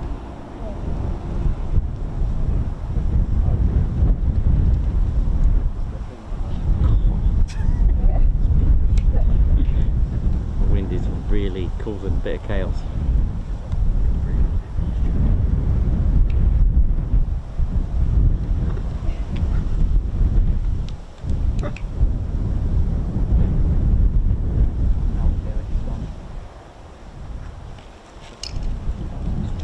Yeah.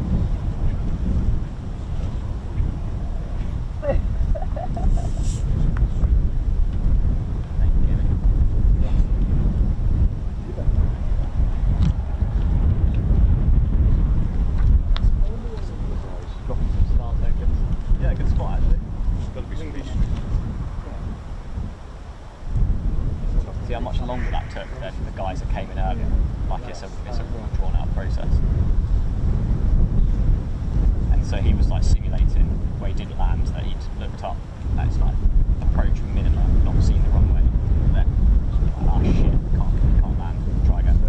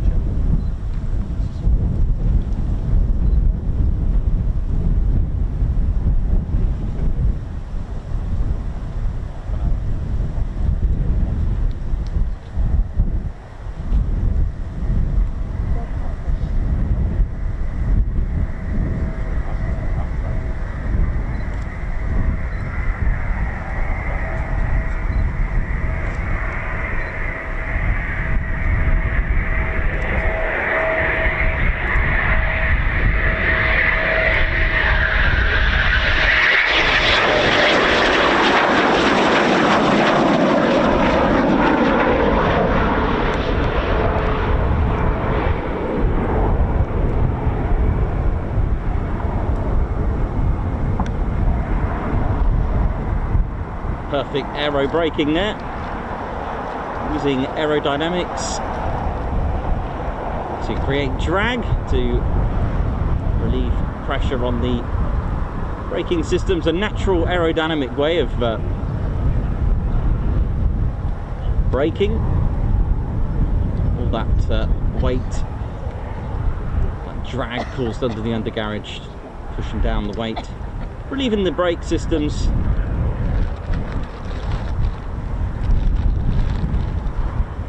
Beautiful.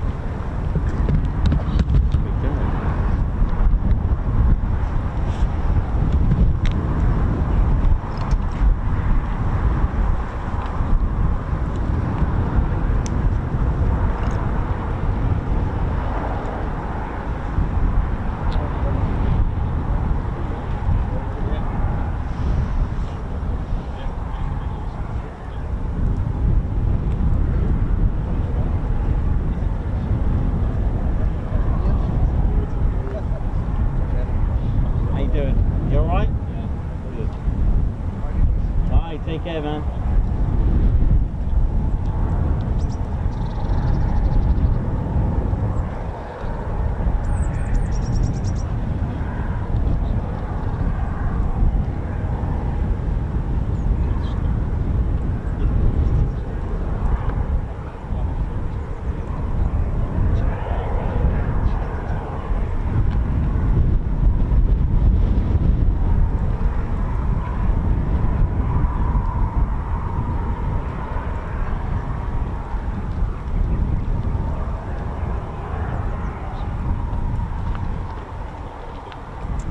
Gonna have another cup of tea. I think we're just gonna wait for Dread 22 to take it.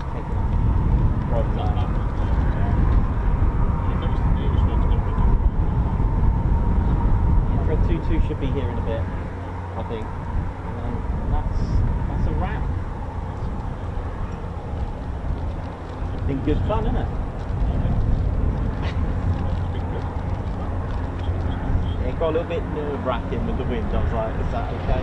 Yeah, that's right. I didn't expect it to be that windy today. Train on state on the course.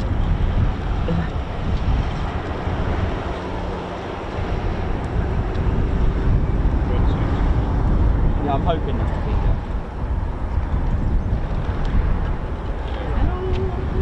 there. You're right, Mark? No, I'm alright for a minute. That shall fade. Those PTOs, man. Still can't get over those PTOs. They're so good. I think we've had PTOs every time we've come here. Oi, oi. Chicken burgers. Yeah, we have chicken liver now. They have chicken liver. Oh, that's it. Chicken burgers.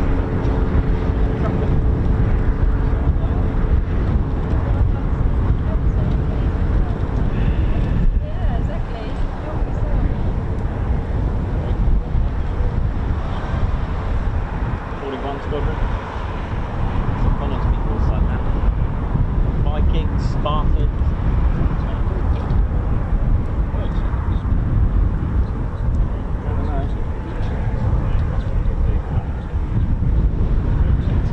I think so, mate.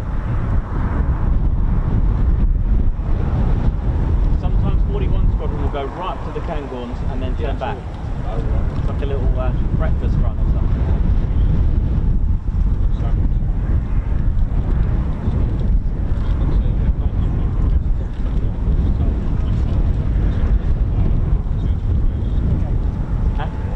Yeah, of course, absolutely.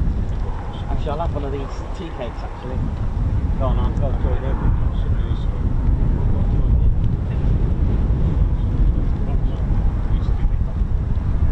I will see.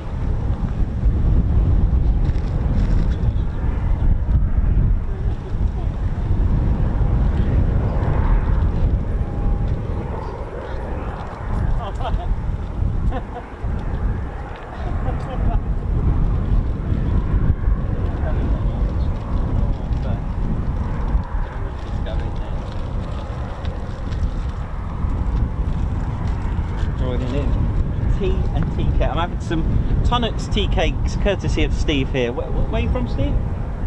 Sorry. Inverness. Steve from Inverness has brought goodies. Oh, is that Ted? Ben. Oh, Ben. Hello.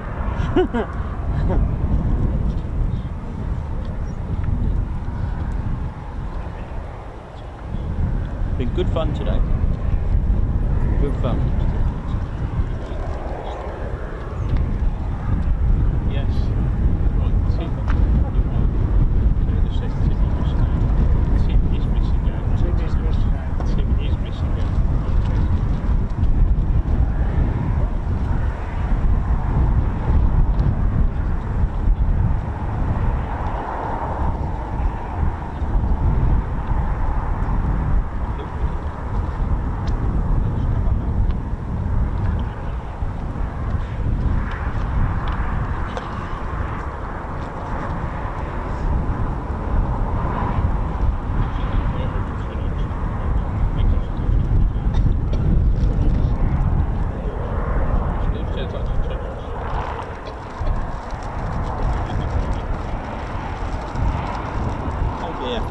Typhoon seems to have a bit of a tea stain on it. This is the new camo. Okay. Well, she doesn't come off. Give her a bit of water. Oh, it's come off now. Okay.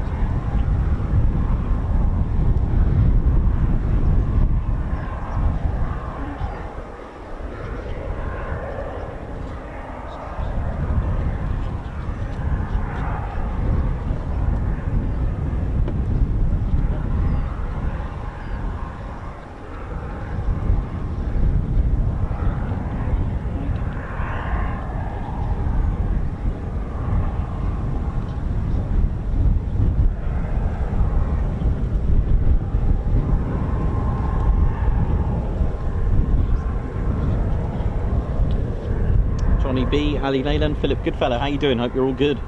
It's been a brilliant day, absolutely brilliant, really good. Lots of great stuff.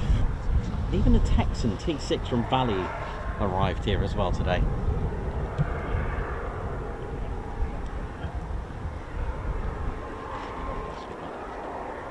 Oh, that's, see, when the wind stops, it's really warm, isn't it? But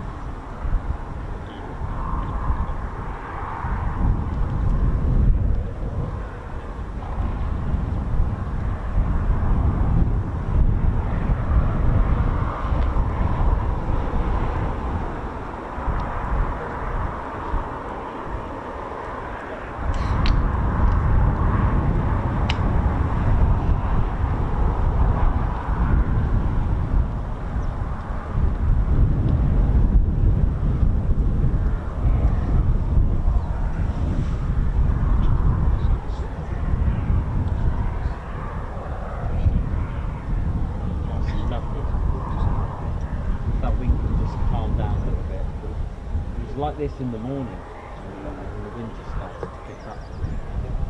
Never mind. We've had bad weather up here. We've had like end X weather up here. When that storm came, it was like, yeah, end it, do a part 2 in a bit. That's for you were here as well. We got absolutely drenched.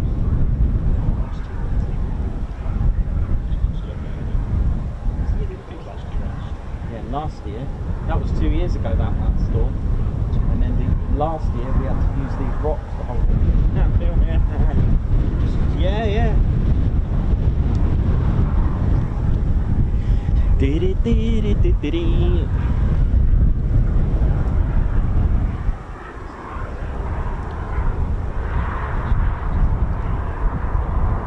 Thanks a lot, Jeremy Haberman. Nicholas would just like to add my thanks for the wonderful channel you are responsible for. I try to catch a bit every day when you're on air, and it never amazes me as the hard work and dedication of you. Thank you very much. And Claire as well, thank you very much. Claire's here as well. Claire Bear's here. Trent M, how you doing? Doctor as well. Huh?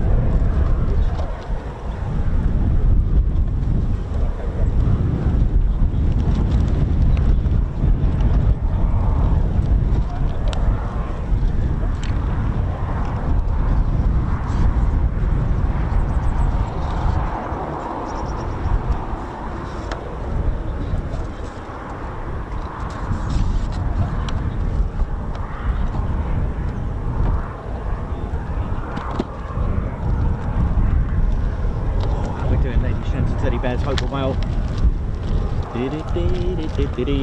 And for those that missed today in the morning, as I mentioned, the construction to the base was started off in 1938, and a year later, on the 1st of May 1939, the station officially opened, RAF Lossiemouth. First group captain and the first unit was Group Captain P-8 Maitland, along with 15 flying training school as the first unit flying the Airspeed Oxford and Hawker Hearts.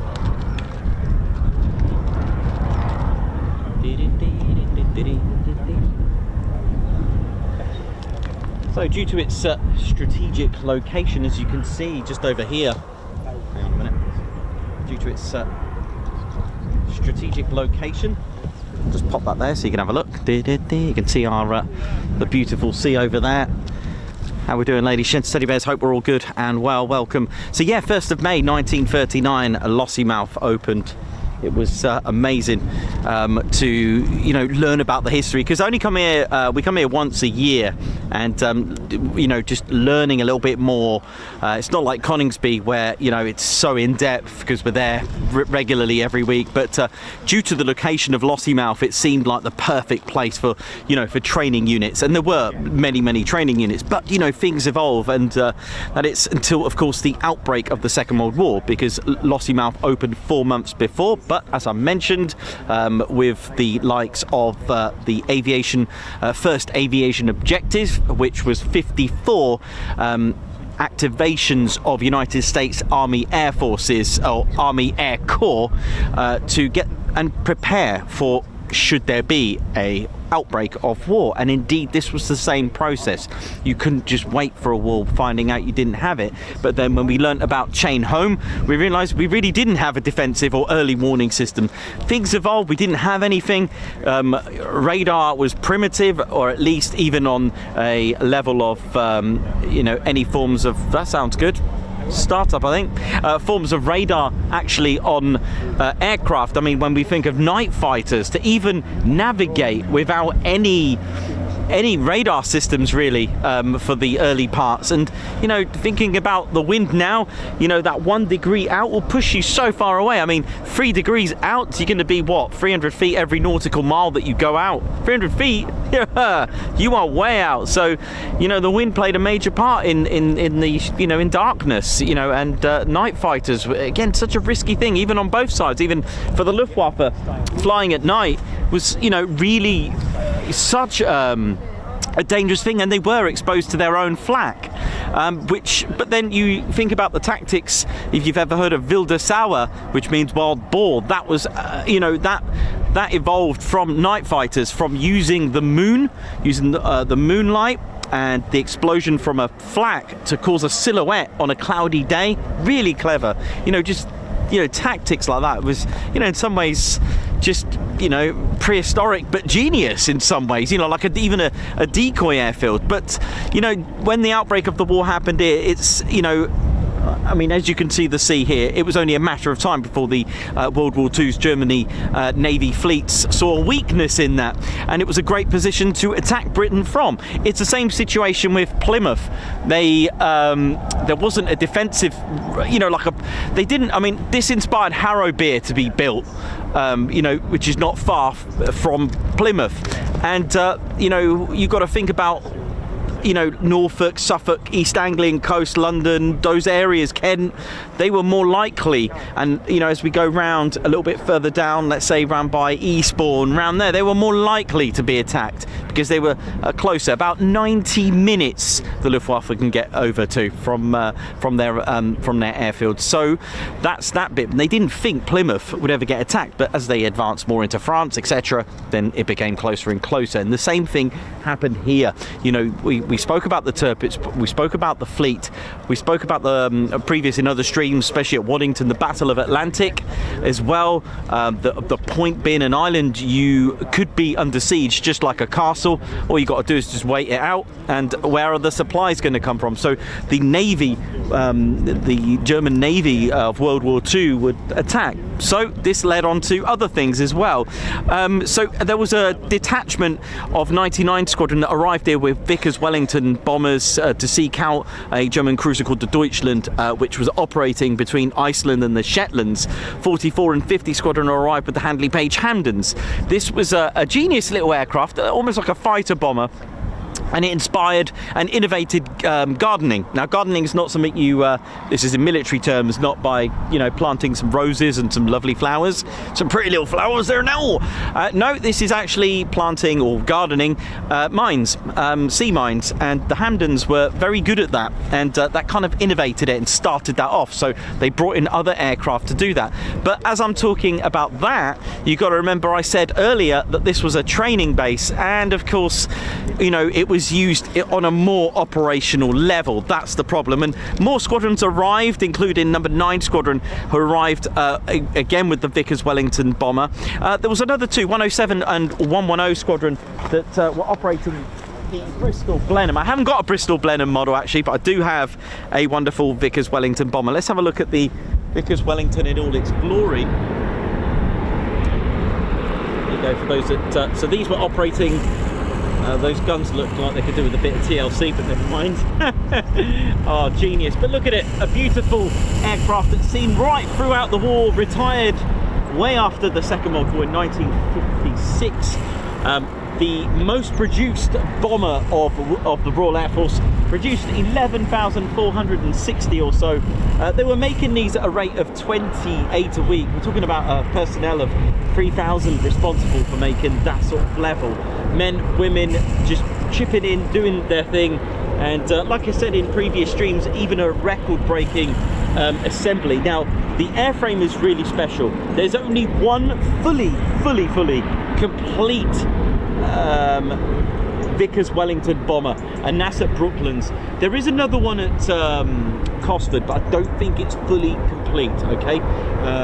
So this was made in 16 different variants, and what's special is that Barnes Wallis designed the geodetic airframe, okay? So you can see these little like triangular, it's like a chain link fence, really clever geodetic airframe, and it was designed by Barnes Wallis to save weight, to assemble it quicker, and also to repair it during battle damage. The airframe and the wings would have this geodetic shell. It was beautiful. It was absolutely clever the way Barnes Wallis designed that. And it was also a record-breaking assembly at the Vickers Broughton factory, which today serves as Airbus. I believe PA474 came back. PA474 met the Beluga, which was kind of cool. Thanks a lot, Davey, for that. What was that?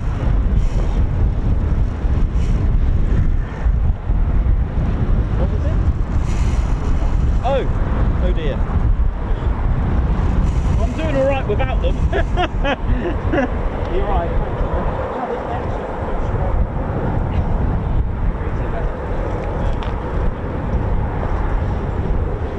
Thank you, good.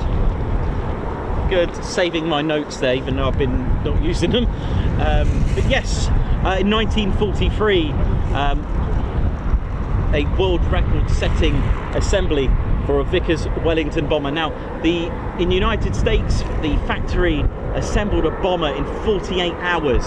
Okay, the Vickers Broughton in Flintshire factory wanted to beat that, and they wanted to beat it and assemble a bomber in 30 hours and fly it. All right, they assembled a Vickers Wellington bomber in 23 hours 50 minutes and flew it an hour later.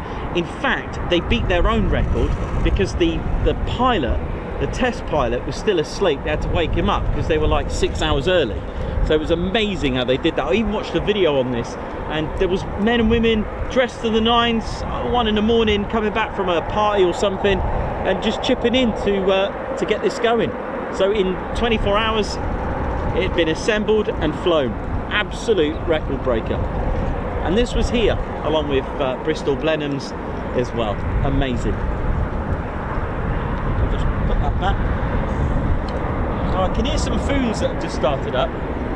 Margaret, I think you were right. I think that was. I think you're right. That is the food. It's coming from over there.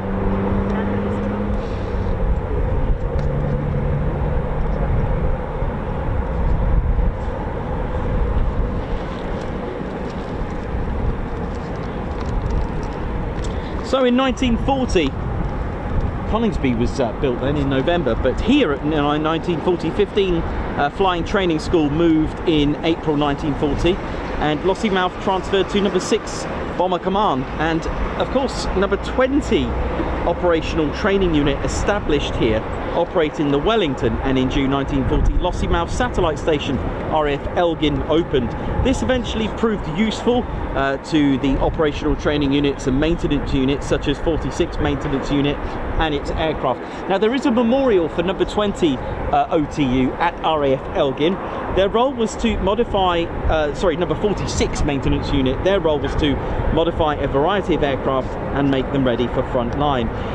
From Hawker Hurricanes to Tiger Moths, the aircraft once serviced was stored in fields, so this became a bit of an upgrade rather than just leaving them out in fields. Of course, they were exposed and attacks were imminent, and on the 26th of October 1940, Lossiemouth was attacked for the first time by the Luftwaffe, which resulted in 1 officer and 2 airmen killed. And the Texan started up as well. Listen to this!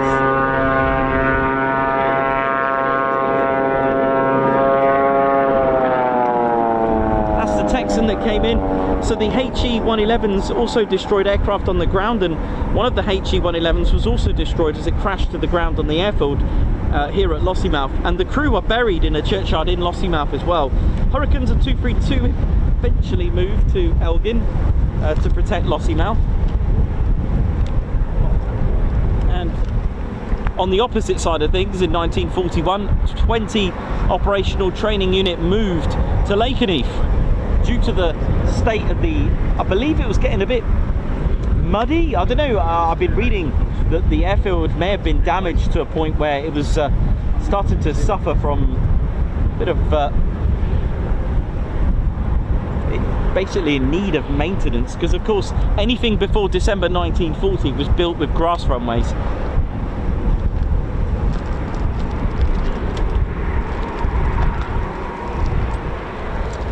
So yeah, 1942. From 1942, Lossiemouth was the base to launch attacks on the Tirpitz. Short Stirlings of 15 Squadron 149, along with 13 Halifaxes of 10 and 76 Squadron, carried out the first attacks in January in 1942. Lancasters were also sent on a mission with 44 and 97 Squadron, along with Halifaxes of 10 Squadron. And there was more raids here. There was so many raids, it really didn't have sort of like the time or the protection to have an operational training unit, all the training units. And let's not forget, of the 55,573 men killed at Bomber Command, 10% of those were lost in OTUs and training. We do have a taxi in Foon. Here we go.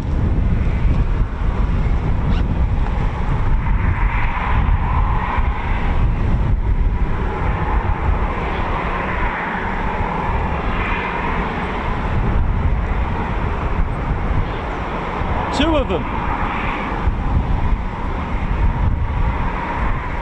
Looks like markings of number 6 Squadron.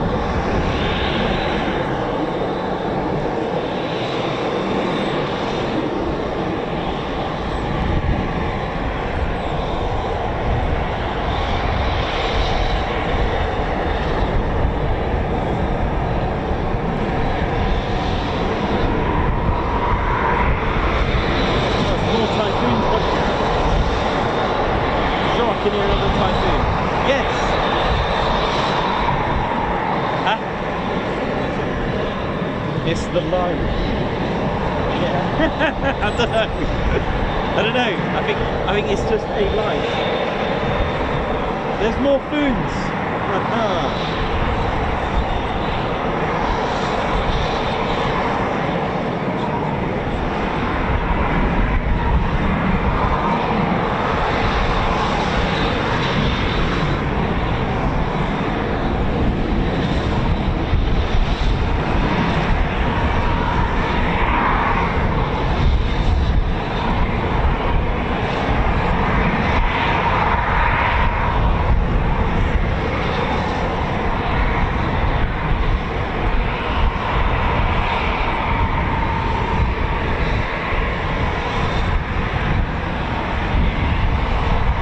There's another Typhoon taxiing as well, a Singleton.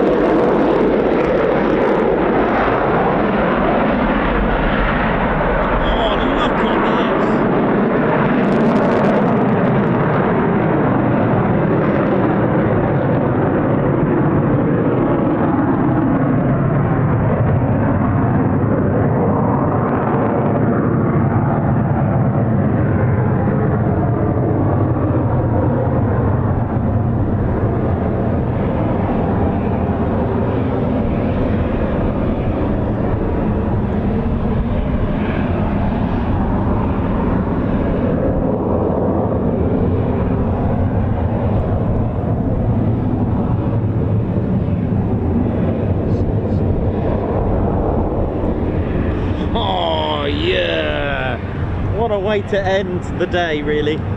From that. Oh, hang on, no, we're not done yet. We got Mog.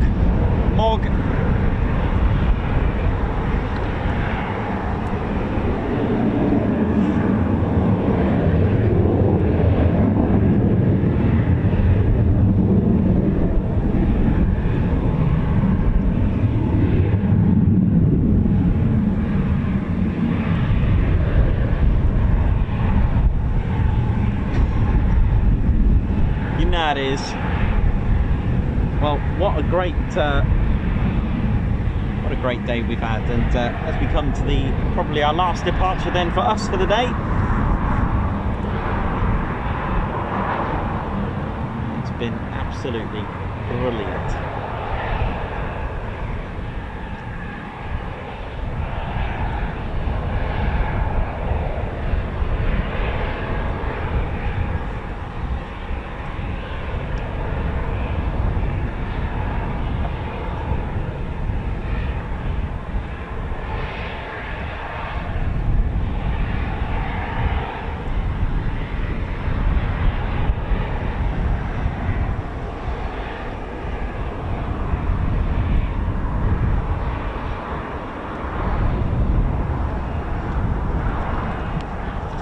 I'll tell you what, don't knock this, because I'll tell you what, it's got an amazing rate of climb. Just watch this, from what I've seen at Coningsby. Here we go.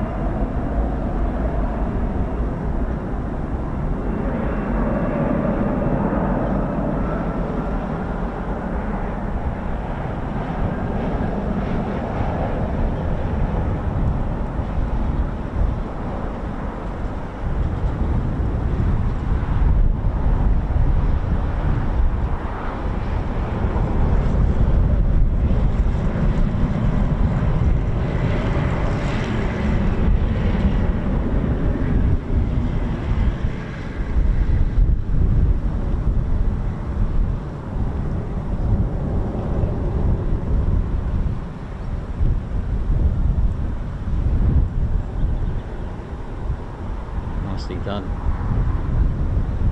Nice descent. Look at that. Beautiful.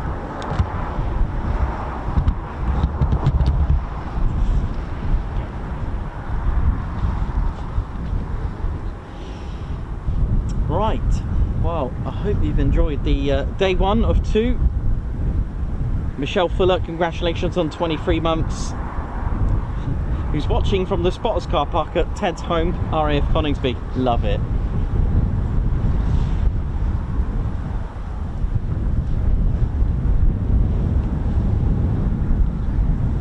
So thanks a lot, Michelle. With 23 months membership, thank you very much.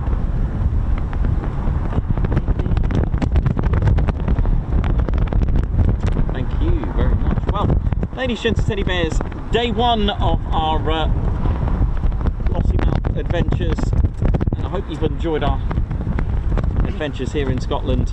the jewel of the moray. Absolutely amazing. So let's turn this round. That made him go away, didn't it? Just kidding. I hope you've enjoyed today. It's been, I'll try not to destroy my models there. There we go. Well, I hope you've enjoyed today. Let me just step back. I've got quite a Vickers Wellington bomber here that's done quite well, and till I step on it. But I hope you enjoyed today's action. It's been brilliant. It's been really good. We were treated to 3 performance takeoffs, the pairs departure, a few P-8s, and some interesting approaches as well, which were pretty cool with that wind as well, which is amazing. The T6, the Embraer, it's been brilliant, and everyone here as well, absolutely fantastic. To all of you who have been with here, we got you can hear him now. We got Steve from Inverness with Ben somewhere. Just it's a 4-legged friend of Ted's. Got Claire Bear, we got Daniel Walker, we got Gerd, Simon Watton, and Margot, and apparently that's a camera. Amazing, amazing. That is some kit, man. But I hope you're all good, and I hope you enjoyed it. It's been absolutely wonderful. Thank you very much to RAF Lossiemouth. Big thank you to Scotland as well for being amazing, and all of you as well. Thank you very much. Viewers, members, thank you. You've been amazing, and thank you very much to everyone involved. So, ladies, gents, teddy bears, my name's Nikos. I've been your cameraman, historian, and commentator with some flying notes everywhere. If you find my notes, enjoy them. And this is our squadron leader, Ted Coningsby, and you've been watching the Ted Coningsby channel, finally live here at RAF Lossiemouth for the first time this year.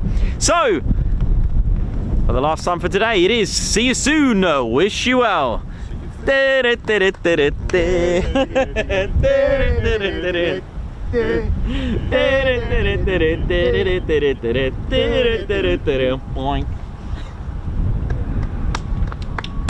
one. It's a wrap. It's a wrap. Kebab wrap. No, not the outro. Let's put an advert on.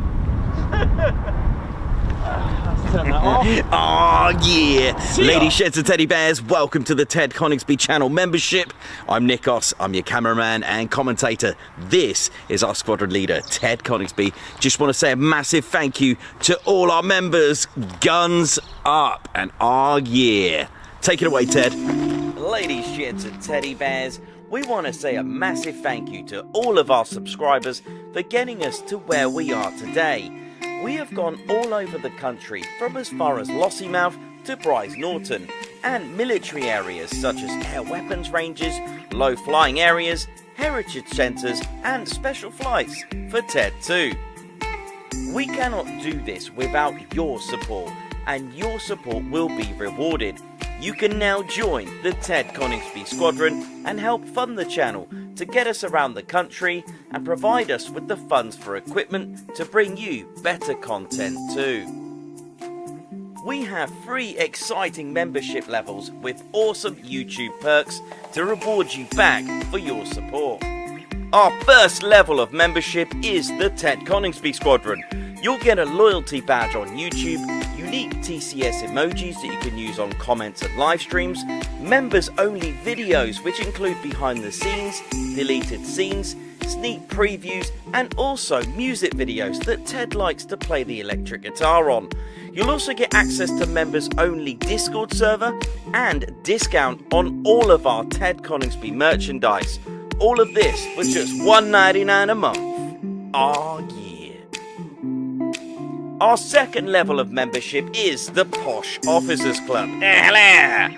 This includes all of the squadron perks, private Posh Officers Discord chat room, Posh Officers discounts on all of our Ted Coningsby merchandise, and the poshness of supporting the TCS even more. This is just £4.99 a month. Our third level was inspired by many of our fans who have been supporting the channel massively. So we'd love to reward you back with this, and our third level of membership is the Ted Coningsby Fighter Squadron. This gives you a more personal experience with me and Ted, with exclusive live streams and content. You'll get a free Ted Coningsby Fighter Squadron patch, a private Ted Coningsby Fighter Squadron Discord chat room, a gold colour Discord username, and a higher discount on all of our Ted Coningsby merchandise. All this for just $25.99 a month. Ladies, gents and teddy bears, the Ted Coningsby channel cannot thank you enough for all your support. And it's this support that keeps the dream, keeps the stream. Thank you so much. Aw, yeah.